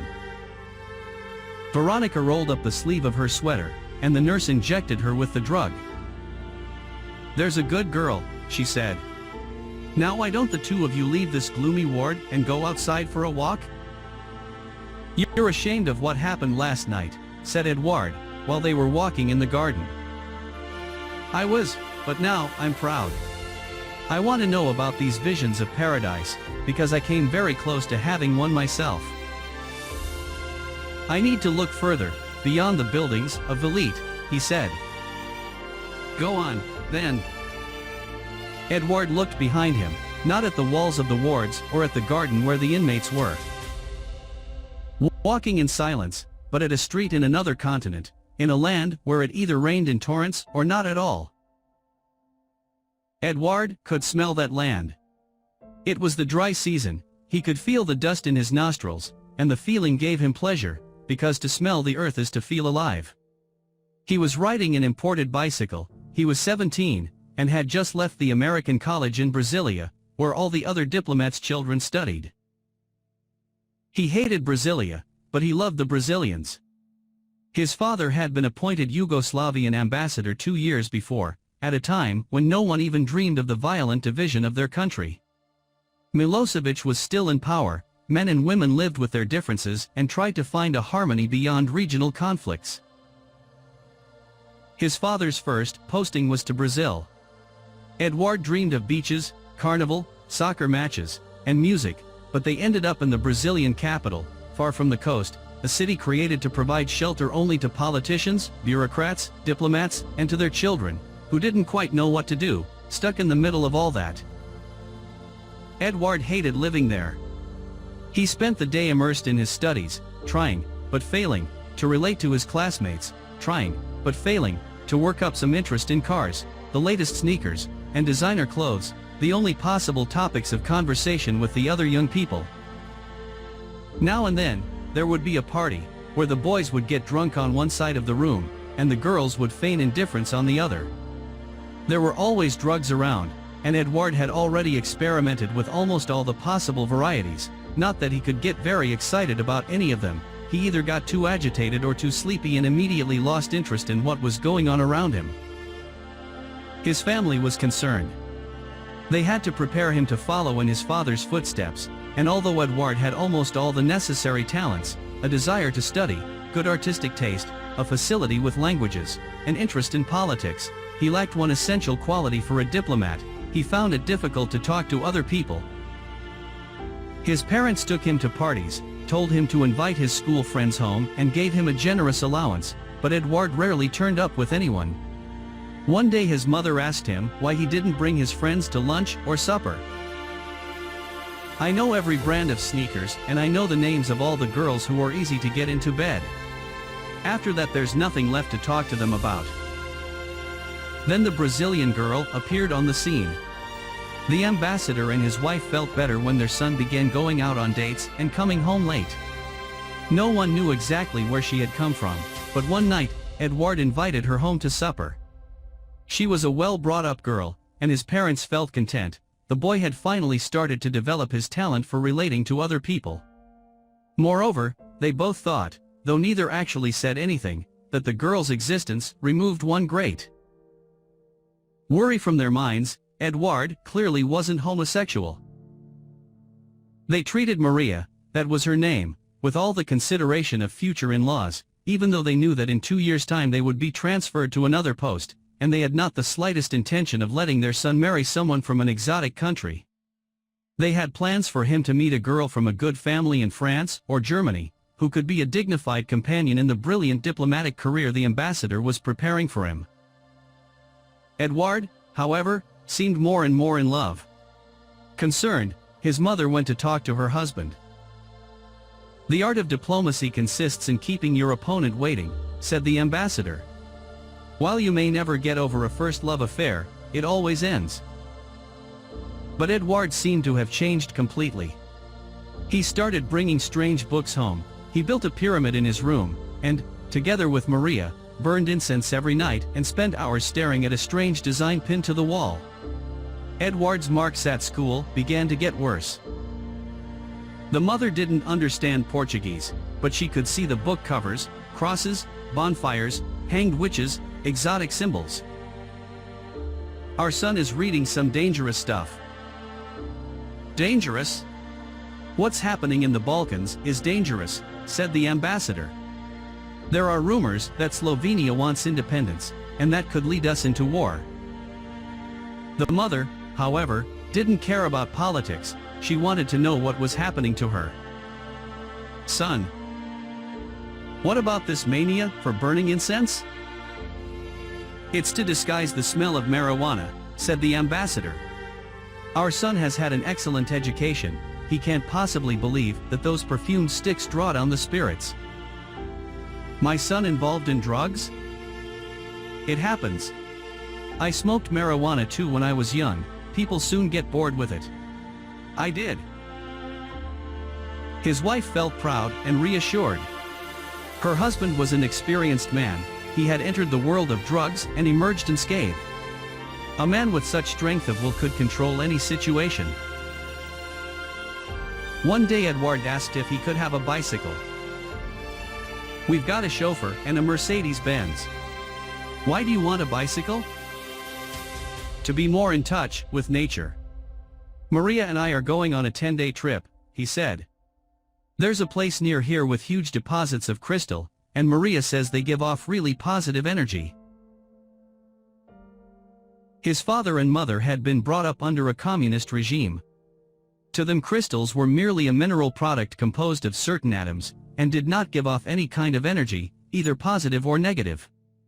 They did some research and discovered that these ideas about crystal vibrations were beginning to be fashionable. If their son started talking about such things at official parties, he could appear ridiculous in the eyes of others. For the first time the ambassador acknowledged that the situation was becoming serious.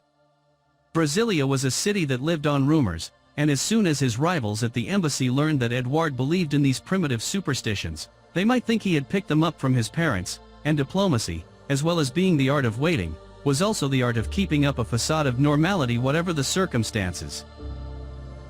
"My boy, this can't go on," said his father. "I have friends in the Foreign Office in Yugoslavia. You have a brilliant career as a diplomat ahead of you, and you've got to learn to face reality." Edouard left the house and didn't come back that night. His parents phoned Maria's house, as well as all the mortuaries and hospitals in the city, to no avail. The mother lost her confidence in her husband's abilities as head of the family, however good he might be at negotiating with complete strangers. The following day Edouard turned up, hungry and sleepy. He ate and went to his room, lit his incense sticks, said his mantras, and slept for the rest of that evening and night. When he woke up, a brand new bicycle was waiting for him. "Go and see your crystals," said his mother. "I'll explain to your father." And so, on that dry, dusty afternoon, Edouard cycled happily over to Maria's house. The city was so well designed, in the architect's opinion, or so badly designed, in Edouard's opinion, that there were almost no corners. He just kept straight on down a high-speed lane, looking up at the sky full of rainless clouds. Then he felt himself rising up at a tremendous speed toward the sky, only to plummet down again and land on the asphalt. Crash. "I've had an accident." He tried to turn over, because his face was pressed against the asphalt, and realized he had no control over his own body. He heard the noise of cars braking, people talking in alarmed voices, someone approaching and trying to touch him, then a shout, "Don't move him. If anyone moves him, he could be crippled for life." The seconds passed slowly, and Edouard began to feel afraid. Unlike his parents, he believed in God and in the afterlife, but even so, it seemed grossly unfair to die at 17, staring at the asphalt, in a land not his own. "Are you all right?" he heard someone say. No, he wasn't all right. He couldn't move, but he couldn't say anything either. The worst thing was that he didn't lose consciousness. He knew exactly what was happening and what his situation was. Why didn't he faint? At precisely the moment when he was looking for God with such intensity, despite everything and everyone, God had no pity on him. "The doctors are on their way," someone whispered to him, clutching his hand. "I don't know if you can hear me, but keep calm. It's nothing serious." Yes, he could hear. He would have liked that person, a man, to keep on talking, to promise him that it was nothing serious, even though he was old enough to know that people only say that when the situation is very serious indeed. He thought about Maria, about the place where there were mountains of crystals full of positive energy, unlike Brasilia, which had the highest concentration of negativity he had ever encountered in his meditations. The seconds became minutes, people continued trying to comfort him, and for the first time since it all happened, he began to feel pain. A sharp pain that came from the center of his head and seemed to spread throughout his entire body. "They're here," said the man who was holding his hand. "Tomorrow you'll be riding your bike again." But the following day Edouard was in the hospital, with both his legs and one arm in casts, unable to leave for at least a month, and having to listen to his mother's non-stop sobbing, his father's anxious phone calls, and the doctor's reassurances, reiterated every 5 minutes, that the crucial 24-hour period had passed, and there was no injury to the brain. The family phoned the American embassy, which never believed the diagnoses of the state hospitals and had its own sophisticated emergency service, along with a list of Brazilian doctors it considered capable of attending its own diplomats. Now and then, as part of a good neighbor policy, it allowed these services to be used by other diplomats. The Americans brought along their state-of-the-art machines, carried out a further barrage of tests and examinations, and reached the conclusion they always reach: the doctors in the state hospital had correctly evaluated the injuries and had taken the right decisions. The doctors in the state hospital may have been good, but the programs on Brazilian television were as awful as they are anywhere else in the world, and Edouard had little to do. Maria's visits to the hospital become more and more infrequent. Perhaps she had found someone else to go with her to the Crystal Mountains. In contrast to his girlfriend's erratic behavior, the ambassador and his wife went to see him every day but refused to bring him the Portuguese books he had at home on the pretext that his father would soon be transferred, so there was no need to learn a language he would never have to use again. Edouard therefore contented himself with talking to the other patients, discussing football with the nurses, and devouring any magazines that fell into his hands. Then one day a nurse brought him a book he had just been given, but that he judged much too fat to actually read. And that was the moment that Edouard's life began to set him on a strange path, one that would lead him to Velite and to his withdrawal from reality, and that would distance him completely from all the things other boys his age would get up to in the years that followed. The book was about visionaries whose ideas had shaken the world, people with their own vision of an earthly paradise, people who had spent their lives sharing their ideas with others.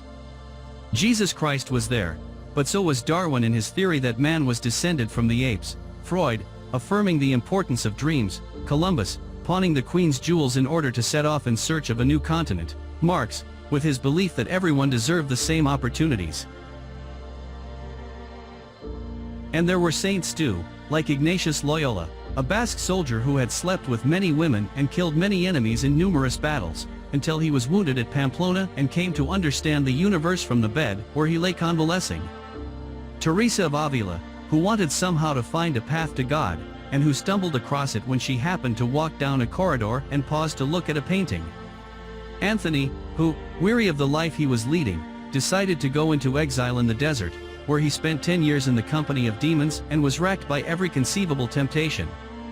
Francis of Assisi, a young man like himself, who was determined to talk to the birds and to turn his back on everything that his parents had planned for his life. Having nothing better to do, he began to read the fat book that very afternoon. In the middle of the night, and her came in, asking if he needed help, since his was the only room with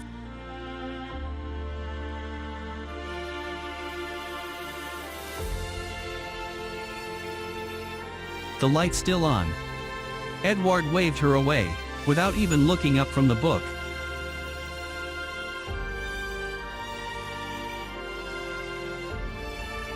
The men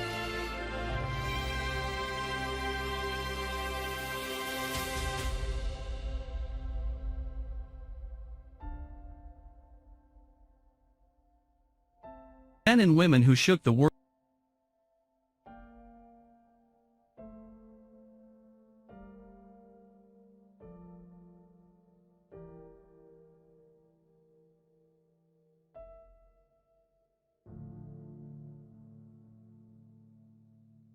were ordinary men and women, like him, like his father, like the girlfriend he knew he was losing. They were full of the same doubts and anxieties that all human beings experienced in their daily routine. They were people who had no special interest in religion or God, in expanding their minds or reaching a new level of consciousness, until one day they simply decided to change everything. The most interesting thing about the book was that it told how, in each of those lives, there was a single magical moment that made them set off in search of their own vision of paradise. They were people who had not allowed their lives to pass by unmarked, and who, to achieve what they wanted, had begged for alms or courted kings, used diplomacy or force, flouted laws or faced the wrath of the powers that be, but who had never given up, and were always able to see the advantages in any difficulty that presented itself. The following day, Edward handed over his gold watch to the nurse who had given him the book, and asked him to sell it, and, with the money, to buy all the books he could find on the same subject. There weren't any more. He tried reading the biographies of some of those visionaries, but they were always described as if they were someone chosen, inspired, and not an ordinary person who, like everyone else, had to fight to be allowed to say what he thought. Edward was so impressed by what he had read, that he seriously considered becoming a saint and using the accident as an opportunity to change the direction of his life. But he had 2 broken legs, he had not had a single vision while in hospital, he hadn't stopped by a painting that shook him to his very soul, he had no friends who would build him a chapel in the middle of the Brazilian plateau, and the deserts were all far away and bristling with political problems. There was, however, something he could do. He could learn to paint and try to show the world the visions those men and women had experienced. When they removed the casts and he went back to the embassy, surrounded by all the care, kindness, and attention that the son of an ambassador could hope for from other diplomats, he asked his mother if he could enroll in a painting course. His mother said that he had already missed a lot of classes at the American school and that he would have to make up for lost time. Edward refused. He did not have the slightest desire to go on learning about geography and sciences, he wanted to be a painter. In an unguarded moment, he explained why. "I want to paint visions of paradise." His mother said nothing but promised to talk to her women friends and ascertain which was the best painting course available in the city. When the ambassador came back from work that evening, he found her crying in her bedroom. "Our son is insane," she said, her face streaming with tears. "The accident has affected his brain." "Impossible," the ambassador replied, indignant. "He was examined by doctors, especially selected by the Americans." His wife told him what her son had said. "It's just youthful rebelliousness. Just you wait, everything will go back to normal, you'll see." But this time waiting did no good at all, because Edward was in a hurry to start living. 2 days later, tired of marking time while his mother's friends deliberated, he decided to enroll himself in an art course. He started learning about color and perspective, but he also got to know people who never Talked about sneakers or makes of car? He's living with artists, said his mother tearfully to the ambassador. Oh, leave the boy alone, said the ambassador. He'll soon get sick of it, like he did of his girlfriend, like he did of crystals, pyramids, incense, and marijuana. But time passed, and Edouard's room became an improvised studio, full of paintings that made no sense at all to his parents, circles, exotic color combinations and primitive symbols all mixed up with people and attitudes of prayer. Edouard, the solitary boy, who in his 2 years in Brazil had never once brought friends home, was now filling the house with strange people, all of them badly dressed and with untidy hair, who listened to horrible music at full blast, endlessly drinking and smoking and showing a complete disregard for basic good manners. One day the director of the American school called his mother. "I think your son must be involved in drugs," she said. "His school marks are well below average, and if he goes on like this, we won't be able to renew his enrollment." His mother went straight to the ambassador's office and told him what the director had said. "You keep saying that with time, everything will go back to normal," she screamed hysterically. "There's your crazy, drug addict son, obviously suffering from some serious brain injury, and all you care about are cocktail parties and social gatherings." "Keep your voice down," he said. "No, I won't, and I never will again if you don't do something. The boy needs help, don't you see? Medical help. Do something." Concerned that the scene his wife was making might embarrass him in front of his staff, and worried that Edouard's interest in painting was lasting longer than expected, the ambassador, a practical man, who knew all the correct procedures, drew up a plan of attack. First he phoned his colleague the American ambassador and asked politely if he could again make use of the embassy's medical facilities. His request was granted. He went back to the accredited doctors, explained the situation, and asked them to go over all the tests they had made at the time. The doctors, fearing a lawsuit, did exactly as they were asked and concluded that the tests revealed nothing abnormal. Before the ambassador left, they demanded that he sign a document exempting the American embassy from any responsibility for sending him to them. The ambassador immediately went to the hospital where Edouard had been a patient.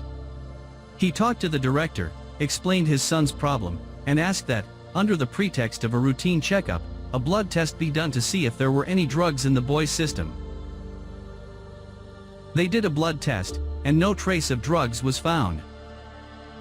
There remained the third and final stage of his strategy, talking to Edouard himself and finding out what was going on. Only when he was in possession of all the facts could he hope to make the correct decision. Father and son sat down in the living room.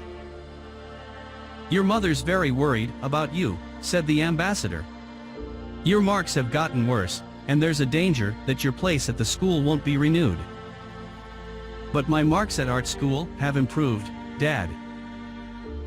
I find your interest in art very pleasing, but you have your whole life ahead of you to do that. At the moment the main thing is to finish your secondary education, so that I can set you on the path to a diplomatic career." Edouard thought long and hard before saying anything.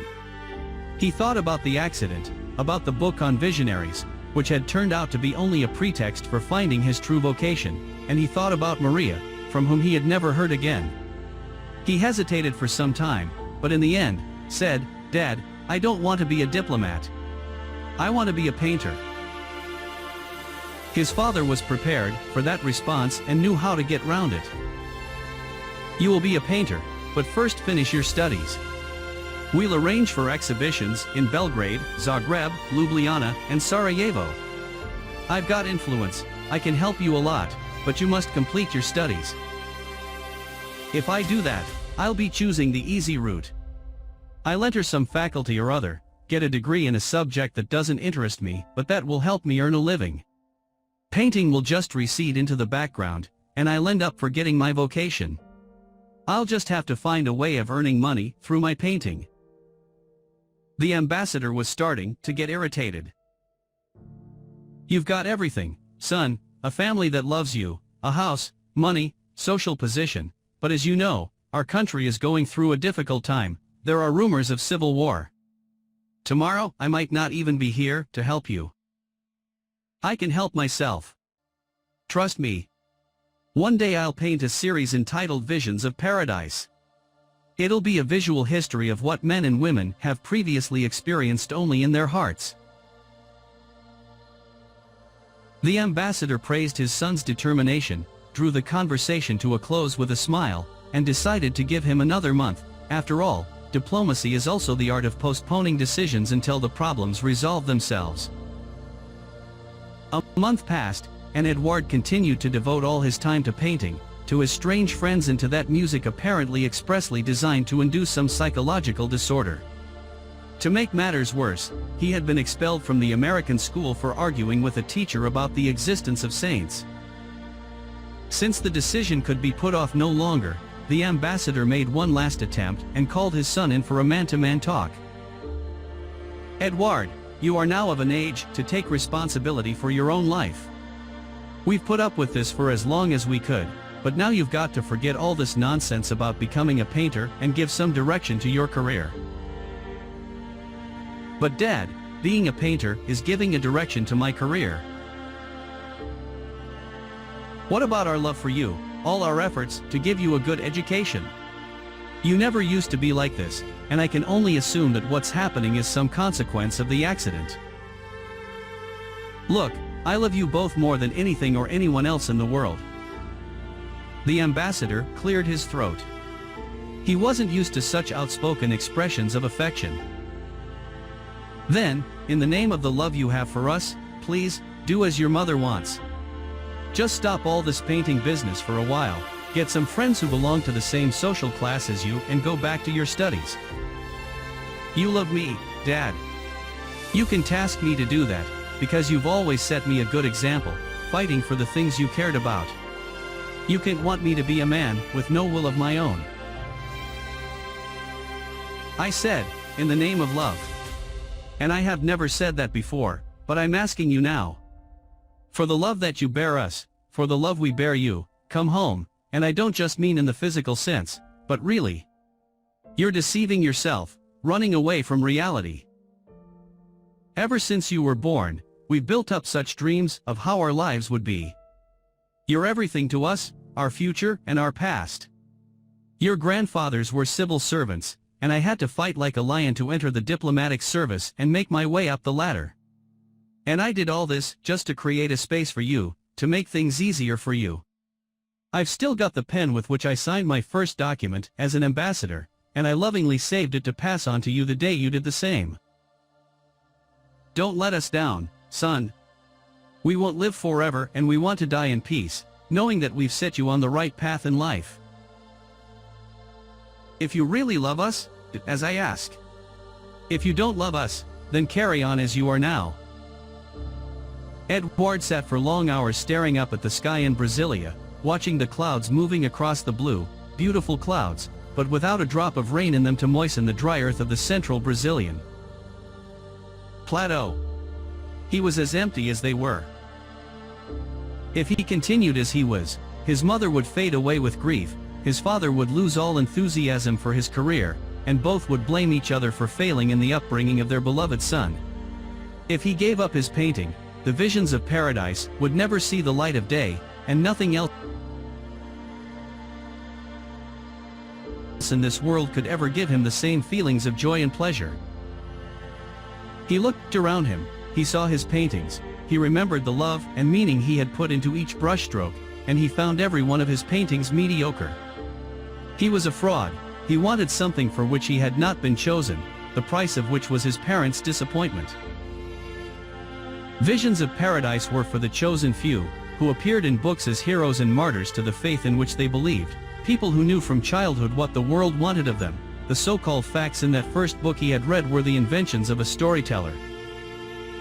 At supper time, he told his parents that they were right, it was just a youthful dream, his enthusiasm for painting had passed. His parents were pleased, his mother wept with joy and embraced her son, and everything went back to normal. That night the ambassador secretly commemorated his victory by opening a bottle of champagne, which he drank alone.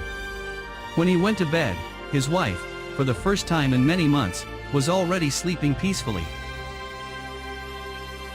The following day they found Edouard's room in confusion, the painting slashed, and the boy sitting in a corner, gazing up at the sky. His mother embraced him, told him how much she loved him, but Edouard didn't respond. He wanted nothing more to do with love, he was fed up with the whole business. He had thought that he could just give up and follow his father's advice, but he had advanced too far in his work, he had crossed the abyss that separates a man from his dream, and now there was no going back. He couldn't go forward or back. It was easier just to leave the stage.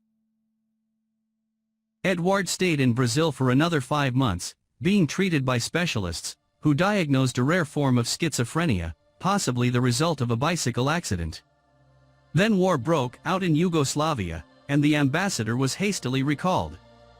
It was too problematic for the family to look after Edouard, and the only way out was to leave him in the newly opened hospital of Velite. By the time Edouard had finished telling his story, it was dark and they were both shivering with cold. "Let's go in," he said. "They'll be serving supper."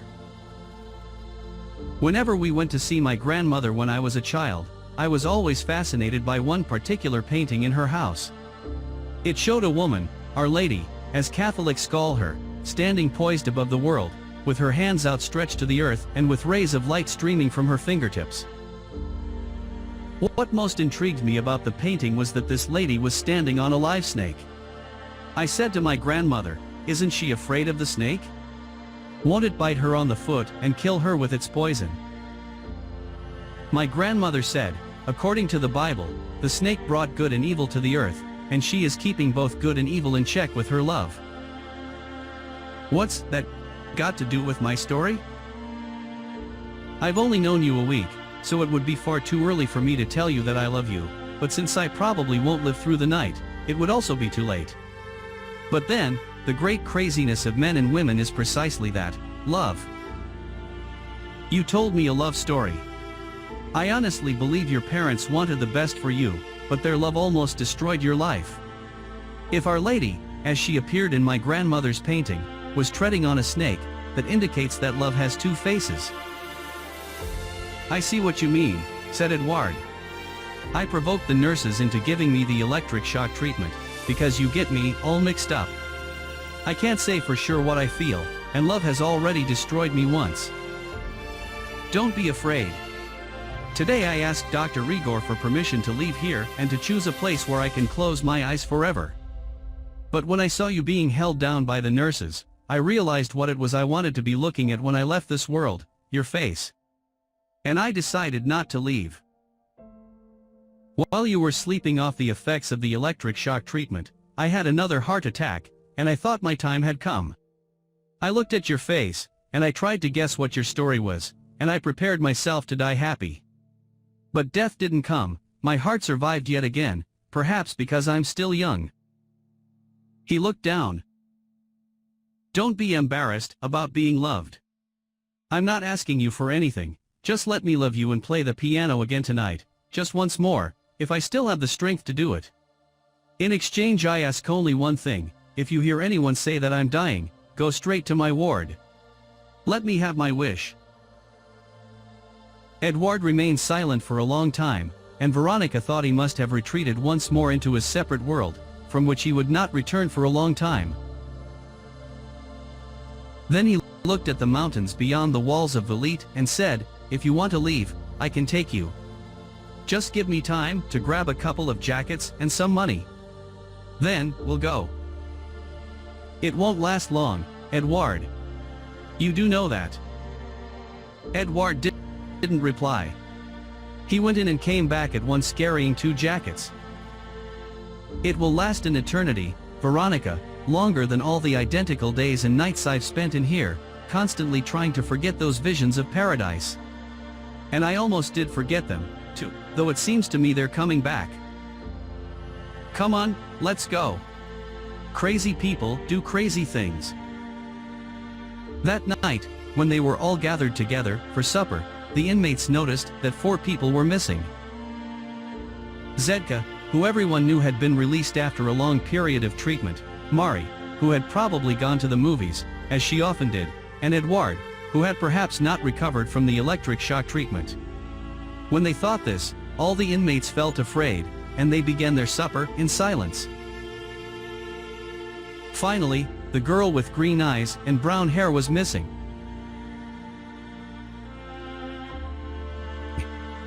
The one who they all knew would not see out the week. No one spoke openly of death in Velite, but absences were noted, although everyone always tried to behave as if nothing had happened. A rumor started to go from table to table. Some wept, because she had been so full of life and now she would be lying in the small mortuary behind the hospital. Only the most daring ever went there, even during daylight hours. It contained 3 marble tables, and there was generally a new body on one of them, covered with a sheet. Everyone knew that tonight Veronika would be there. Those who were truly insane soon forgot the presence, during that week, of another guest, who sometimes disturbed everyone's sleep playing the piano. A few, when they heard the news, felt rather sad, especially the nurses who had been with Veronika during her time in the intensive care unit, but the employees had been trained not to develop strong bonds with the patients, because some left, others died, and the great majority got steadily worse. Their sadness lasted a little longer, and then that too passed. The vast majority of the inmates, however, heard the news, pretended to be shocked and sad, but actually felt relieved because once more the exterminating angel had passed over Velite, and they had been spared. When the fraternity got together after supper, one member of the group gave them a message. Mari had not gone to the movies, she had left, never to return, and had given him a note. And no one seemed to attach much importance to the matter. She had always seemed different, rather too crazy, incapable of adapting to the ideal situation in which they all lived in Velite. Mari never understood how happy we are here, said one of them. We are friends with common interests, we have a routine, sometimes we go out on trips together, invite lecturers here to talk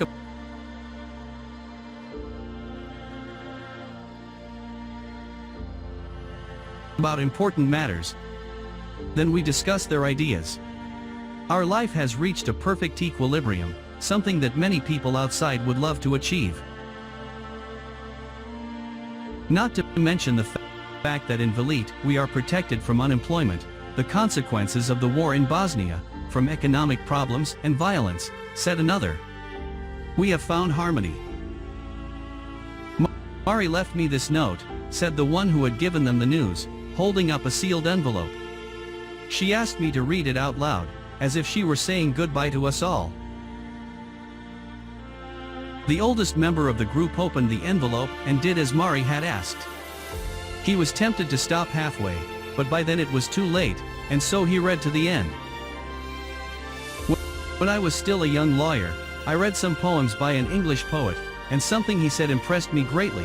Be like the fountain that overflows, not like the cistern that merely contains. I always thought he was wrong. It was dangerous to overflow, because we might end up flooding areas occupied by our loved ones and drowning them with our love and enthusiasm. All my life, I did my best to be a cistern, never going beyond the limits of my inner walls. Then, for some reason I will never understand, I began suffering from panic attacks. I became the kind of person I had fought so hard to avoid becoming. I became a fountain that overflowed and flooded everything around me. The result was my internment in Velite. After I was cured, I returned to the cistern and I met all of you. Thank you for your friendship, for your affection, and for many happy moments. We lived together like fish in an aquarium, contented because someone threw us food when we needed it, and we could, whenever we wanted to, see the world outside through the glass. But yesterday, because of a piano and a young woman who is probably dead by now, I learned something very important. Life inside is exactly the same as life outside. Both there and here, people gather together in groups, they build their walls and allow nothing strange to trouble their mediocre existences. They do things because they're used to doing them, they study useless subjects, they have fun because they're supposed to have fun, and the rest of the world can go hang, let them sort themselves out. At the very most, They watched the news on television, as we often did, as confirmation of their happiness in a world full of problems and injustices. What I'm saying is that the life of the fraternity is exactly the same as the lives of almost everyone outside Velite, carefully avoiding all knowledge of what lies beyond the glass walls of the aquarium. For a long time it was comforting and useful, but people change, and now I'm off in search of adventure, even though I'm 65 and fully aware of all the limitations that age can bring. I'm going to Bosnia. There are people waiting for me there. Although they don't yet know me, and I don't know them. But I'm sure I can be useful, and the danger of an adventure is worth 1,000 days of ease and comfort. When he had finished reading the note, the members of the fraternity all went to their rooms and wards, telling themselves that Mari had finally gone insane. Edward and Veronika chose the most expensive restaurant in Ljubljana, ordered the finest dishes, and got drunk on 3 bottles of 1988 wine, one of the best vintages of the century. During supper they did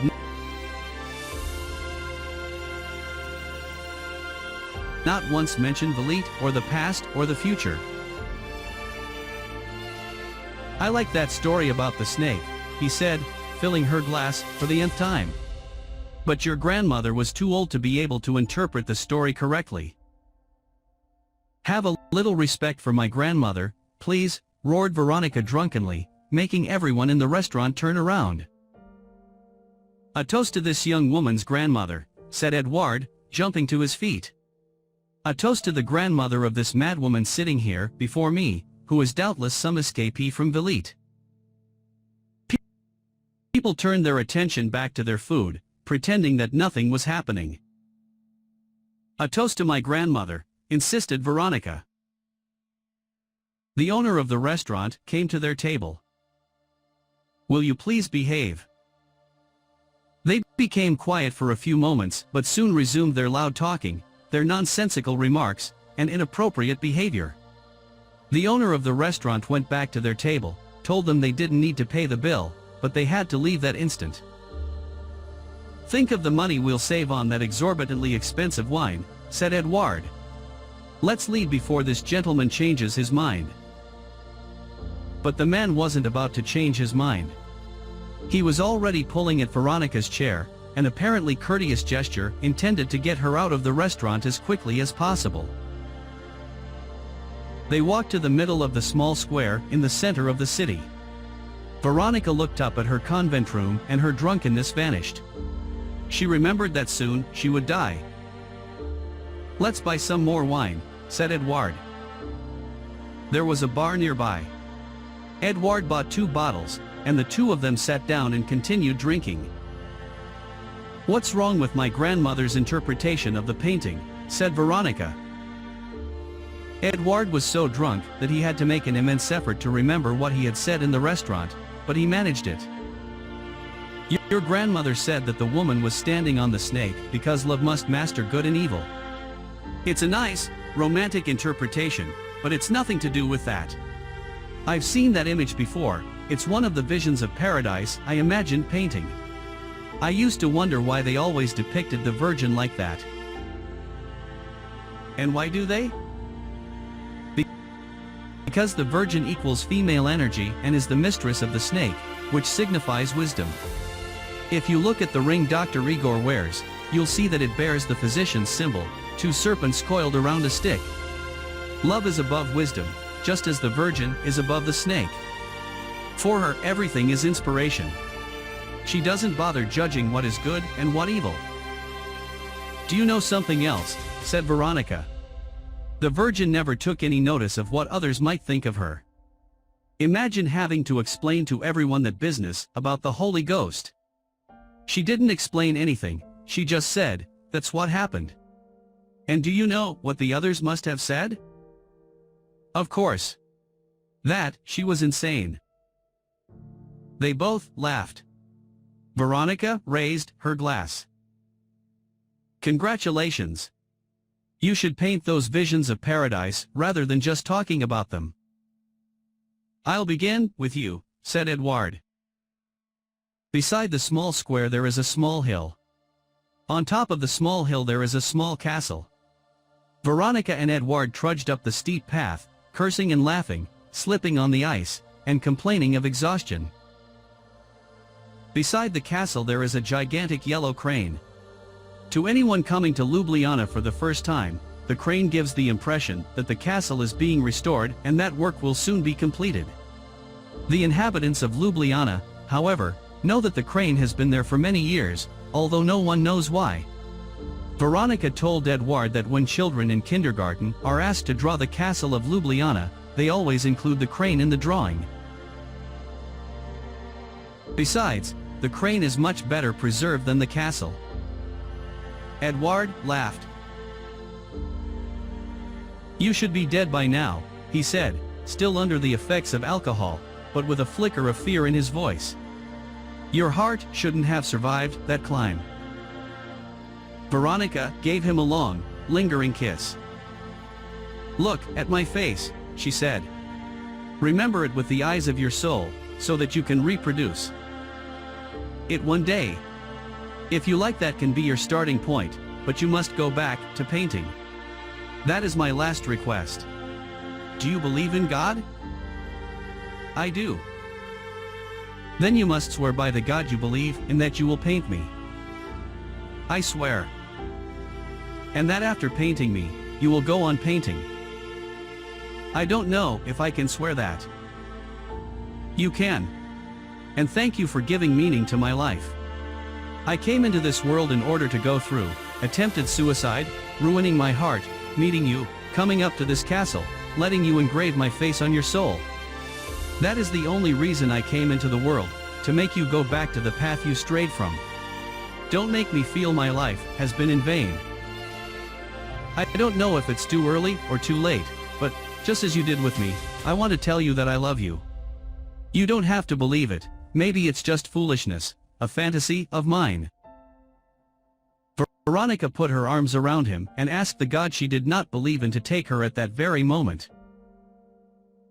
She closed her eyes and felt him doing the same. And a deep, dreamless sleep came upon her. Death was sweet, it smelled of wine and it stroked her hair. "Go and shelter in the town hall, if you like," said the policeman. "You'll freeze if you—" Edward felt someone prodding him in the shoulder. When he opened his eyes, day was breaking.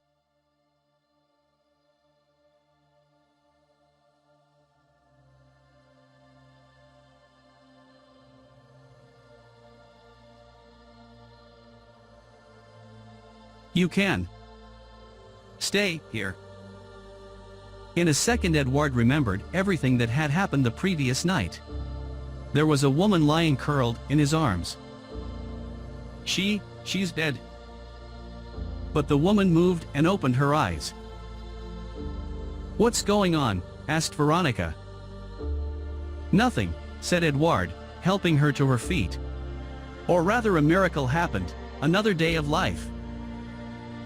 As soon as Dr. Rigor went into his consulting room and turned on the light, for daylight still arrived late and winter was dragging on far too long, a nurse knocked at his door. "Things have started early today," he said to himself. It was going to be a difficult day because of the conversation he would have to have with Veronika. He had been building up to it all week, and had hardly slept a wink the previous night. "I've got some troubling news," said the nurse. "Two of the inmates have disappeared, the ambassador's son and the girl with the heart problem. Honestly, you're a load of incompetence, you are, not that the security in this hospital has ever been up to much. It's just that no one's ever tried to escape before," said the nurse, frightened. "We didn't know it was possible. Get out of here. Now I'll have to prepare a report for the owners, notify the police, take steps. Tell everyone I'm not to be disturbed, these things take hours." The nurse left, looking pale, knowing that a large part of that major problem would land on his own shoulders, because that is how the powerful deal with the weak. He would doubtless be dismissed before the day was out. Dr. Rigor picked up a pad, put it on the table, and began making notes, then he changed his mind. He switched off the light and sat in the office precariously lit by the incipient sunlight, and he smiled. It had worked. In a while he would make the necessary notes, describing the only known cure for vitriol, an awareness of life. And describing the medication he had used in his first major test on patients, an awareness of death.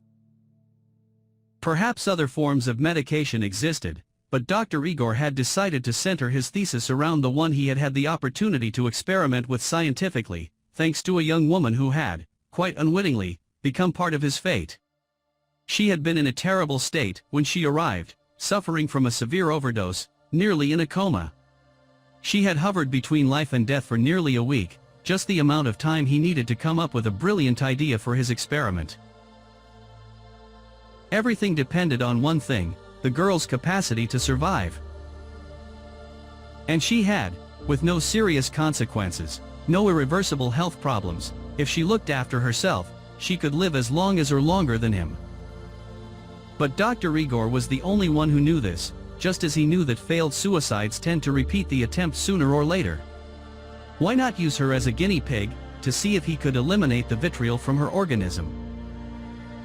And so Dr. Igor had conceived his plan.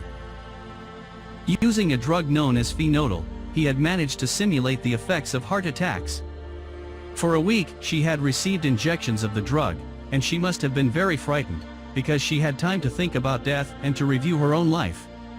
In that way, according to Dr. Igor's thesis, the final chapter of his work would be entitled "An Awareness of Death Encourages Us to Live More Intensely." The girl had gone on to eliminate vitriol completely from her organism, and would quite possibly never repeat her attempt at suicide.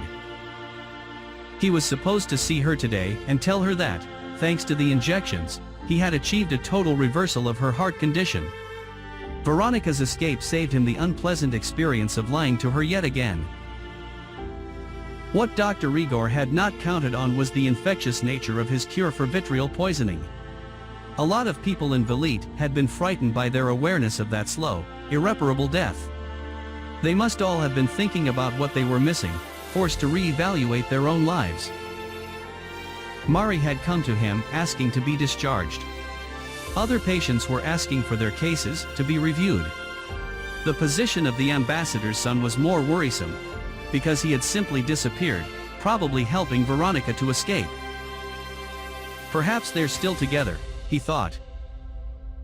At any rate, the ambassador's son knew where Velite was, if he wanted to come back. Dr. Igor was too excited by the results to pay much attention to minor details.